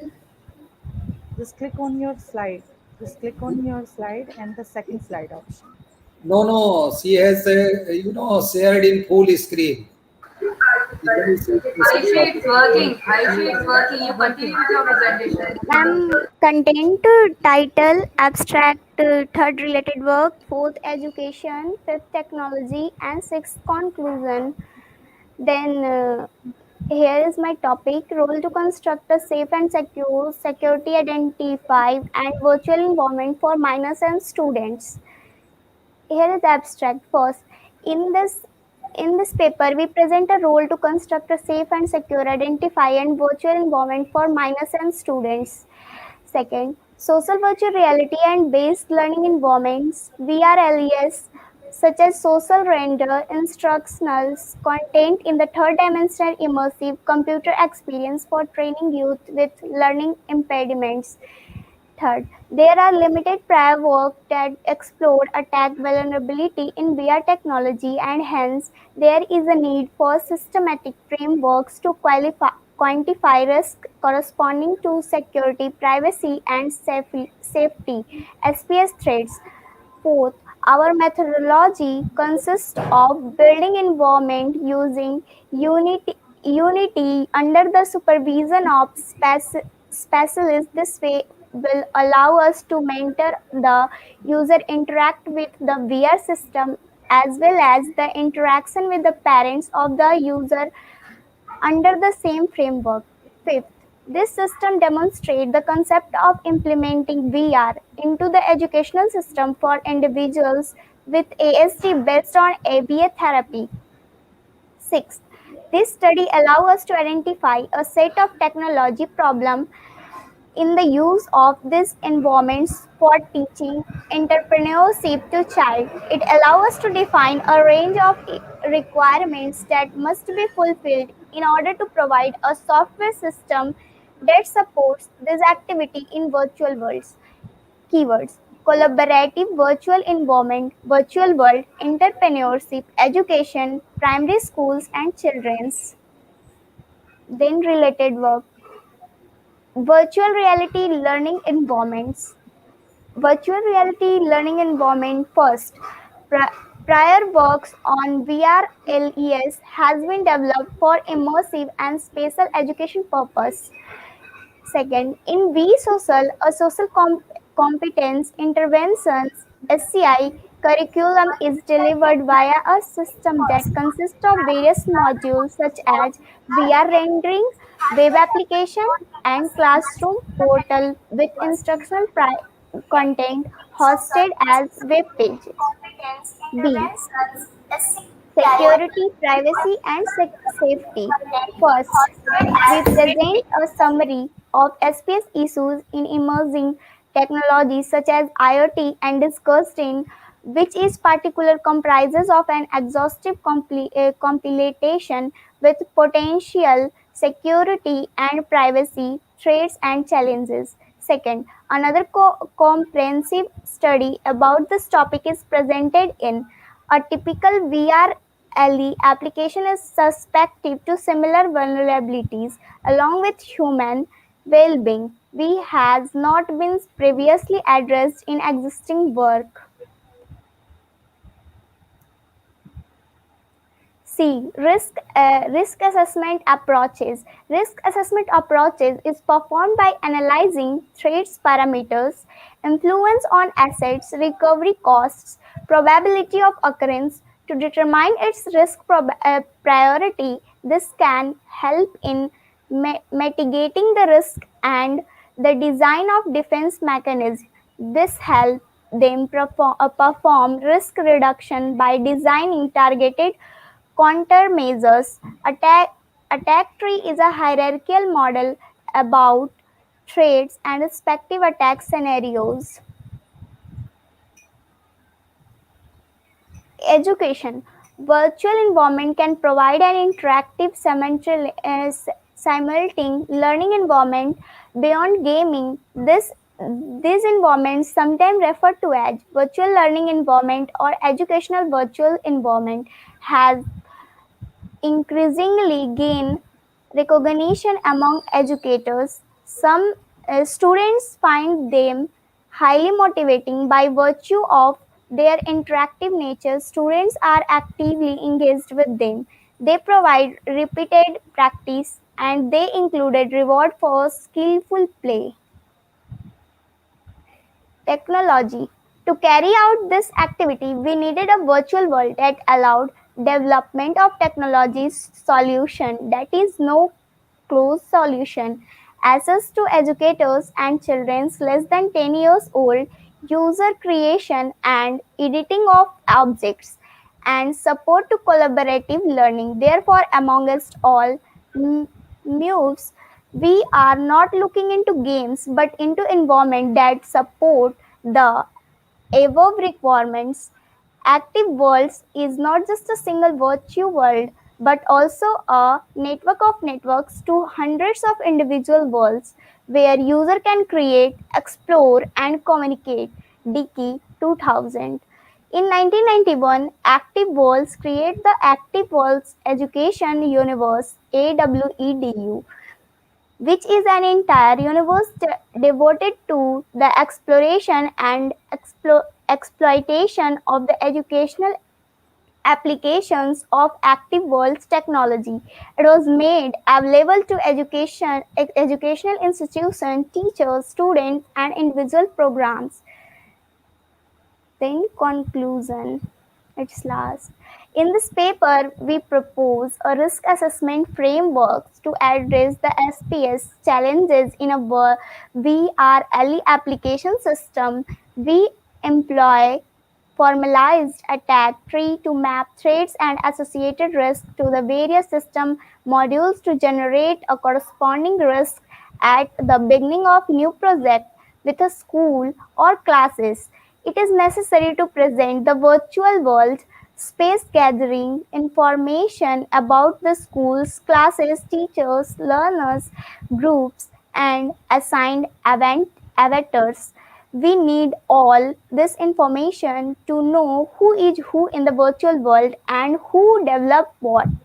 Digital information, regardless of the format, whether it is text, image, audio, or video, play a crucial role in the students' and minor lives. Yet, very few virtual applications are available for distributing this information, while students and minors utilizing mobile technology and social networks for their everyday life information transfer, they still depend heavily on Google and other search engines to find and retrieve information. Thank you.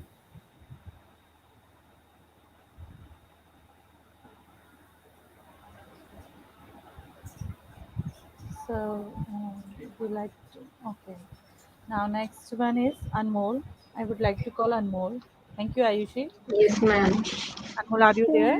Just on your Yes, cam. ma'am. Okay. Go with your presentation. Best of luck. Okay, thank you.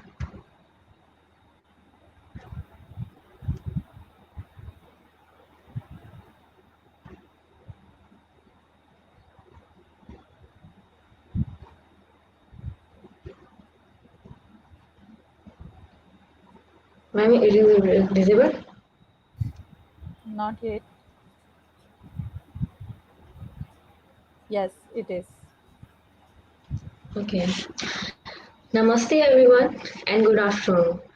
Thank you for giving me this opportunity. Myself, Javier Anmol Jangir. I'm from Jhunjhunu, Rajasthan, and I'm in BTech CS A semester. So today I'm giving presentation on my research paper, which whose topic is, do cell phone and social media make family relationships stronger? This is a one of biggest question in today's world, that in that COVID situation everyone is come together. They are staying in their home. Everyone, but everyone is busy in their phone. So main problem is that there is a strong relationship is available or not. So for this, the main reason is that cell phone. So, according to the research, there is a more than 4.14 million smartphones by every day in the world. So, it's a huge amount. And see, there's a almost 2 lakh smartphones in that 4.14 million smartphones. There's a 2 lakh smartphones which is buy in India every day. So, it's a very huge amount for India also. So, for this, there is a main point is that what is the point of view, that means the parents point of view and children's point of view. The point of view of parents is that the smartphone misleading the children. The children are not focusing on their original goal, their study, their future goals, but they're still focusing on their temporary goals, like using their social media, using their games, they're achieving their game levels and all. They're wasting their time by using the social media and their games and all, and many other things. They're just scrolling their social media and just lying on bed and just waste their time. The harmful effects on eyes and body. The main is that the if someone is constantly using their smartphone, the rays are very harmful there for their eyes also and for their brain also. For using when children are using smartphone, they are sleeping less than their required amount. Like the 6 hours is very necessary for sleeping, 6 to 8 hours. But someone is just constantly using their smartphone, they are not sleeping at on time. That's why it's a harmful for their physical, mental, emotional health also. So it's a very harmful device for children. Make children lazy. If children were using their smartphone, they don't like to go outdoor play, they don't like to do anything, they don't like to do any other hardworking thing, they just want to use their smartphone. The smartphone makes children irritated. This is one of the biggest problem for parents. That means if children is using their smartphone, they don't want to stop using, they don't want to just away from their phone. If a children, according to research in Germany, there is a survey in Germany. According to the survey, the parents are telling that there is some amount of time where the parents were remove their phone from their children, but after that they see their children were very aggressive, very frustrated, very irritated. This is a very big problem for today's generation. Be harsh and have negative impact also. Like if someone is not in very small age, they are using their smartphone, social media. So there is a very bad guy present in this world. They try to bully them, and many other bad things will happen in today's world. We can see many cyber crimes and all also. So according to that, this is all about the parents' point of view. Now, according to children's point of view, children want their privacy. They don't want to give their phone to their parents. According to that Germany survey, parents want to connect with their children. They want to know what are they using, but children don't like to that. That's why it's create conflict between their children and parents. They connect with different folk. They are like to connect with different peoples. There are huge amount of people. Like today we say that there's an Instagram account. People like to connect with many people. They have many followers following, but they are not know each other, but they just want to increase their followers. This is not good. They are not able to communicate properly. They are not like to communicate with face to face. They just like to use this social media. This is a very big problem for children. They are not mentally grow up, always want to engage. They always want to use their smartphone and scrolling social media, playing games, listening music, watching movies, always busy on their smartphones, and always they not you on web. The next point is on web. They are not like to develop their mental skills. Like if they have any query, they just go and search on their smartphones. This is not a good thing. They are not mentally developed. The another point is some children are like to develop their skills. That's why they are using smartphone also. Like many of the different skills, like it can be educational, it can be hobby, anything. It can be have very positive side also. So next point is want to create memories. Children like to create their memories, but they're not enjoying that memories. They just try to click photos always and just putting that on their social media to show people, but they are not connected really with that memories. They just have their pictures and always want to occupy it. That means they always want to use their smartphone. They don't want to stay away from their phone. So this creates conflicts. So what is the reason of creating conflicts in families? There are three major conflicts. According to the research in Germany, parents kids struggle over media use. That means parents and children both were using their smartphones, always busy on their media, social medias, with their multimedia devices. So this is the first point. The another point is that parents are excessive cell phone use and excess of control. That means parents are using excessive smartphone. That means the parents also addictive of smartphones, and that's why children also always learn from their parents. That means if they are seeing their parents always using and engaging with their phone, so they are also, and that's why it's a lack of control in on their children. Parents have lack of control. So the another point is that parental lack of control and struggle. If there is a lack of control over children, that means it's creating a conflict creating a struggle. That's mean there is a problem in a family. They are not strongly connected with each other. So for this, there is a major role performed by parents.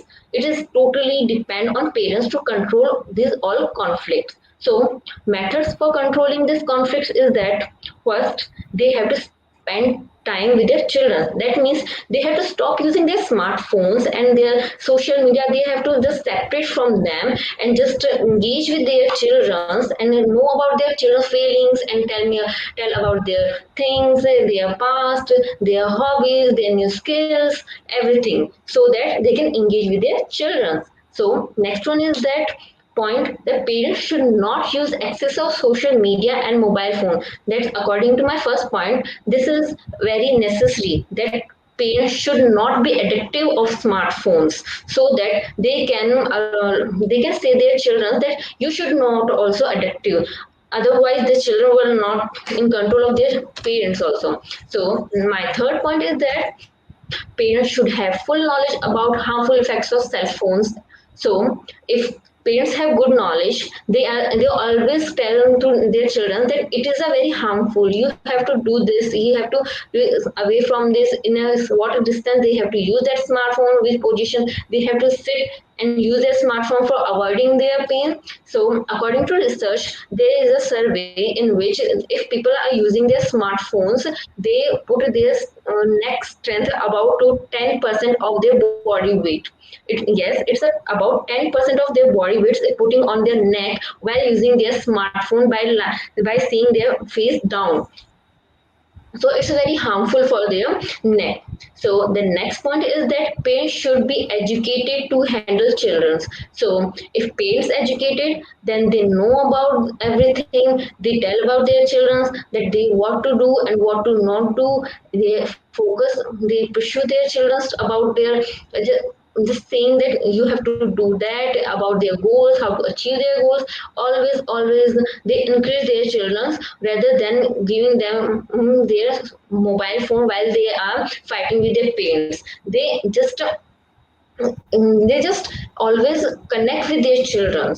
So my last point is that gadget knowledge is necessary. Yes, it is very necessary for every parents to have knowledge about their gadgets, because there is a many points, like firstly to check what's their kid are using, like there's not any bad social media site, there's not any website, there's always know about their.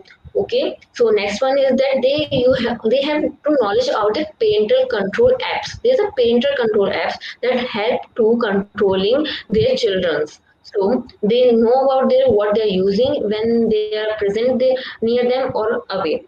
So they have to use their knowledges and always have good knowledge about their gadgets also. Thank you so much, and stay connected with your family while using their smartphones also. Thank you.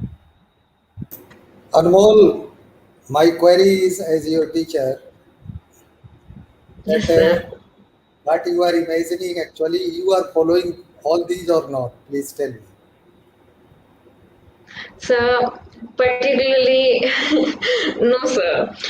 I'm also very addictive of my phone, but at night we all are used to play Ludo. My whole family was sitting together, and after our dinner finished, we all used to play Ludo with their smartphone. You But we know, are connected.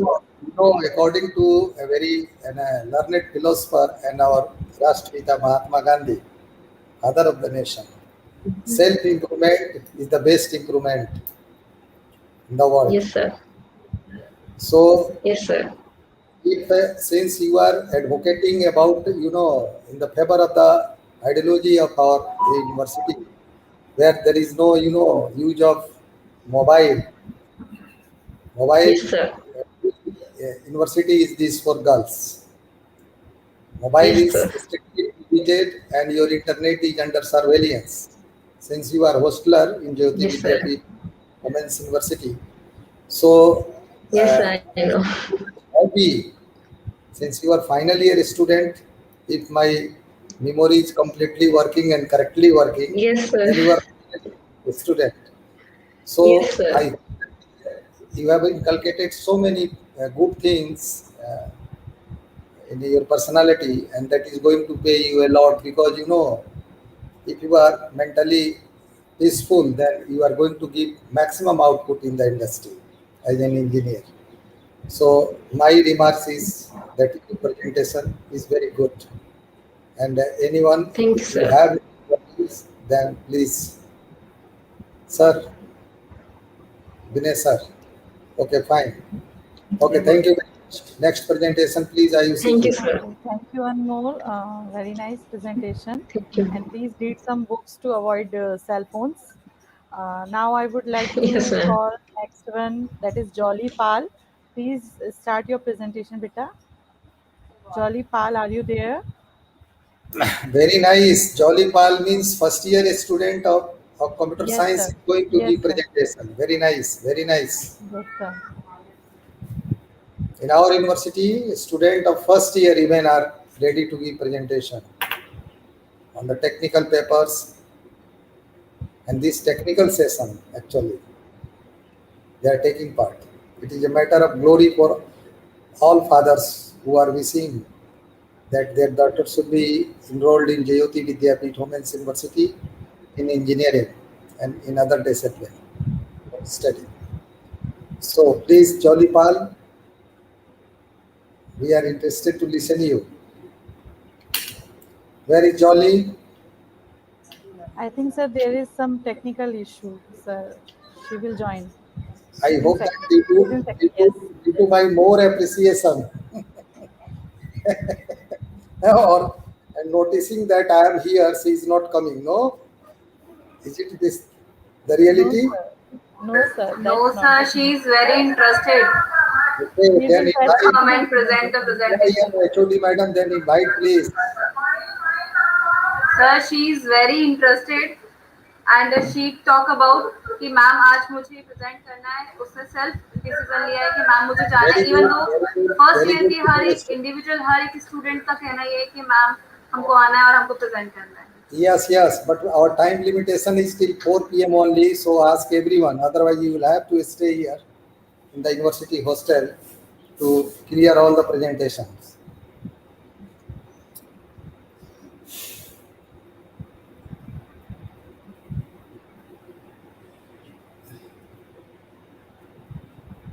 If she is delaying, then next one, please, given the opportunity. Yes, sir.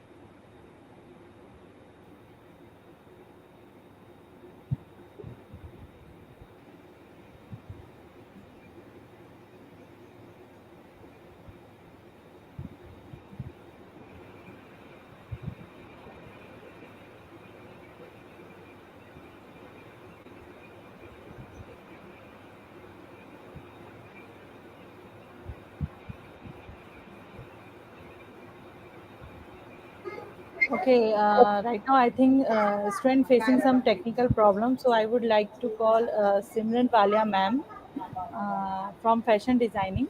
Simran Walia ma'am, are you there? Yes, ma'am. Yes, ma'am. So please give some presentation about your department and about your things. Ma'am, I would like to share about the topic that today ma'am have discussed about the uh, about eco-friendly fabric like a Okay, ma'am. food green and a sustainable fabric. Sure, Same ma'am. paper. Sorry, ma'am. Sure, sure, ma'am. You can. Yeah. So you have some Same paper. PPT or you can just assume it. Yes, ma'am. I have PPT. I can Okay, share. okay. Then you can share it, ma'am. Good luck, 1 minute, ma'am. ma'am. Yeah, sure.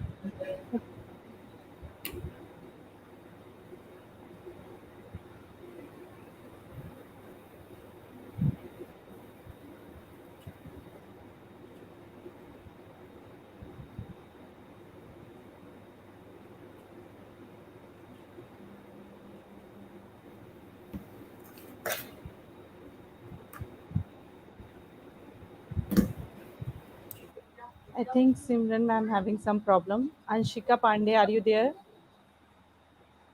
Anshika Pandey.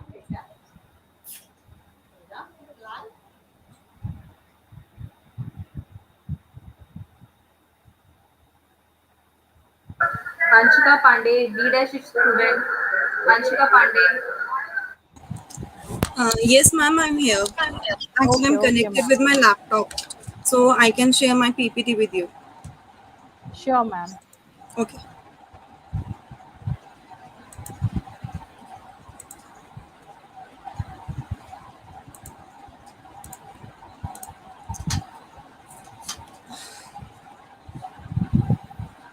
Is my screen visible to you? Not yet, actually. Yeah, Okay. it is. It is now. Yes, It is ma'am. now. Okay.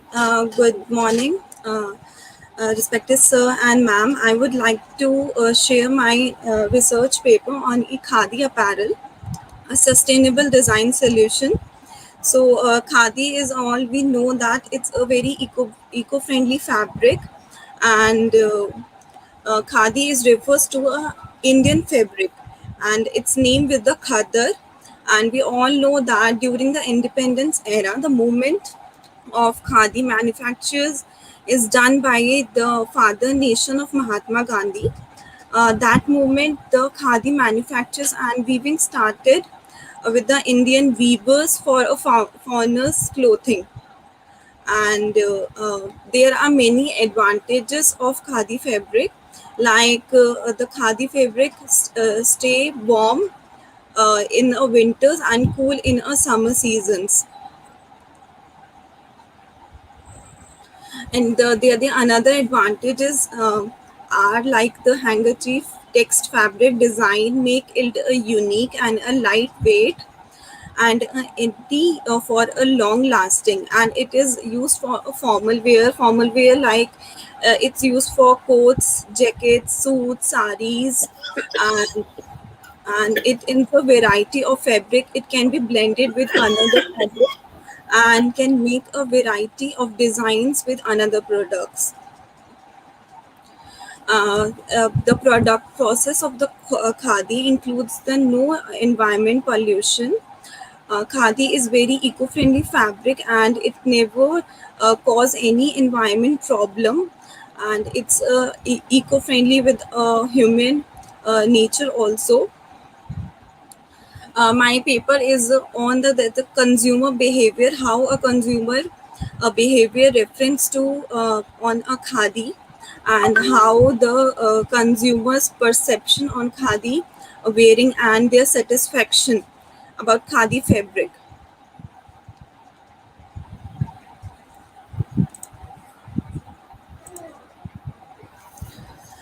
Through ready-made garments available in khadi, but they are not trendy and there are lack of variety also. Ready-made in a khadi were not available, so we have seen that there are many dresses for men's and women's, but there are no dresses for kids. And we know that the children should have a very soft and eco-friendly fabric for their light going, and hence I've developed a 2 to 5 ranges of kid range designs for faster growing and for their age of life.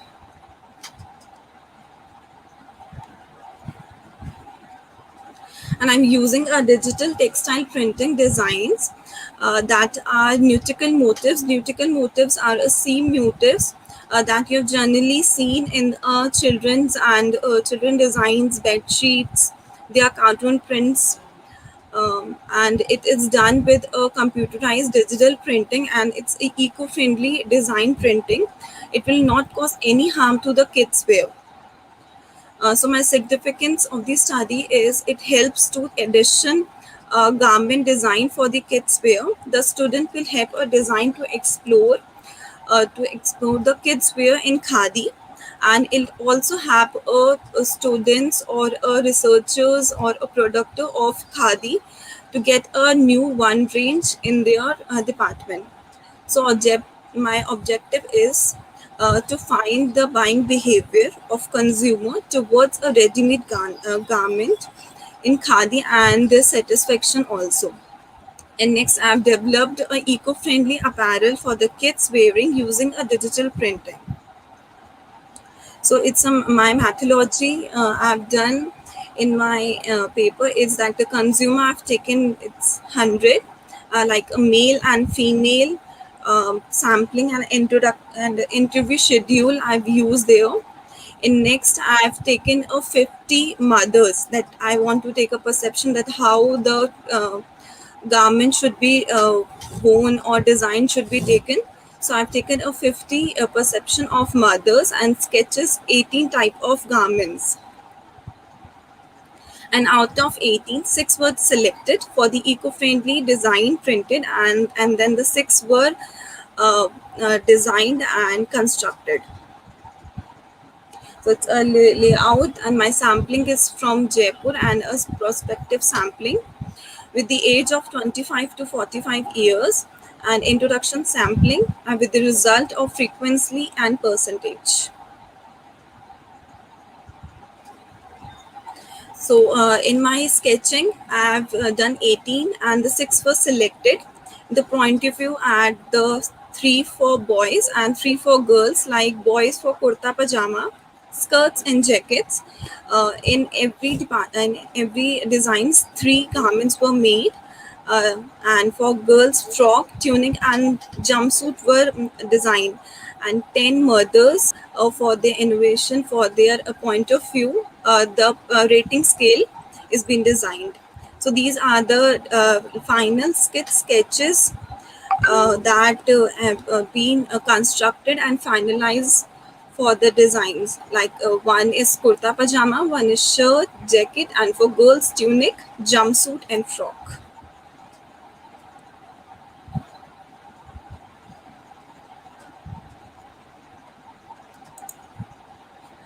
This is for my end of the PPT. I hope you like it. Thank you, ma'am. Thank you so much for your great knowledge. And really, we go through the khadi uh, clothes, right? Because it is very environment friendly. Thank you so much, ma'am. Thank you. Anshika Pandey, are you there? Here that in spite of so many qualities you are forecasting in Khadi, why this has not taken as commercial shape as other product of clothing has taken? Reason is Um, what? Sorry, sir, your voice is not coming clearly. Ayushi, please repeat my voice to her. Sir, actually, I also confused. What are you saying? Actually, it is Yeah, not clear. I am asking, are you getting my point? Yes, Or sir. Yes, Now sir, it is now clear. your voice is clear. you have demonstrated in your presentation that Khadi has so many qualities and how Yes, it sir. is, beneficial and Yes, how sir. it is going to be useful in Yes, case sir. of different dresses. But in spite of all this merit, why this is not taking as professional and a dress as others are? Reason is what? Because you are a fashion designer. So what Yes, is sir. your opinion? Sir, actually, there were no dresses for kids. There were many dresses for women's and men's. Like variety of saris, kurtas, and jackets that we have seen, and we have worn that. But if the Mahatma Gandhi Day, that Gandhi October Day comes, and they only the one dress is there, like kurta pajama that Gandhiji used to wear. No another dress or any another garment was there for the kids, and mother want their kids to own a eco-friendly fabric that won't harm their skin, because the kids' skins, we all know that's so soft and sensitive. So it khadi never harm anyone. And I've used also a eco-friendly dyed fabric that will not harm the kids.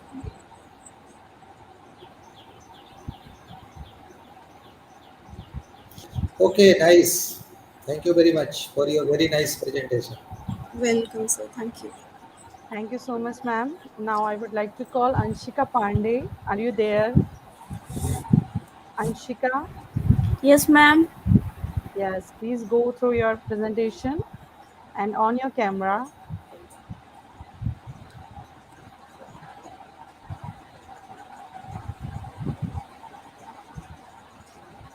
Anshika, are you able to? Anshika, open your camera, beta,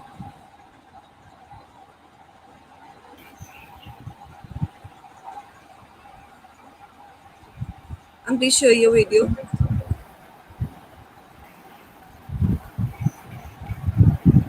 Now please share.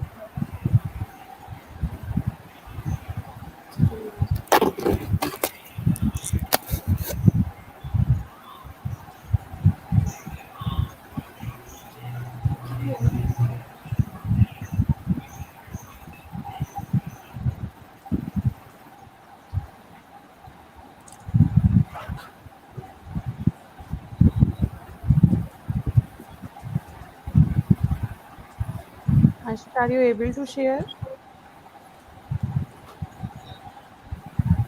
No, ma'am. What happened? Is there any issue? Firstly, on your camera, so I can share the step with you.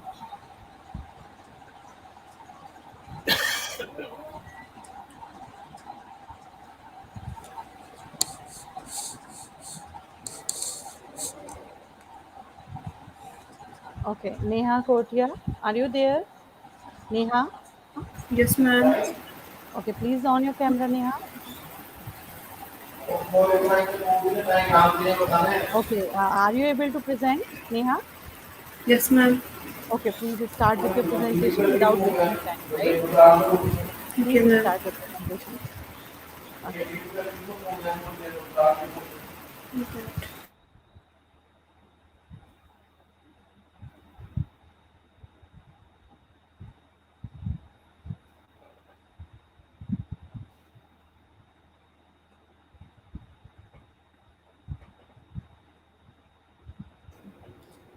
You see, it seems that there is a Yes, network yes. issue.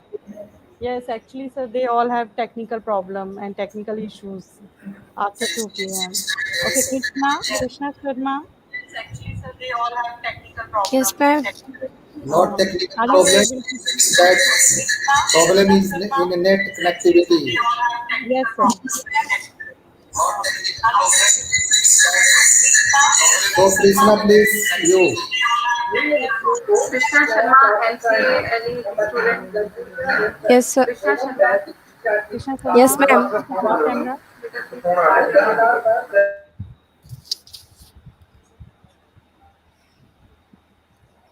Very nice. Now, please present your presentation. Yes, ma'am. Okay. Namaste, Chairperson, ma'am, and all teachers. I, Jeevan Krishna Sharma, and today I am present my presentation on call views on parents. So,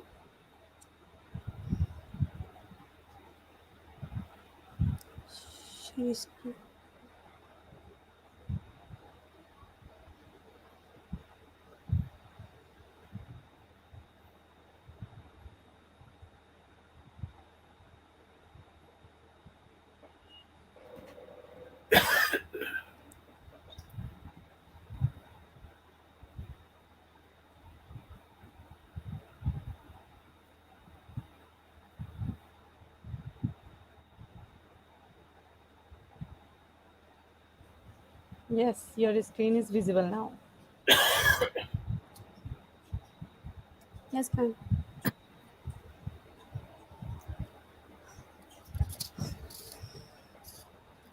Firstly, what is parental involvement? Krishna, The your presentation is Yeah, visible. Your screen is visible. Firstly, on your okay, ma'am. presentation. Yes, yes, on Yes, your ma'am. presentation. One, Right. 1 second. Ha, we are Oh, waiting.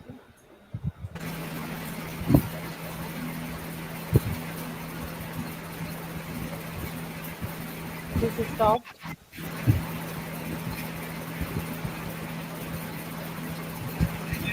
Neha, please mute yourself.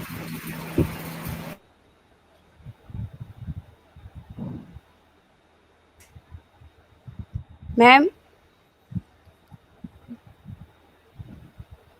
Yes, it is visible now. Go through with your first page of presentation. Yes, Start ma'am. from first slide. First Please slide. start with first slide. Okay, good. You can Call start now, right? reports. Yes, ma'am. Call reports should be viewed on parents. Uh, what is parental involvement? The statute defines parental involvement as the participation of parents in regular life, um, two ways and meaningful communication involving student academic learning and other school activities like games or performance and all that parents play an integral role in assisting their child's learning, that parents are encouraged to be activity involved in their child education at school. That parents are full partner in their child's education and life and include as appropriate in their decision making and on advisory committees or to assist in their education of their child. Like other activities are carried out such as those described in section 118 of the ESEA. Benefit of parental involvement. Parents involvement plus school involvement then success every students.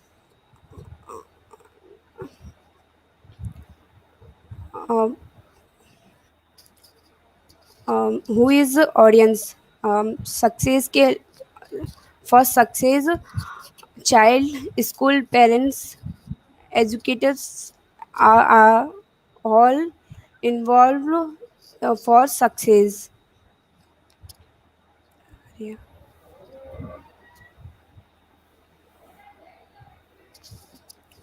Schools collaborative model.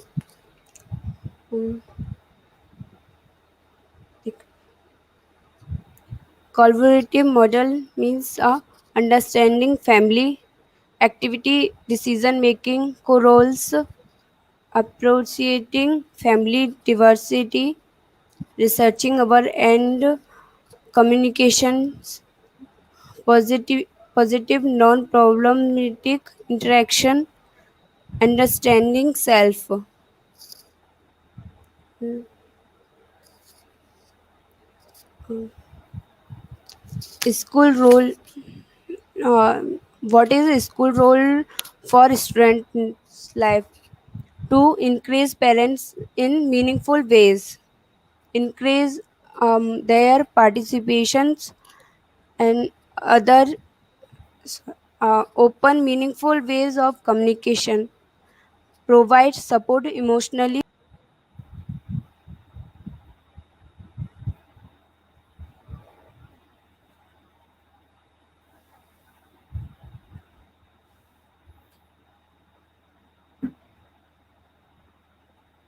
Pallavi Sharma Pallavi Sharma BTech final year student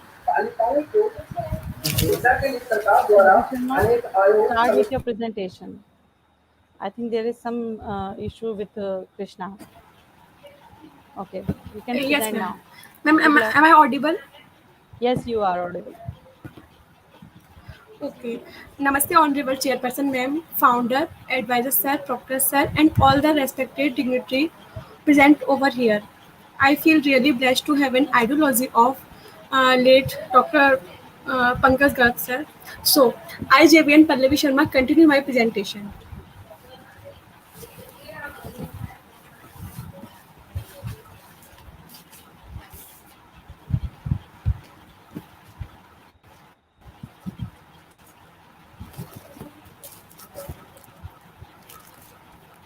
Ma'am, is my screen visible? Not yet. Okay.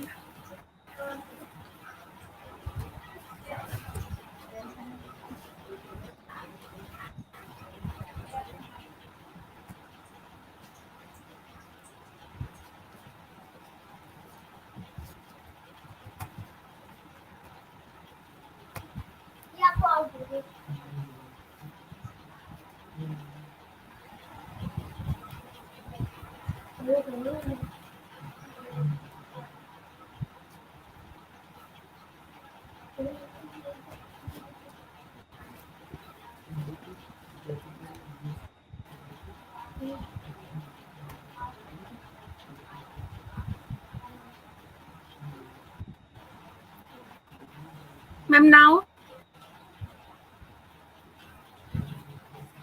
Yes, dear, it is now. It is Pallavi, loading it. please. Yeah, So, it Yeah, is my starting. topic is Pallavi is the- yes, sir. My topic is about cell phone make family relationship stronger, negative impact. So continue. First of all, let's come about the introduction.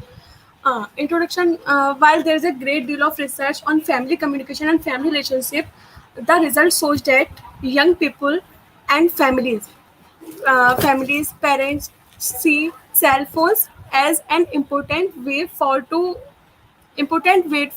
stay monitoring in a uh, the result shows that young people and family parents see cell phones as an important way for to stay monitoring while monitoring and keeping young people safe. Uh,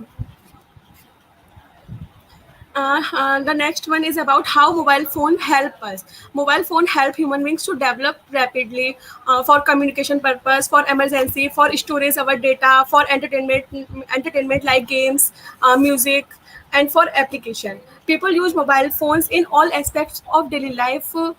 It is obvious that people without mobile phone used to send letters and telegrams. Uh, but with the mobile phone, it is easy to send a message and a video, audio, and we can communicate easily to anyone. And all kind of office work can do easily with the help of mobile phone, just like using MS Excel. And I'm presenting my PPT easily. I can also share it with my mobile phone. So we can do all kind of office work with a mobile phone. There are several many uses of mobile phone, it uh, it may take I think all over the day to mention all of them uses of mobile phone.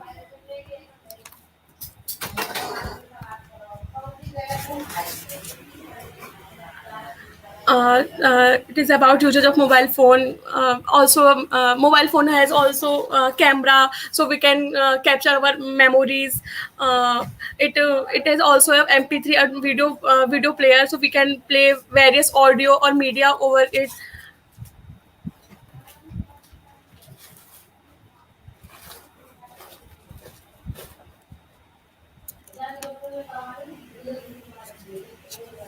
Huh. Yes. How to save family relationship from the negative effects of mobile phones? There are also advantage and also disadvantage of mobile phone, because we know family relationship are very important. But due to mobile phone, it due to mobile phone, people can people and children become less interact with their parents and elders. The most important side effects of mobile phone are very obvious, cause a lot of family problems. In the past, people used to sit and chat with their families to entertain themselves and talk about whole day. But today, few people in the world interact with their families in spare time. But it decreases day by day. Family interaction decreases day by day.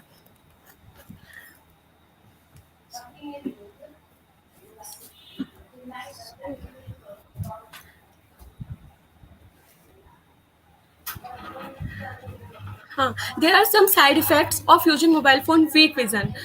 We know in due to this pandemic time, all children uses mobile phone, but it is it it is mobile phone has also advantage and disadvantage. Children use mobile phone in daily life for their online classes and on video games, and also for games, for listening music, or for YouTube, for seeing videos.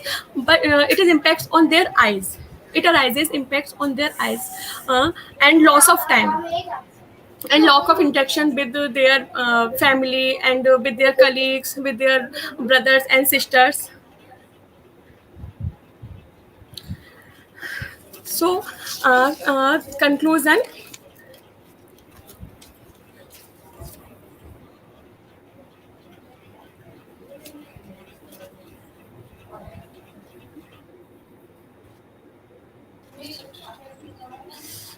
Pallavi, Pallavi Sharma, Yes, sir.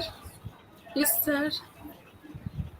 I was expecting since you are a student of final year of computer science of Jayoti Vidyapeeth Women's University, and you are you are hosteler also. So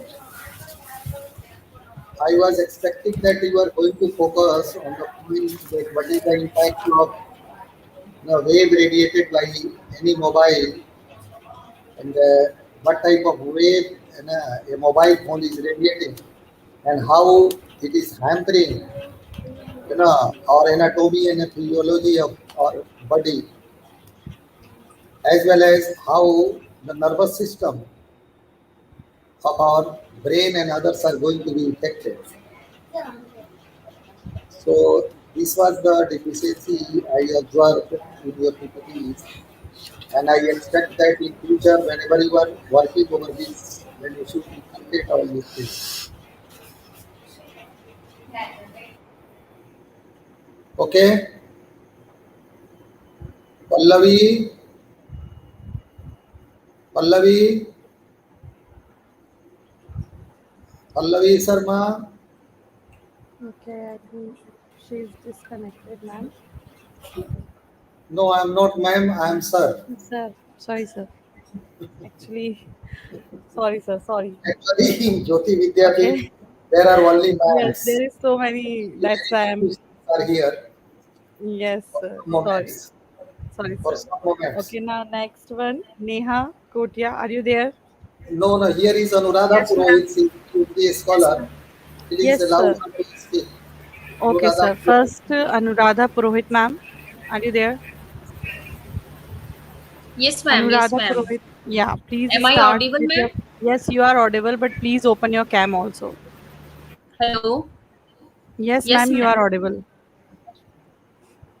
Am I visible, ma'am? Yes, yes, you are. Please start with your presentation. Good luck. Okay, thank you, ma'am. Very good morning, sir, to all the members of organizing committee of prestigious conference.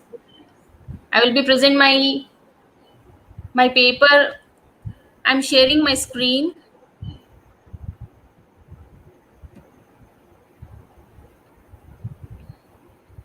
Anuradha, you are connected from Jodhpur. Yes, sir. There is some network issue, but it will reveal. I'm sharing, sir.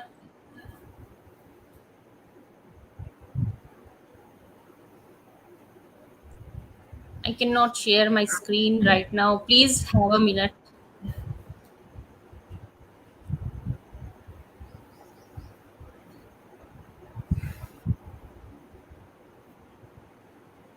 Is it visible, ma'am? Hello. Okay. Not yet, ma'am. Please. Okay, I'm retrying.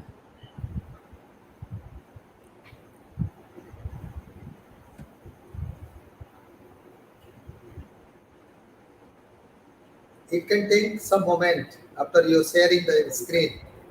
It can take some moment. Yes, sir. Please have a. Just give me 1 minute. No, no, no problem. Go on, please.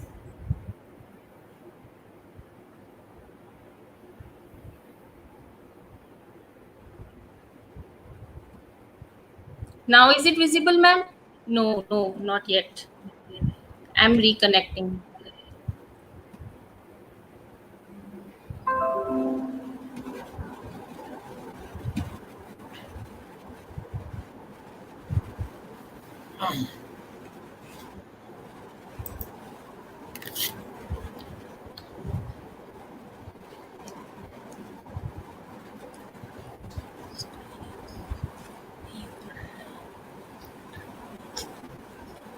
Anuradha, if you are unable, then you can send your PPT on the email address I have written in the chat box. Our technical team will be Yes, glad sir. to from here. Is it Pukhraj at jvwu.ac? Correct, correct. Okay, sir.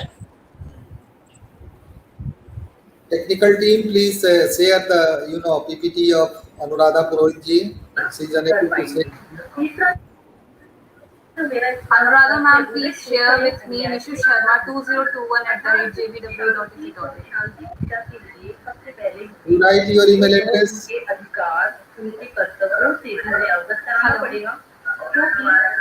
Anuradha ma'am, क्योंकि अगर हम उनके Nishu ji, please you write your email address here. Nishu Sharma 2021@jvw.ac.in. Nishu Sharma @2021@jvw.ac.in.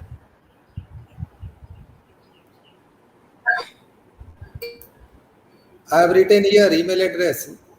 Fortunately, there is some spelling mistake. This is Nishu Sharma 2021. Anuradha, please go through. Nishu. Yes, sir. Sharma, SHARMA. NISHU. Sharma. Yes, sir. 2021@jbw.ac.in.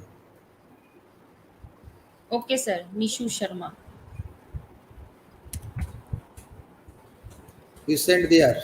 She is in technical team there. She is leading. She is Yes, the leading the team. She is the coordinator of this conference. She is HOD in computer science. You send there. I hope Nishu ma'am you have received the mail.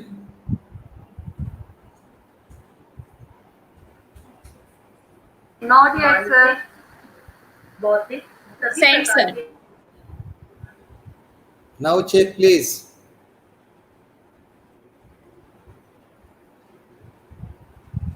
Please check, ma'am. I have sent. पूरे समाज में wait for a minute, ma'am. I didn't report एक शांतिपूर्ण समाज की I have sent my PPT at Nishu Sharma 2021. Yes, ma'am. It is NISHU SHARMA 2021. Yes. IOC has given this email address. Nishu Sharma. I have sent, sir, at Nishu Sharma 2021@jvw.ac.in. Spelling of Sharma, ma'am. It is SHARMA. NISHU SHARMA. Yeah, this one. No issue. 2021. Yes, ma'am. I received. Yes, ma'am.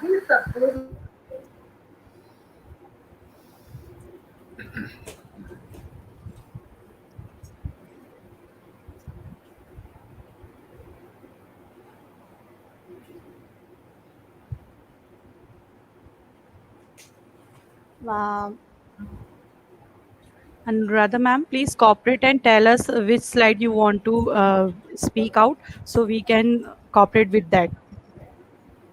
Yes, ma'am. Just start from the beginning. No, this is not my. No, ma'am.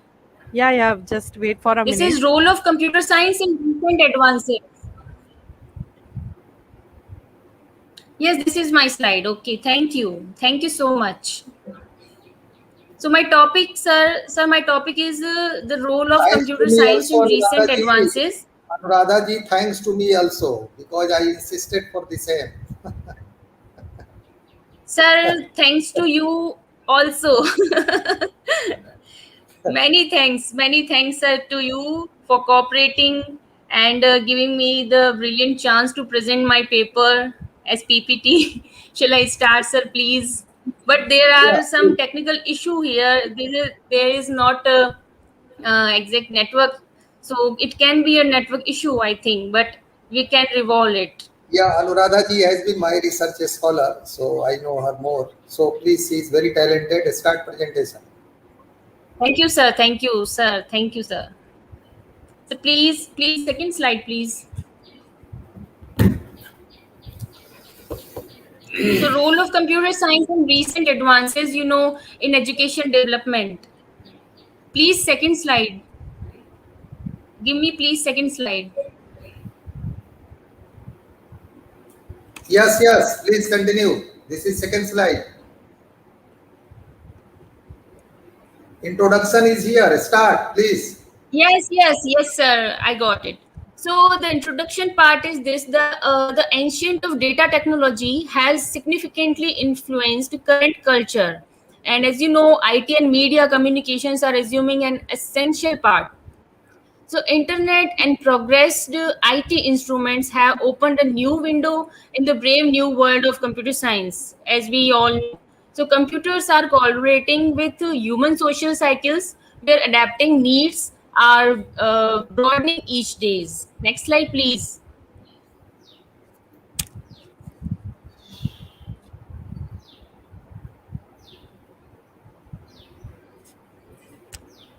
Yeah. So learning and instructing are enduring extreme exchange on account of technology advances in the education field. This is particularly obvious when discussing computer science. So this advantage are some advantages are preferring the development of recent trends of learning and educating. Here are some advantages. Please, next slide. Some new advantages are there. Some new advantages are there. Sorry. Okay. So multimedia and conferencing, what we are doing right now, like, and computer upheld agreeable work, and www and internet is very common word and very essential for these days. Automatic reviewing is the new word, and copywriting and infringement identification. So all these are new advancements are there. Algorithm, illustrators, electronic books or e-books also, digital libraries also. Next, please. Some main part of the role of computer science in recent advances, and what we are doing right now, multimedia conferencing. So offbeat correspondence media like email, new gathering, FTP, and so forth has been broadly used in the scholastic local area.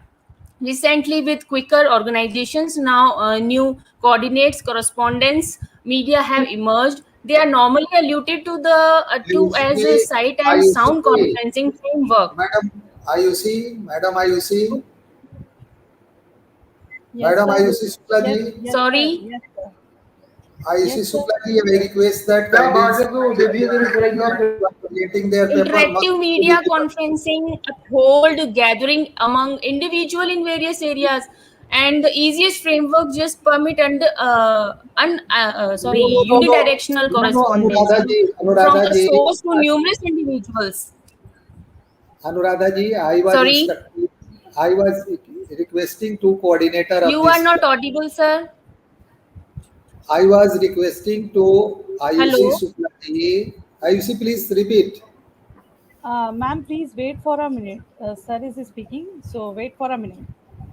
No, Only no, for 2 minutes. I'm telling that as per the presentation protocol, if someone is presenting, then that must should be visible because this is the live, presentation. Actually, sir, Anuradha ma'am having some network issue. If they मतलब she open her cam, तो उनका voice deduct होने लगेगा और उनको छोड़ना पड़ेगा, meeting Okay. छोड़ना पड़ेगा. That's why. तो they Okay, use a continue, little Anuradha, bit please. data. Anuradha ji, please continue. Sir, hello. Yeah, please If I start. am Please starting continue. my camera, then I have to mute myself. So voice No is problem. more important, sir. No Okay, issue, no, Anuradha okay, ma'am. I okay. cannot start Okay, my camera right now, sir. okay, no problem. Please continue. Shall I proceed, Please, sir? please continue, please. Thank you, sir. Thank you so much.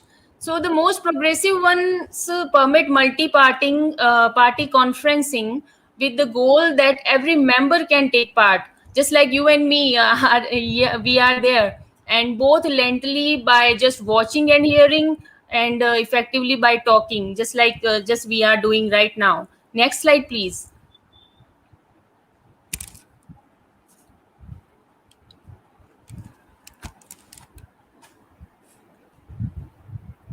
Next slide, please. Benefits and media conferencing. Click to 7th slide, please.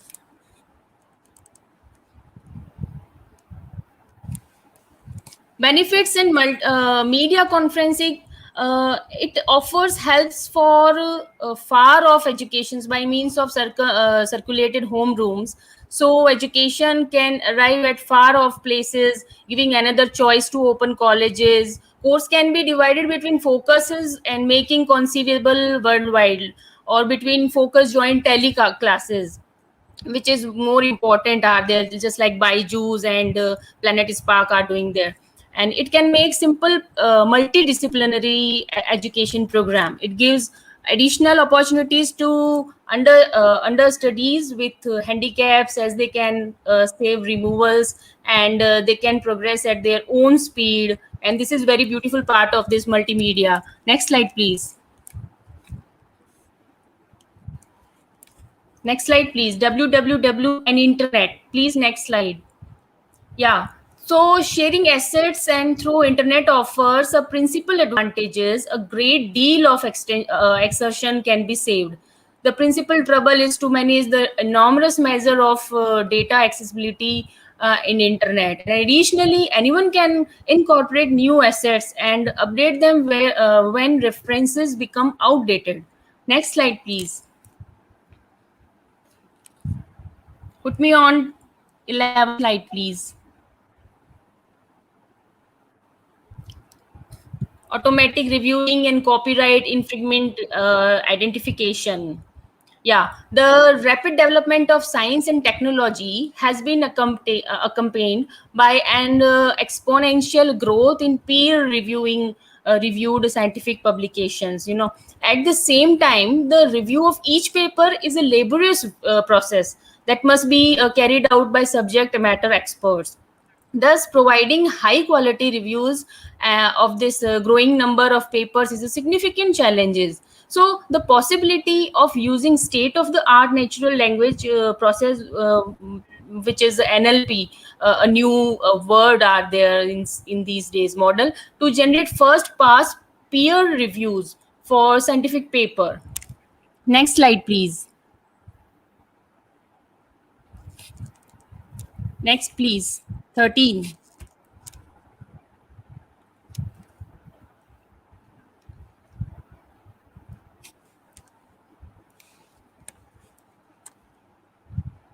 Hello. Yeah.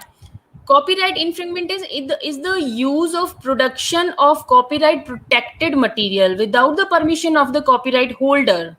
So copyright infringement means that the rights affordable to the copyright holder, such as the exclusive use of a work for a set of period of time, are being breached by the third party. And next slide, please.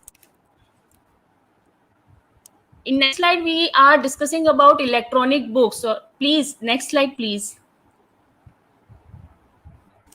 Yeah, the electronic books, yeah, also known as e-books, or is a publication made available in digital form, consisting of text, images, or both, readable on the flat panel display or computer or other electronic device like our smartphone also. So it is very handy to use, and defined as an electronic version of a printed book, that is ebook. Some ebooks exist without a printed equivalent. Ebooks can be read on a dedicated e-reader's device, but also on any computer device that featured a controllable viewing screen, including desktop also, desktop computers, laptop, tablets, and yes, of course, smartphone also. Next slide, please. Application of ebooks. Yeah, there are some applications of ebooks that are brilliant in use. Some of the major book retailers and multiple third-party developers offers free, and in some third-party cases, premium paid. And e-reader software applications, or we can say apps, for the Mac and PC computers, as well as Android and BlackBerry, iPad, iPhone, etc. These all are ebooks and other documents independently of dedicated ebooks devices. For example, examples are apps for the Amazon Kindle. We are using Kindle in these days very broadly. Kids also use the Kindle in very broadly ways. And Noble Nooks, iBooks, Kobo Reader, these all are Sony Reader also. These all are very important ebooks platforms are there. Next slide, please. Digital library. Advantages of ebooks. Yeah, in the space that comparably sized physical book takes up, an e-reader can contain thousands of ebooks, limited only by its memory capacity. And depending on the device, an ebook may be readable, in low light or even total darkness. Many ebooks have a built-in light source, can enlarge or change fonts, use text-to-speech software to read the text aloud for visually impaired, elderly, or dyslexic people, or just convenience. And e-readers allow readers to look up words or find more information about the topic immediately using an online dictionary. And we all are used to it. Printed books use 3 times more raw material and 78 times more water to produce when compared to ebooks. Next slide, please. Digital library. The second or third advantage is digital libraries are there. This is very broadly used in these days, especially in this COVID uh, pandemic. The expression digital library to or computerized library, you can say, to name storehouse or material in electronic arrangement. To some, it just recommands the mechanization of customary libraries. To other people, it's anything but an upheaval in materials, the sort of put away data, its management and its use also. Next slide, please. Libraries. Next slide. Next, please. You are just jumping. Future of digital libraries is very important. Libraries will contain an extraordinary variety of substance, not just of material. They will contain fixed and lasting materials like current books, yet it will likewise by normal to store variable materials or various adaptations or materials whose span width will be restricted, like drafts and so on. Next, please.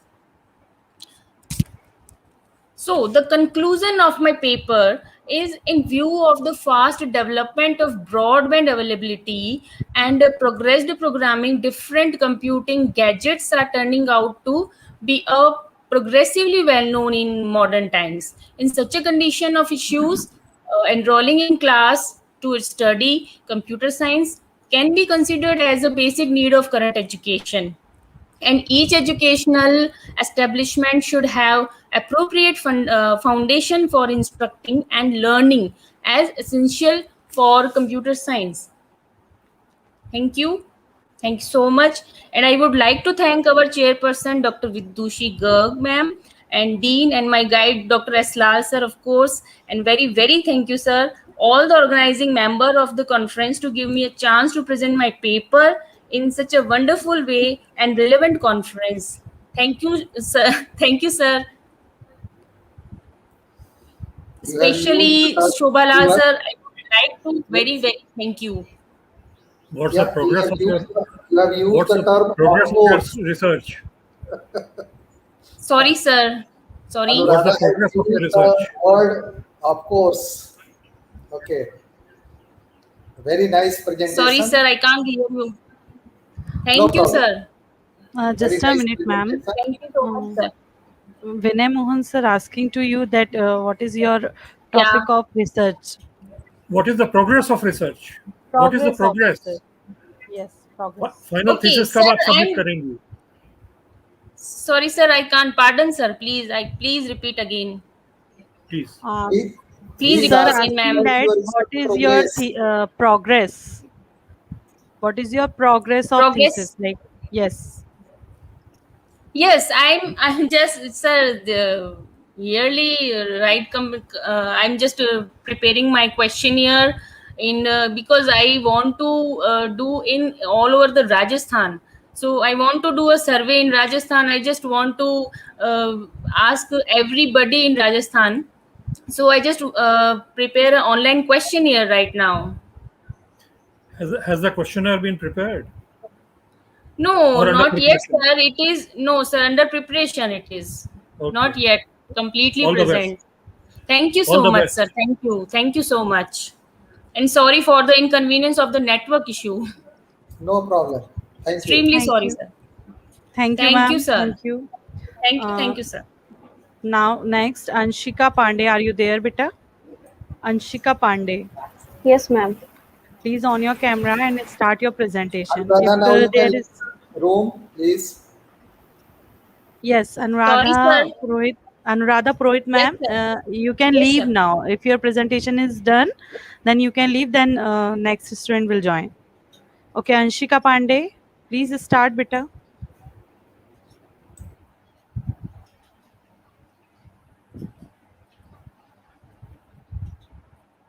Ma'am, is it visible? Not right now. Yes, it is. Yes. It Learning is. online has never Okay. Okay, now please start.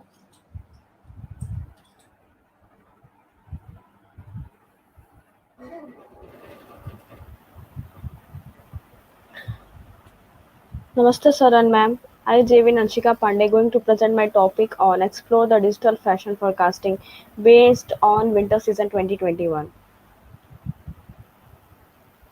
Abstract. In 2021, brand and retailers in the fashion industry can make moves to ensure that digital transformation driven by data. Forecasting is an essential part of fashion system. Forecasting provides fashion companies with insight about emerging trends. Fashion forecasting is a global career that focuses on upcoming trends. These are some pictures of digital fashion. Objective of fashion forecasting. Fashion forecasting is a global career that focuses on upcoming trend.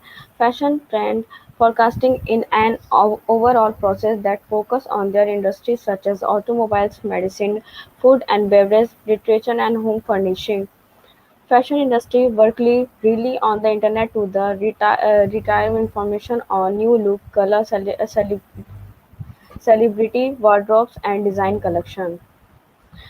Color and style are the two important objects to forecast for most buyers and merchandising. These are the color of winter fashion forecasting 2021.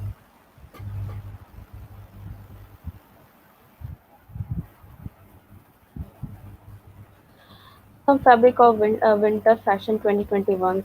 First sequences, second tweed, third animal print, fourth plaid, fifth green plaid, sixth velvet, seventh pin strip.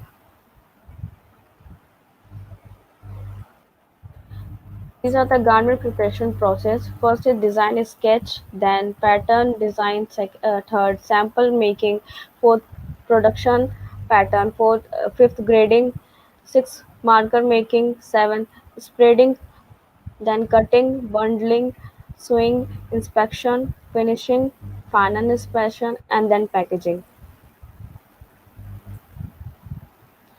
Methodology. The methodology is the scientific way followed by investigation research problem with optimum accuracy. In all the topics we can discuss about the fashion forecasting of 2021. Forecasting the future demand of a particular style, fabric and color is an important aspect of the fashion industry. Textiles especially work 2 years ahead to determine the general guidelines of each fashion. Thank you.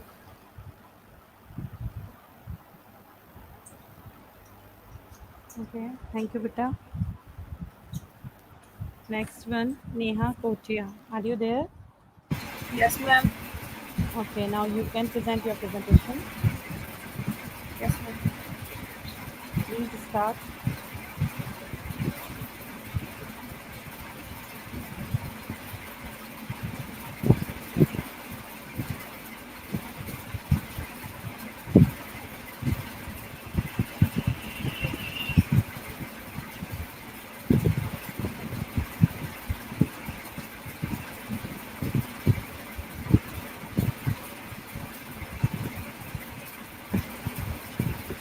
Neha, are you able to present? Yes, ma'am. Ma'am, my screen is visible. Not yet.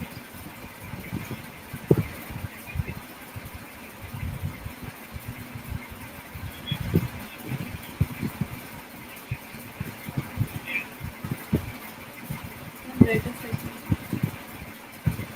Please try it again.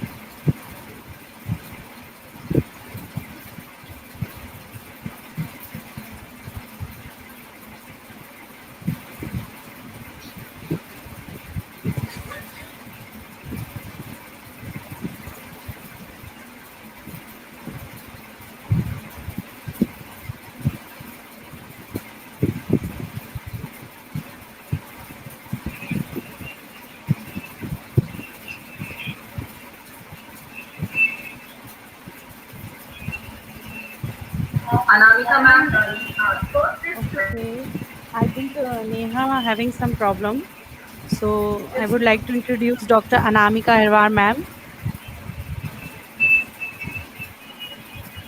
Are you there, ma'am?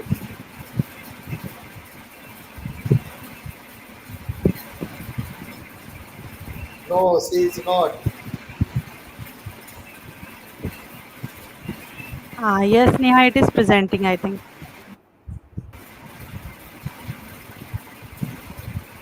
Ma'am, I, Yes, it is. It is ma'am, visible now. Please start your presentation. Good luck. wait a second. Nam- Namaste, Honorable Chairperson, ma'am, Founder and Advisor, sir, Proctor, sir, and all the respective dignitaries over here.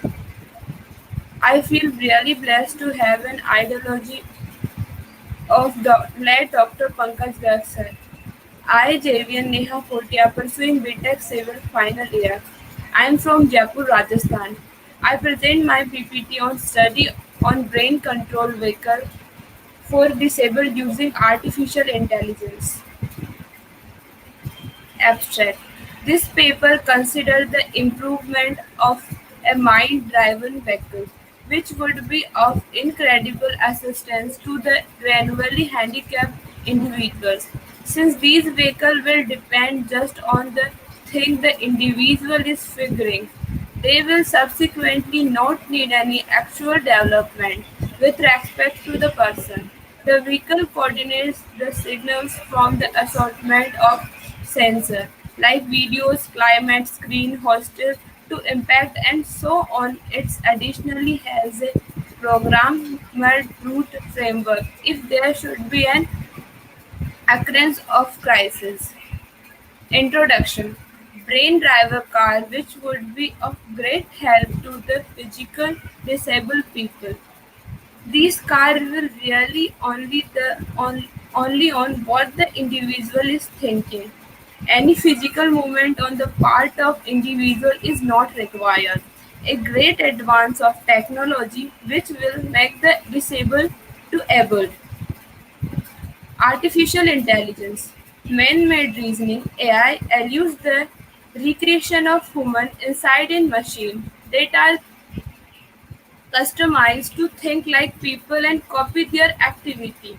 The term may likewise be applied to any machine that display attributes related with the human brain. For example, learning and critical thinking. The ideal trait of man-made reasoning is its capacity. Biocontrol system integrates signals from various other systems. It comprises of brain-computer interference, automatic security system, automatic navigation system.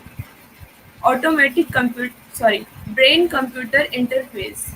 It's sometimes called a direct neural interface or brain machine. It is direct communication pathway between human and external device. Two-way BCI would allow brain and external device to exchange information in both directions.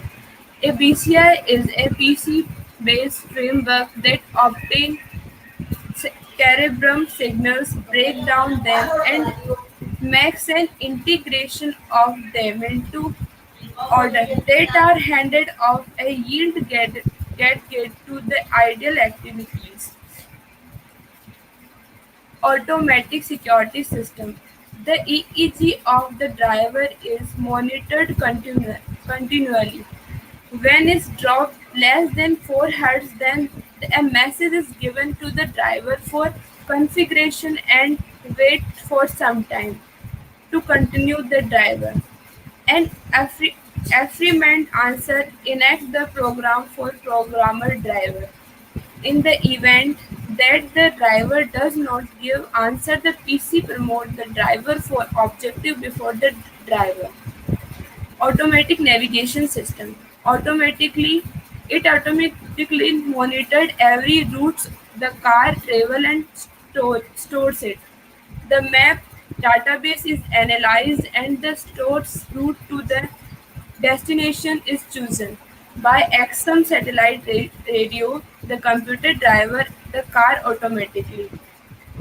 Conclusion: when the above requirements are satisfied and if a car becomes cost effective, we solve whiteness, a revolutionary change in the society.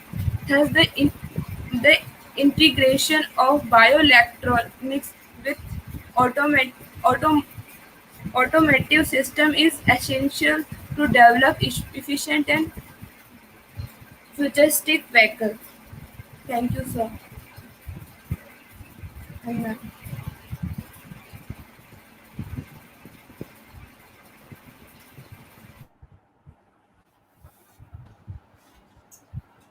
Okay, Anshika, please stop your presentation also. Neha, stop your presentation.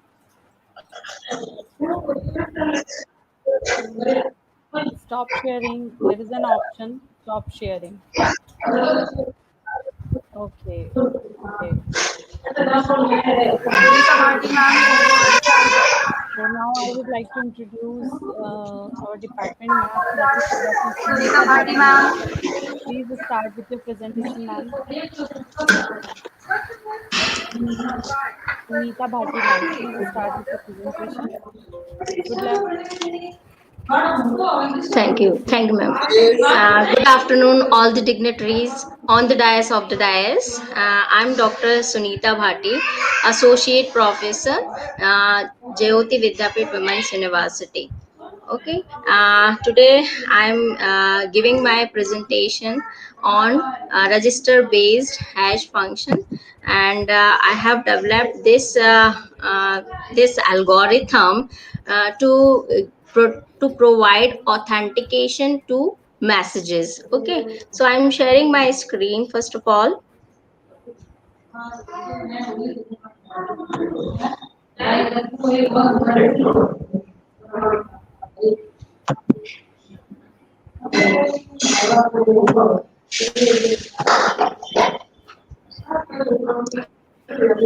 Okay. Disturbance by your side.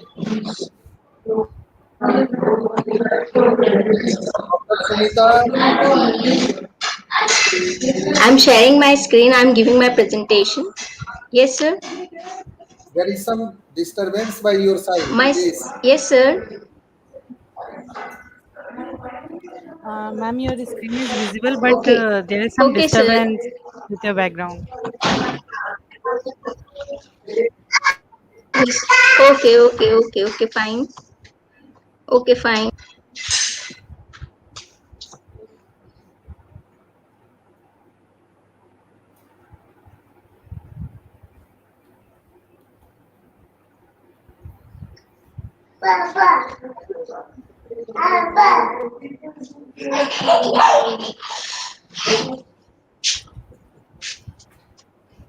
Okay. It seems your kids are also giving presentation.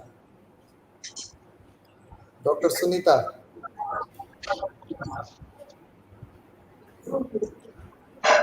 Yes, sir. Please continue. Start from the Sir, presentation. Please continue, ma'am. Please yes, start sir. with your Yes, sir. Sir, I'm presentation. starting. Your Yes, sir. Sir, screen is visible, please but wait. presentation is not. Please wait. Sir, I'm starting.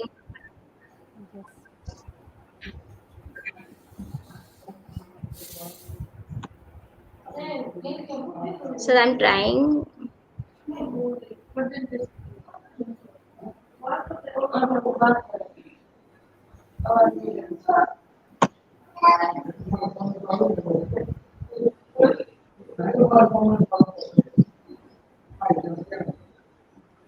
Okay, sir. Is it visible? Yes. Ayushi, ma'am, is it visible? Yes, yes, ma'am, it is visible. Please start with your presentation. Okay. Uh, okay, sir. In this paper, I have proposed a new construction of hash function scheme named RBHF, register based hash function for message authentication.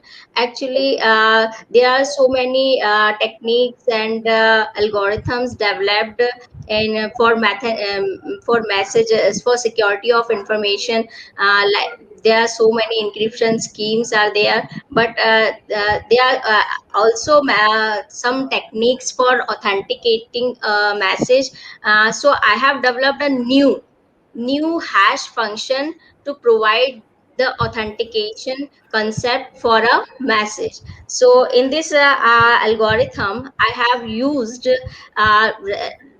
common general purpose register and linear feedback shift register, and including some logic gates. Okay, so and this actually so our conference team uh, is on there is a subtopic in our conference team that like cyber crime. So in my presentation, in my paper, I have given a solution, a little bit solution to protect our information over the open channels. Okay, so first of all, I'm just giving the just general introduction about cybercrime. Cybercrime committed using crime committed using computers and internet to harm systems, organizations, or peoples called cybercrime. Cybercrime is a global problem, and cryptography provides some solutions to prevent from cyber crimes and to protect our information over the internet, which flows on open channels. Okay, so I have given a solution to this, a solution to protect our information, to provide authentication to our system, to our messages through my hash function. So let's start the components of RBHF. RBHF, that is register based hash function, which I have introduced in my algorithm. Okay, in this hash algorithm, general computer registers, linear feedback registers, I already told you, logical operations are done, and the combination of these will generate a complex hash code, so that we can provide authentication to our message using this hash code. How it can apply, I will discuss in later my slides. So first of all, I'm just giving this little bit introduction about computer register and linear feedback shift register. So general purpose register can store, what is a general purpose register? General purpose register can store both data and addresses, and there are so many types of general purpose register, and it can be named as 8-bit registers and 32-bit registers according to the bits that are stored in the registers. Okay, so next come to the linear feedback shift register, which I have used in this algorithm. So I am explaining this, what is linear feedback shift register.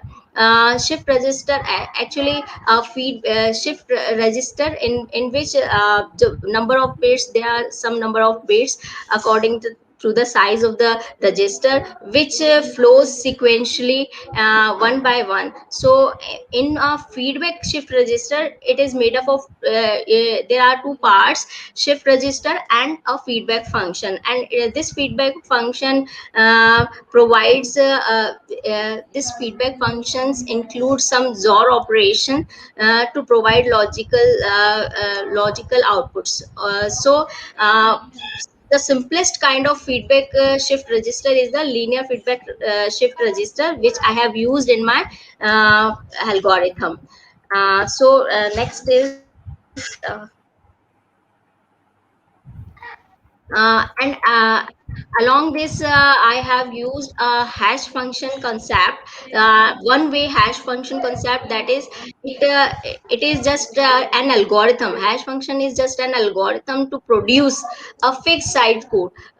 Whatever your message, whatever its size, you will when you will enter your you will enter your message, or you will input your message, or whatever the file in this hash function, it provides a code, fixed size code, that is of and its size is fixed. That is, it may be 512, it may be 128. But in this in my algorithm, in my hash function, it will provide 128 bit code, which is fixed, and it can't be reversible. Means, in in encryption scheme, in encryption schemes, when you coded the message, you coded the message, you again decode the message. But in this hash function concept, when you convert it into hash code, then the hash code cannot be again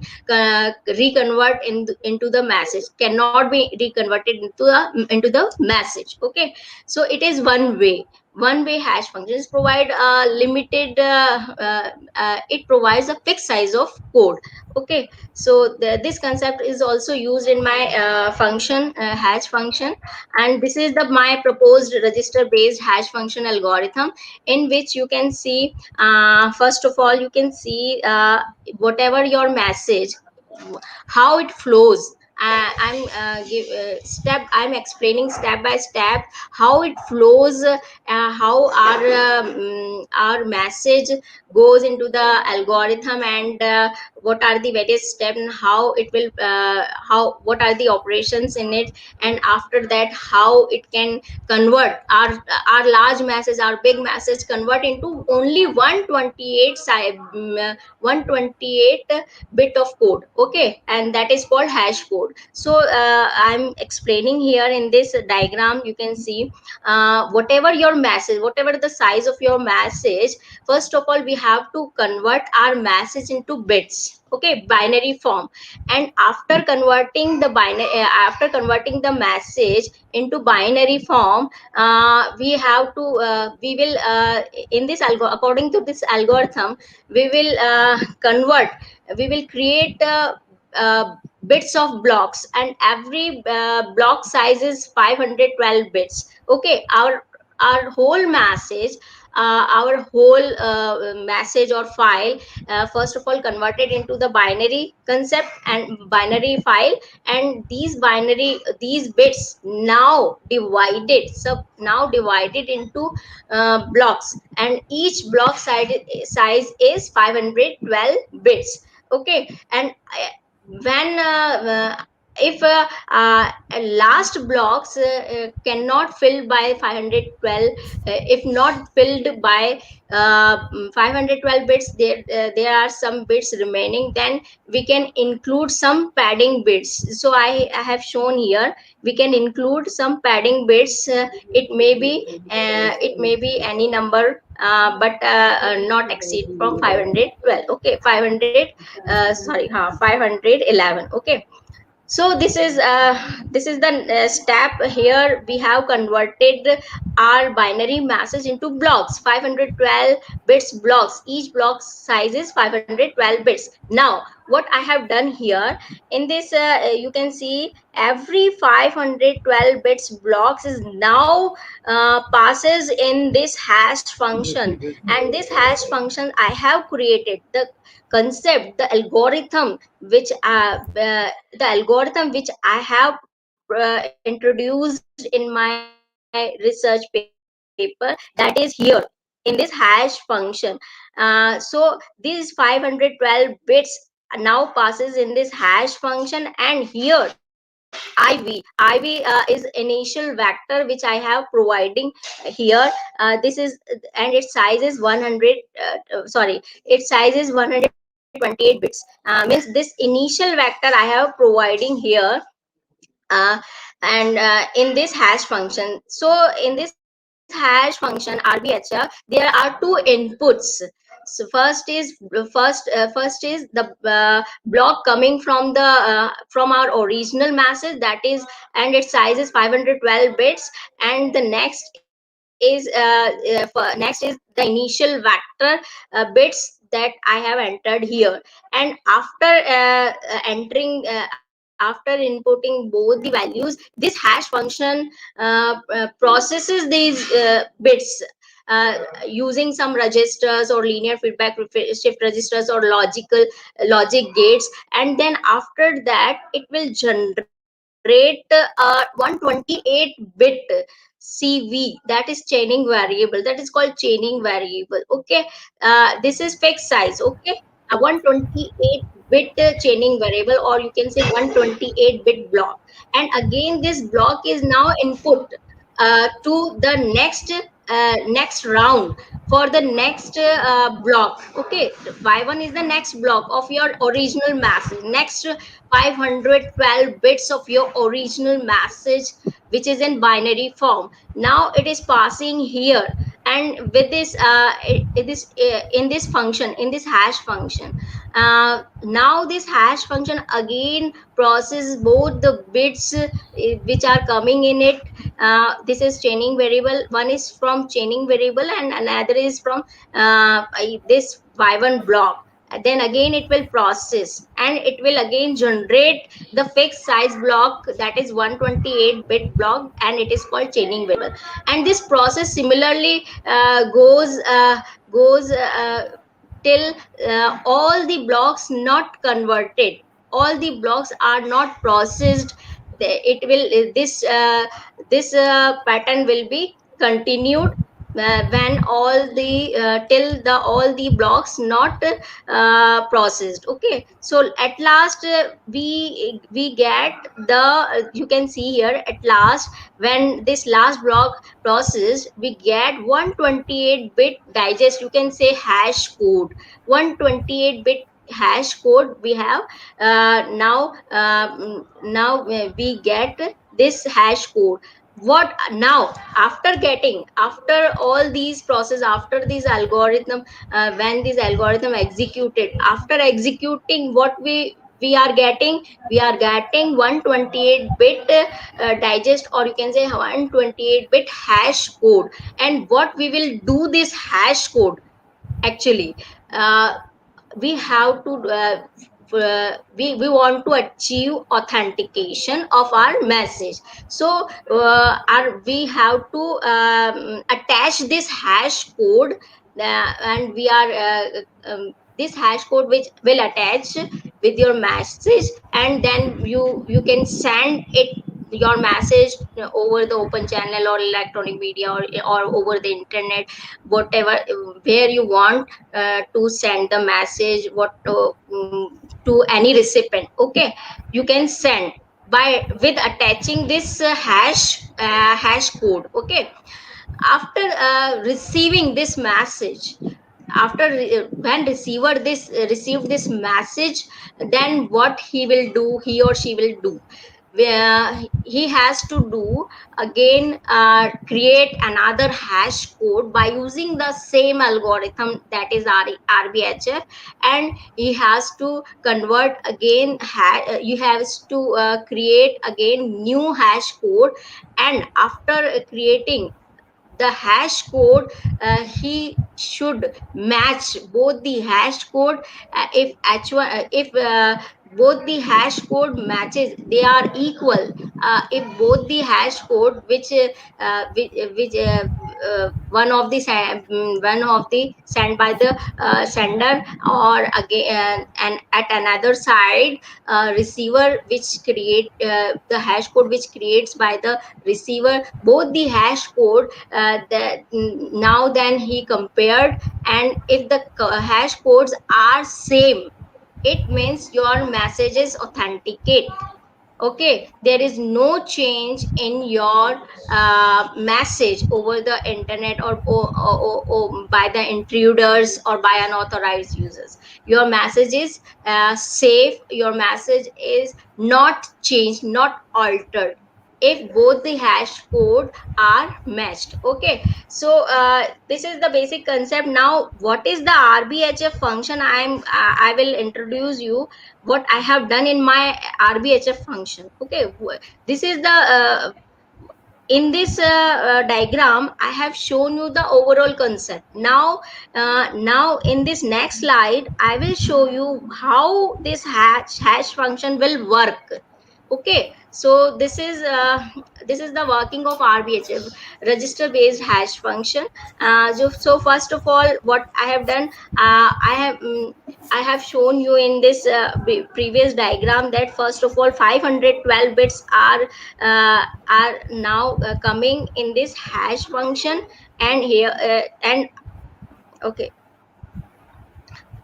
Okay, and 128 initial vector bits are coming in this hash function. Then hash function process these bits, and it generates 128 bits. So how it will generate this 128 bits, I have shown here in this diagram. You can see these 500 bits, 512 bits are subdivided into four parts, four equal parts, that are 128 bits, 128 bits, each equal 128 bits, four parts. 512 bits are divided into four equal parts. Okay, now first part or first block 128 bits now stored in these general purpose register A, B, C, D, and a size of these general purpose register are 32 bit each. The a size of A register is 32 bit, and B, C, and D, all the registers size is 32 bits. So now 128 bits are divided in again four parts, and these bits are stored in these four registers. Okay, after that, after storing these 128 bits in this register, this is first round. So after storing these 128 bits in these register, there is coming IV, initial vector bits, that are of its size is 128 bits, that are coming here, and these 128 bits are again subdivided into four equal parts. So 32 bits are coming in this and here.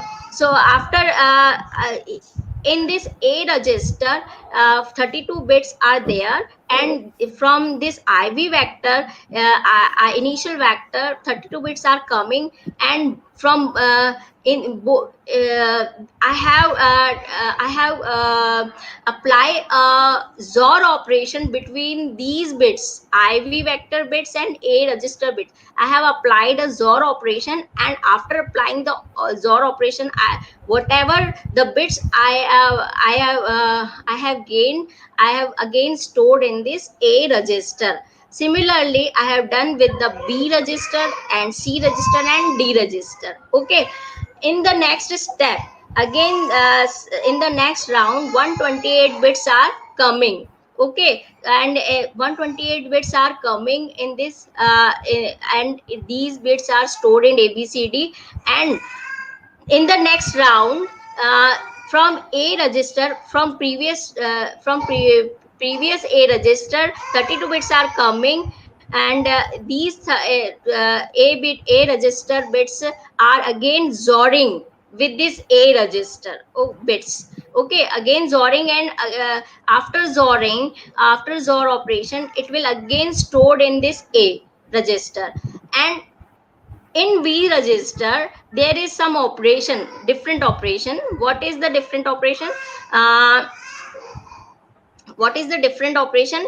A and C, from a register A and from register C, they are coming 32 bits, and these 32 bits are now again XORing from A and C. These bits are coming and XORing. After XORing, whatever the bits are we have received, again all the bits are stored. All the 32 bits are stored in this B register, and this similarly B and D, bits of register B and D are XORing, and the result is stored in the C register.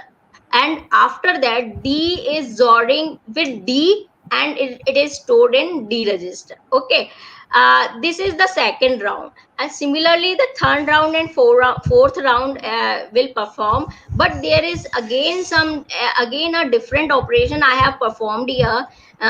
From whatever I have gaining in this first round, from D register, the bits from D register and the bits from second D register, both the bits are again XORing, and it is passing in this LFSR, linear feedback shift register.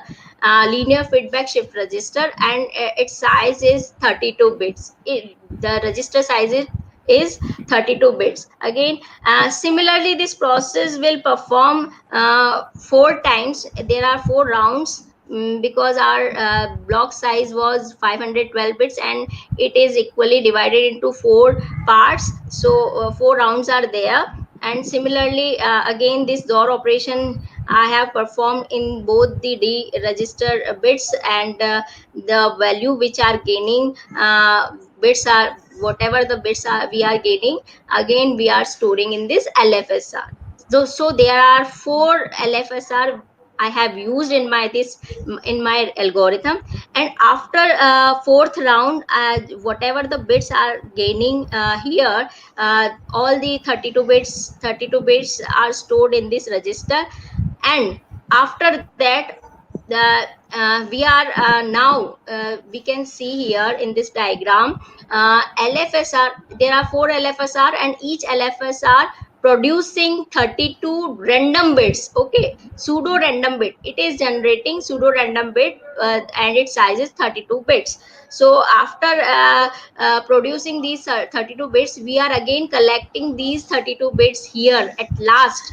So we are gaining one. Now in collecting, after collecting, we are again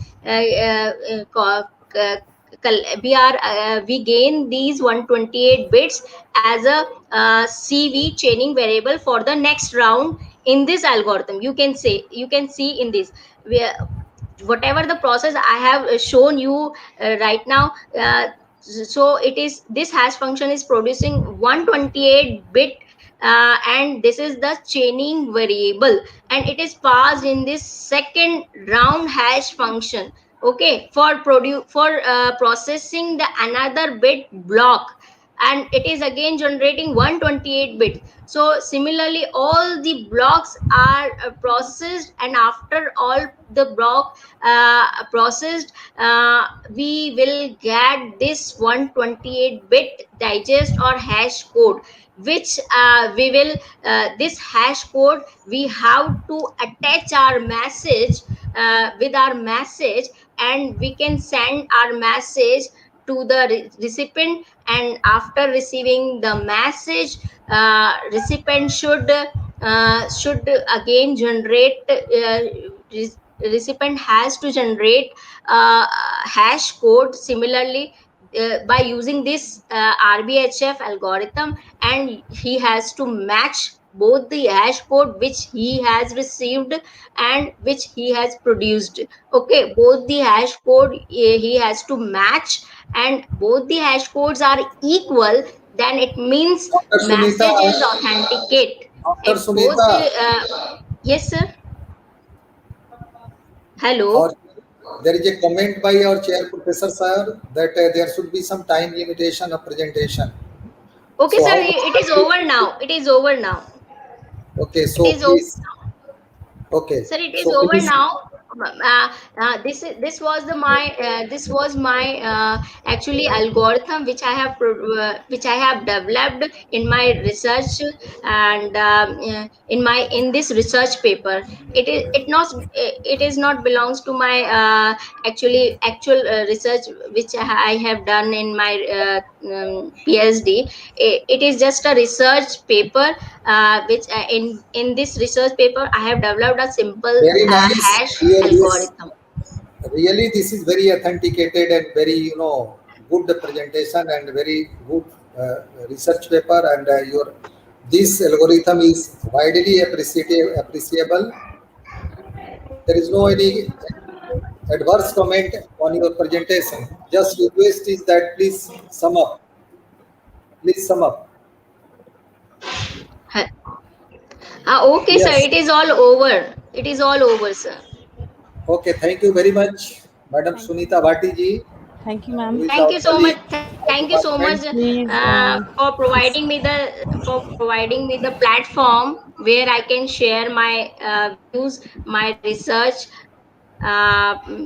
paper. Thank you so much, sir. Thank you so much, all the dignitaries. Have a nice day, sir. Thank you very much. And uh, technical team, I was expecting presentation of Jolly Pal. Yes. Yes, sir. Actually, Jolly were there. Ma'am, please stop Here. presenting. Stop sharing your Yes. screen. Sunita, ma'am, please stop sharing your screen. Okay, okay, okay, Yeah, okay, yeah, okay. please. And Jolly, are you there? Yes, ma'am. Uh, Sunita, ma'am, there is an option to stop sharing. Yes, now मैंने not. Ma'am, stop कर sir, I have stopped my. No, no. Ma'am No, it internet is problem visible हो रहा right है, now. Disconnect हो रहा है बार बार. Now Jolly is sharing. Ma'am, there is option, bottom side option is there. Jolly, you will start your presentation. Your PPT is visible. No, that is not Jolly's PPT, sir. Actually, that is the Sunita Okay. ma'am's PPT. And I think, Actually, ma'am, this PPT is in my side. I present Jolly PPT. Jolly, okay, Okay. okay, okay, I ma'am. will share. Jolly, Okay, ma'am. Jolly is there or not? Jolly, are you there, beta? Problem है, बार बार disconnect हो रहा है. Okay, no issue, Jolly. Start with your presentation. Ma'am showing it, right? Please start with your okay. presentation. Okay. Namaste, Chairperson Ma'am, Founder and Advisors, Sir, Proctor Sir, and all dignitaries over here. I am JVN Jollypal, pursuing BTech CS in Jayoti Vidyapeeth Women's University, Jaipur, Rajasthan. I am belonging from Bareilly, Uttar Pradesh. I am presenting my research paper on the topic Status of E-Governance.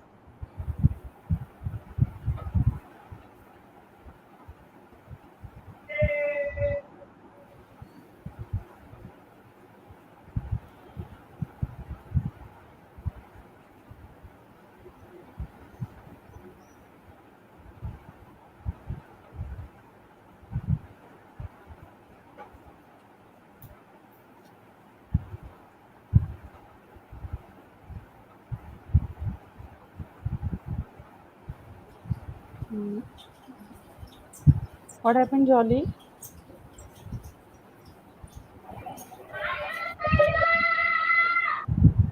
Hello, ma'am.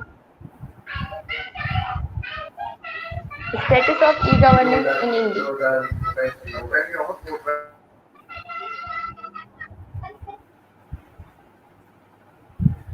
Government and public sector organized have been taken a serious step by adopting information and communication technologies in delivering efficient services, valuable information to their governance stakeholders with transparency. E-governance is an effective tool of ICT to improve the system of governance. E-governance is considered as e-governance is the application of information and communication technology to transform the efficiency.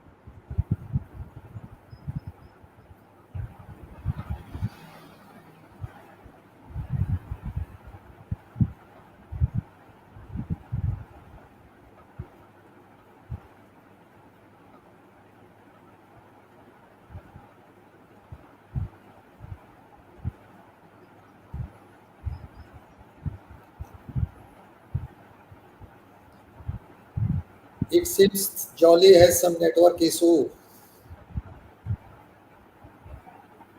Yes, sir. I think she have some network issue.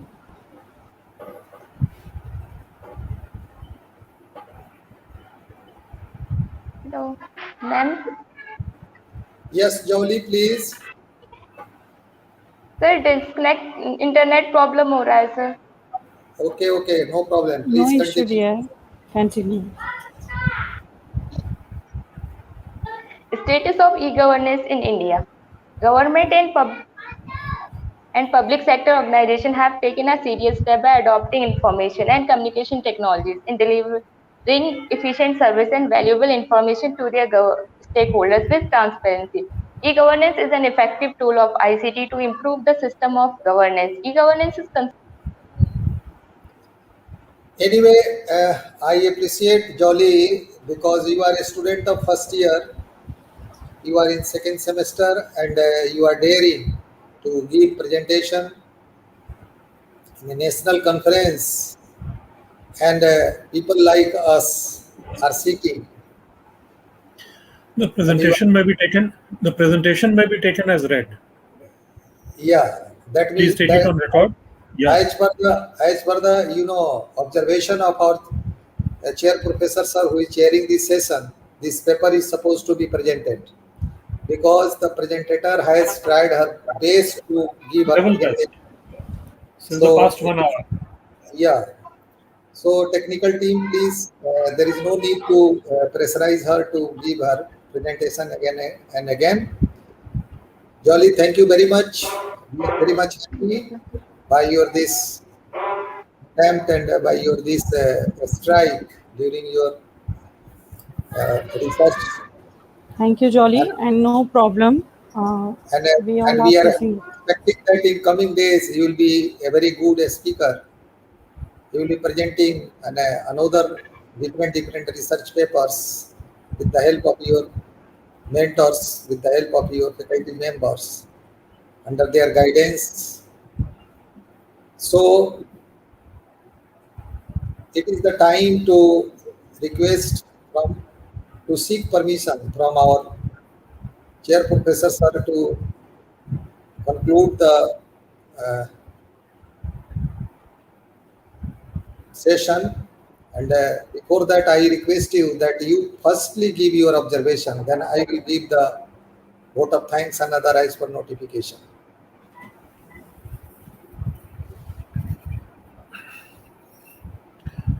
Yeah, it's a fitting proposal for concluding the session. And nice papers have been presented. Especially, what is commendable is that students from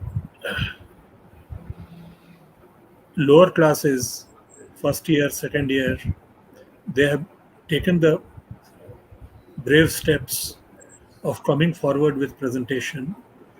That's indeed commendable. Even some final year students have done well, and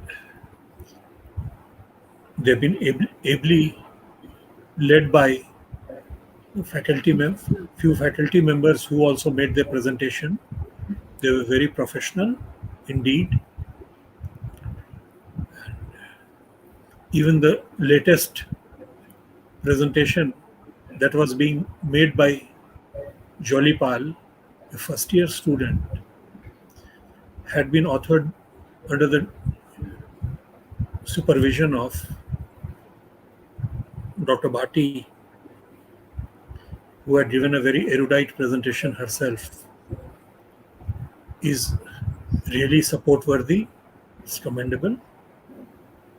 So, all in all, a step, a direction that should be continued to be taken for improving, further improving, because apart from the educational inputs, it's also essential that the students, how they present their knowledge, that also matters. So this is a very wonderful step that has been proposed, and let's hope this continues. So with thanks to everybody, we should conclude the presentation session. Thanks. Thank you for your validation, sir. And this is the validation session virtually.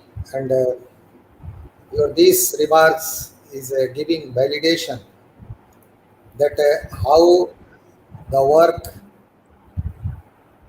taken by the different students, teachers, scholars, and what actually they were trying to say. Due to my some extraordinary engagement, I was not present in the morning session, but I am getting information as organizing secretary that it was very nice session led by our chair professor sir and coordinators of the conference, specifically Nishu and Ayushi Shukla. So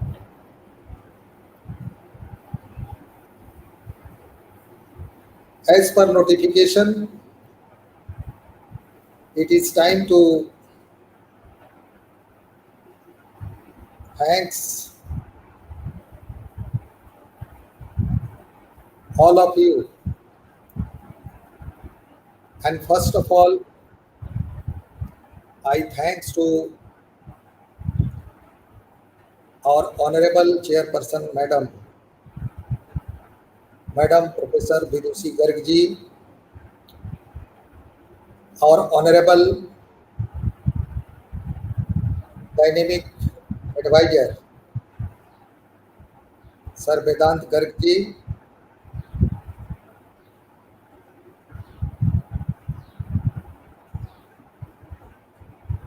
other dignitaries of the university,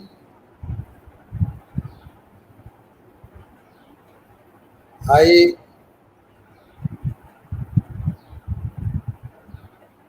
Professor Shobha Lal, Dean Faculty of Education and Methodology, and organizing secretary of NCRWS-II, from the bottom of my heart, extend my greetings and thanks with the information and submission that in between 2 days, our 13 invited speaker taken part in this National Conference of Engineering. And again, I would like to pay our heartiest respect and gratitude. They were Professor Manu K. Bora from USA, Dr. Rakesh Kumar ji, IAS, Ms. Manju Pandey ji, Oracle, Delhi, and one scholar who was replacing to Dr. B.N. Prasad, Raj Sinha, Ms. Anita Srotia, Assistant Professor, Computer Science, Manipal University, Jaipur, Dr. Umesh Chandra Pandey ji, Regional Director and in charge, IGNOU Bhopal, our very, very respected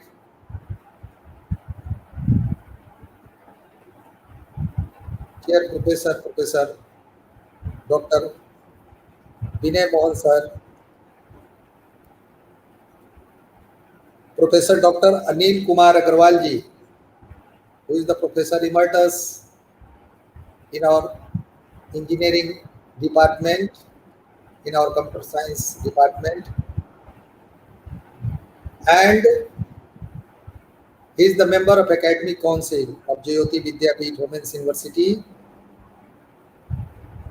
and he is professor of IIT BHU. Sri Amitanshu Prasad, Head Corporate Affairs, Adani Energy, Jharkhand. Dr. Pratima Goel, HOD Fashion Department, University of Mumbai. Dr. Boris Sankarji, retired IFS and ambassador, Hungary. These are the some names that have been under notification. And Dr. Arun Kumar also. And Dr. Arun Kumar, yeah, sorry for missing his name. Retired scientist from DRDO and my very, very close friend. So, during these 2 days of There was also Manju Pandey. Yeah, I've taken her name, Manju Pandey. During these 2 days discussions and presentation,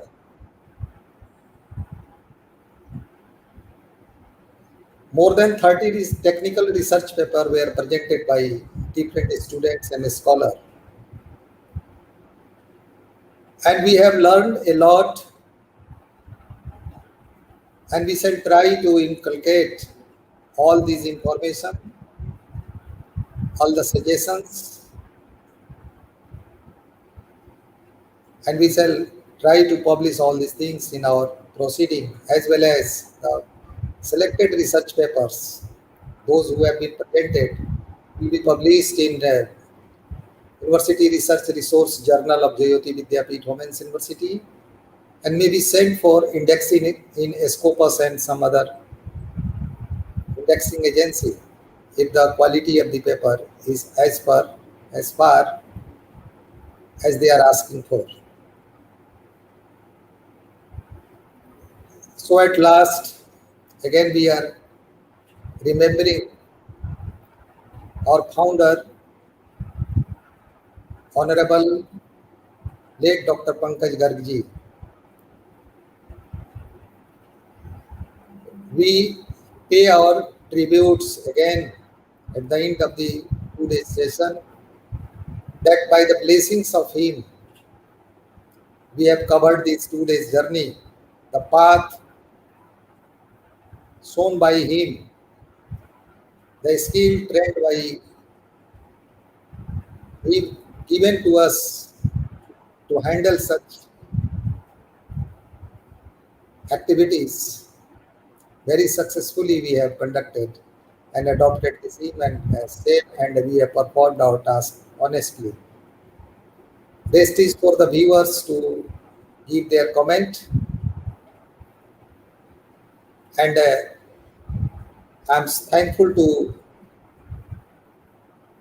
our coordinators of this conference, NCRWS, who day and night work for the success, make successful to this conference. Even being lady, they talk to the different level of people, and they try to make this conference successful. Our technical team, specifically Anil ji, Pukhraj ji, Asutosh ji, Ramlal ji,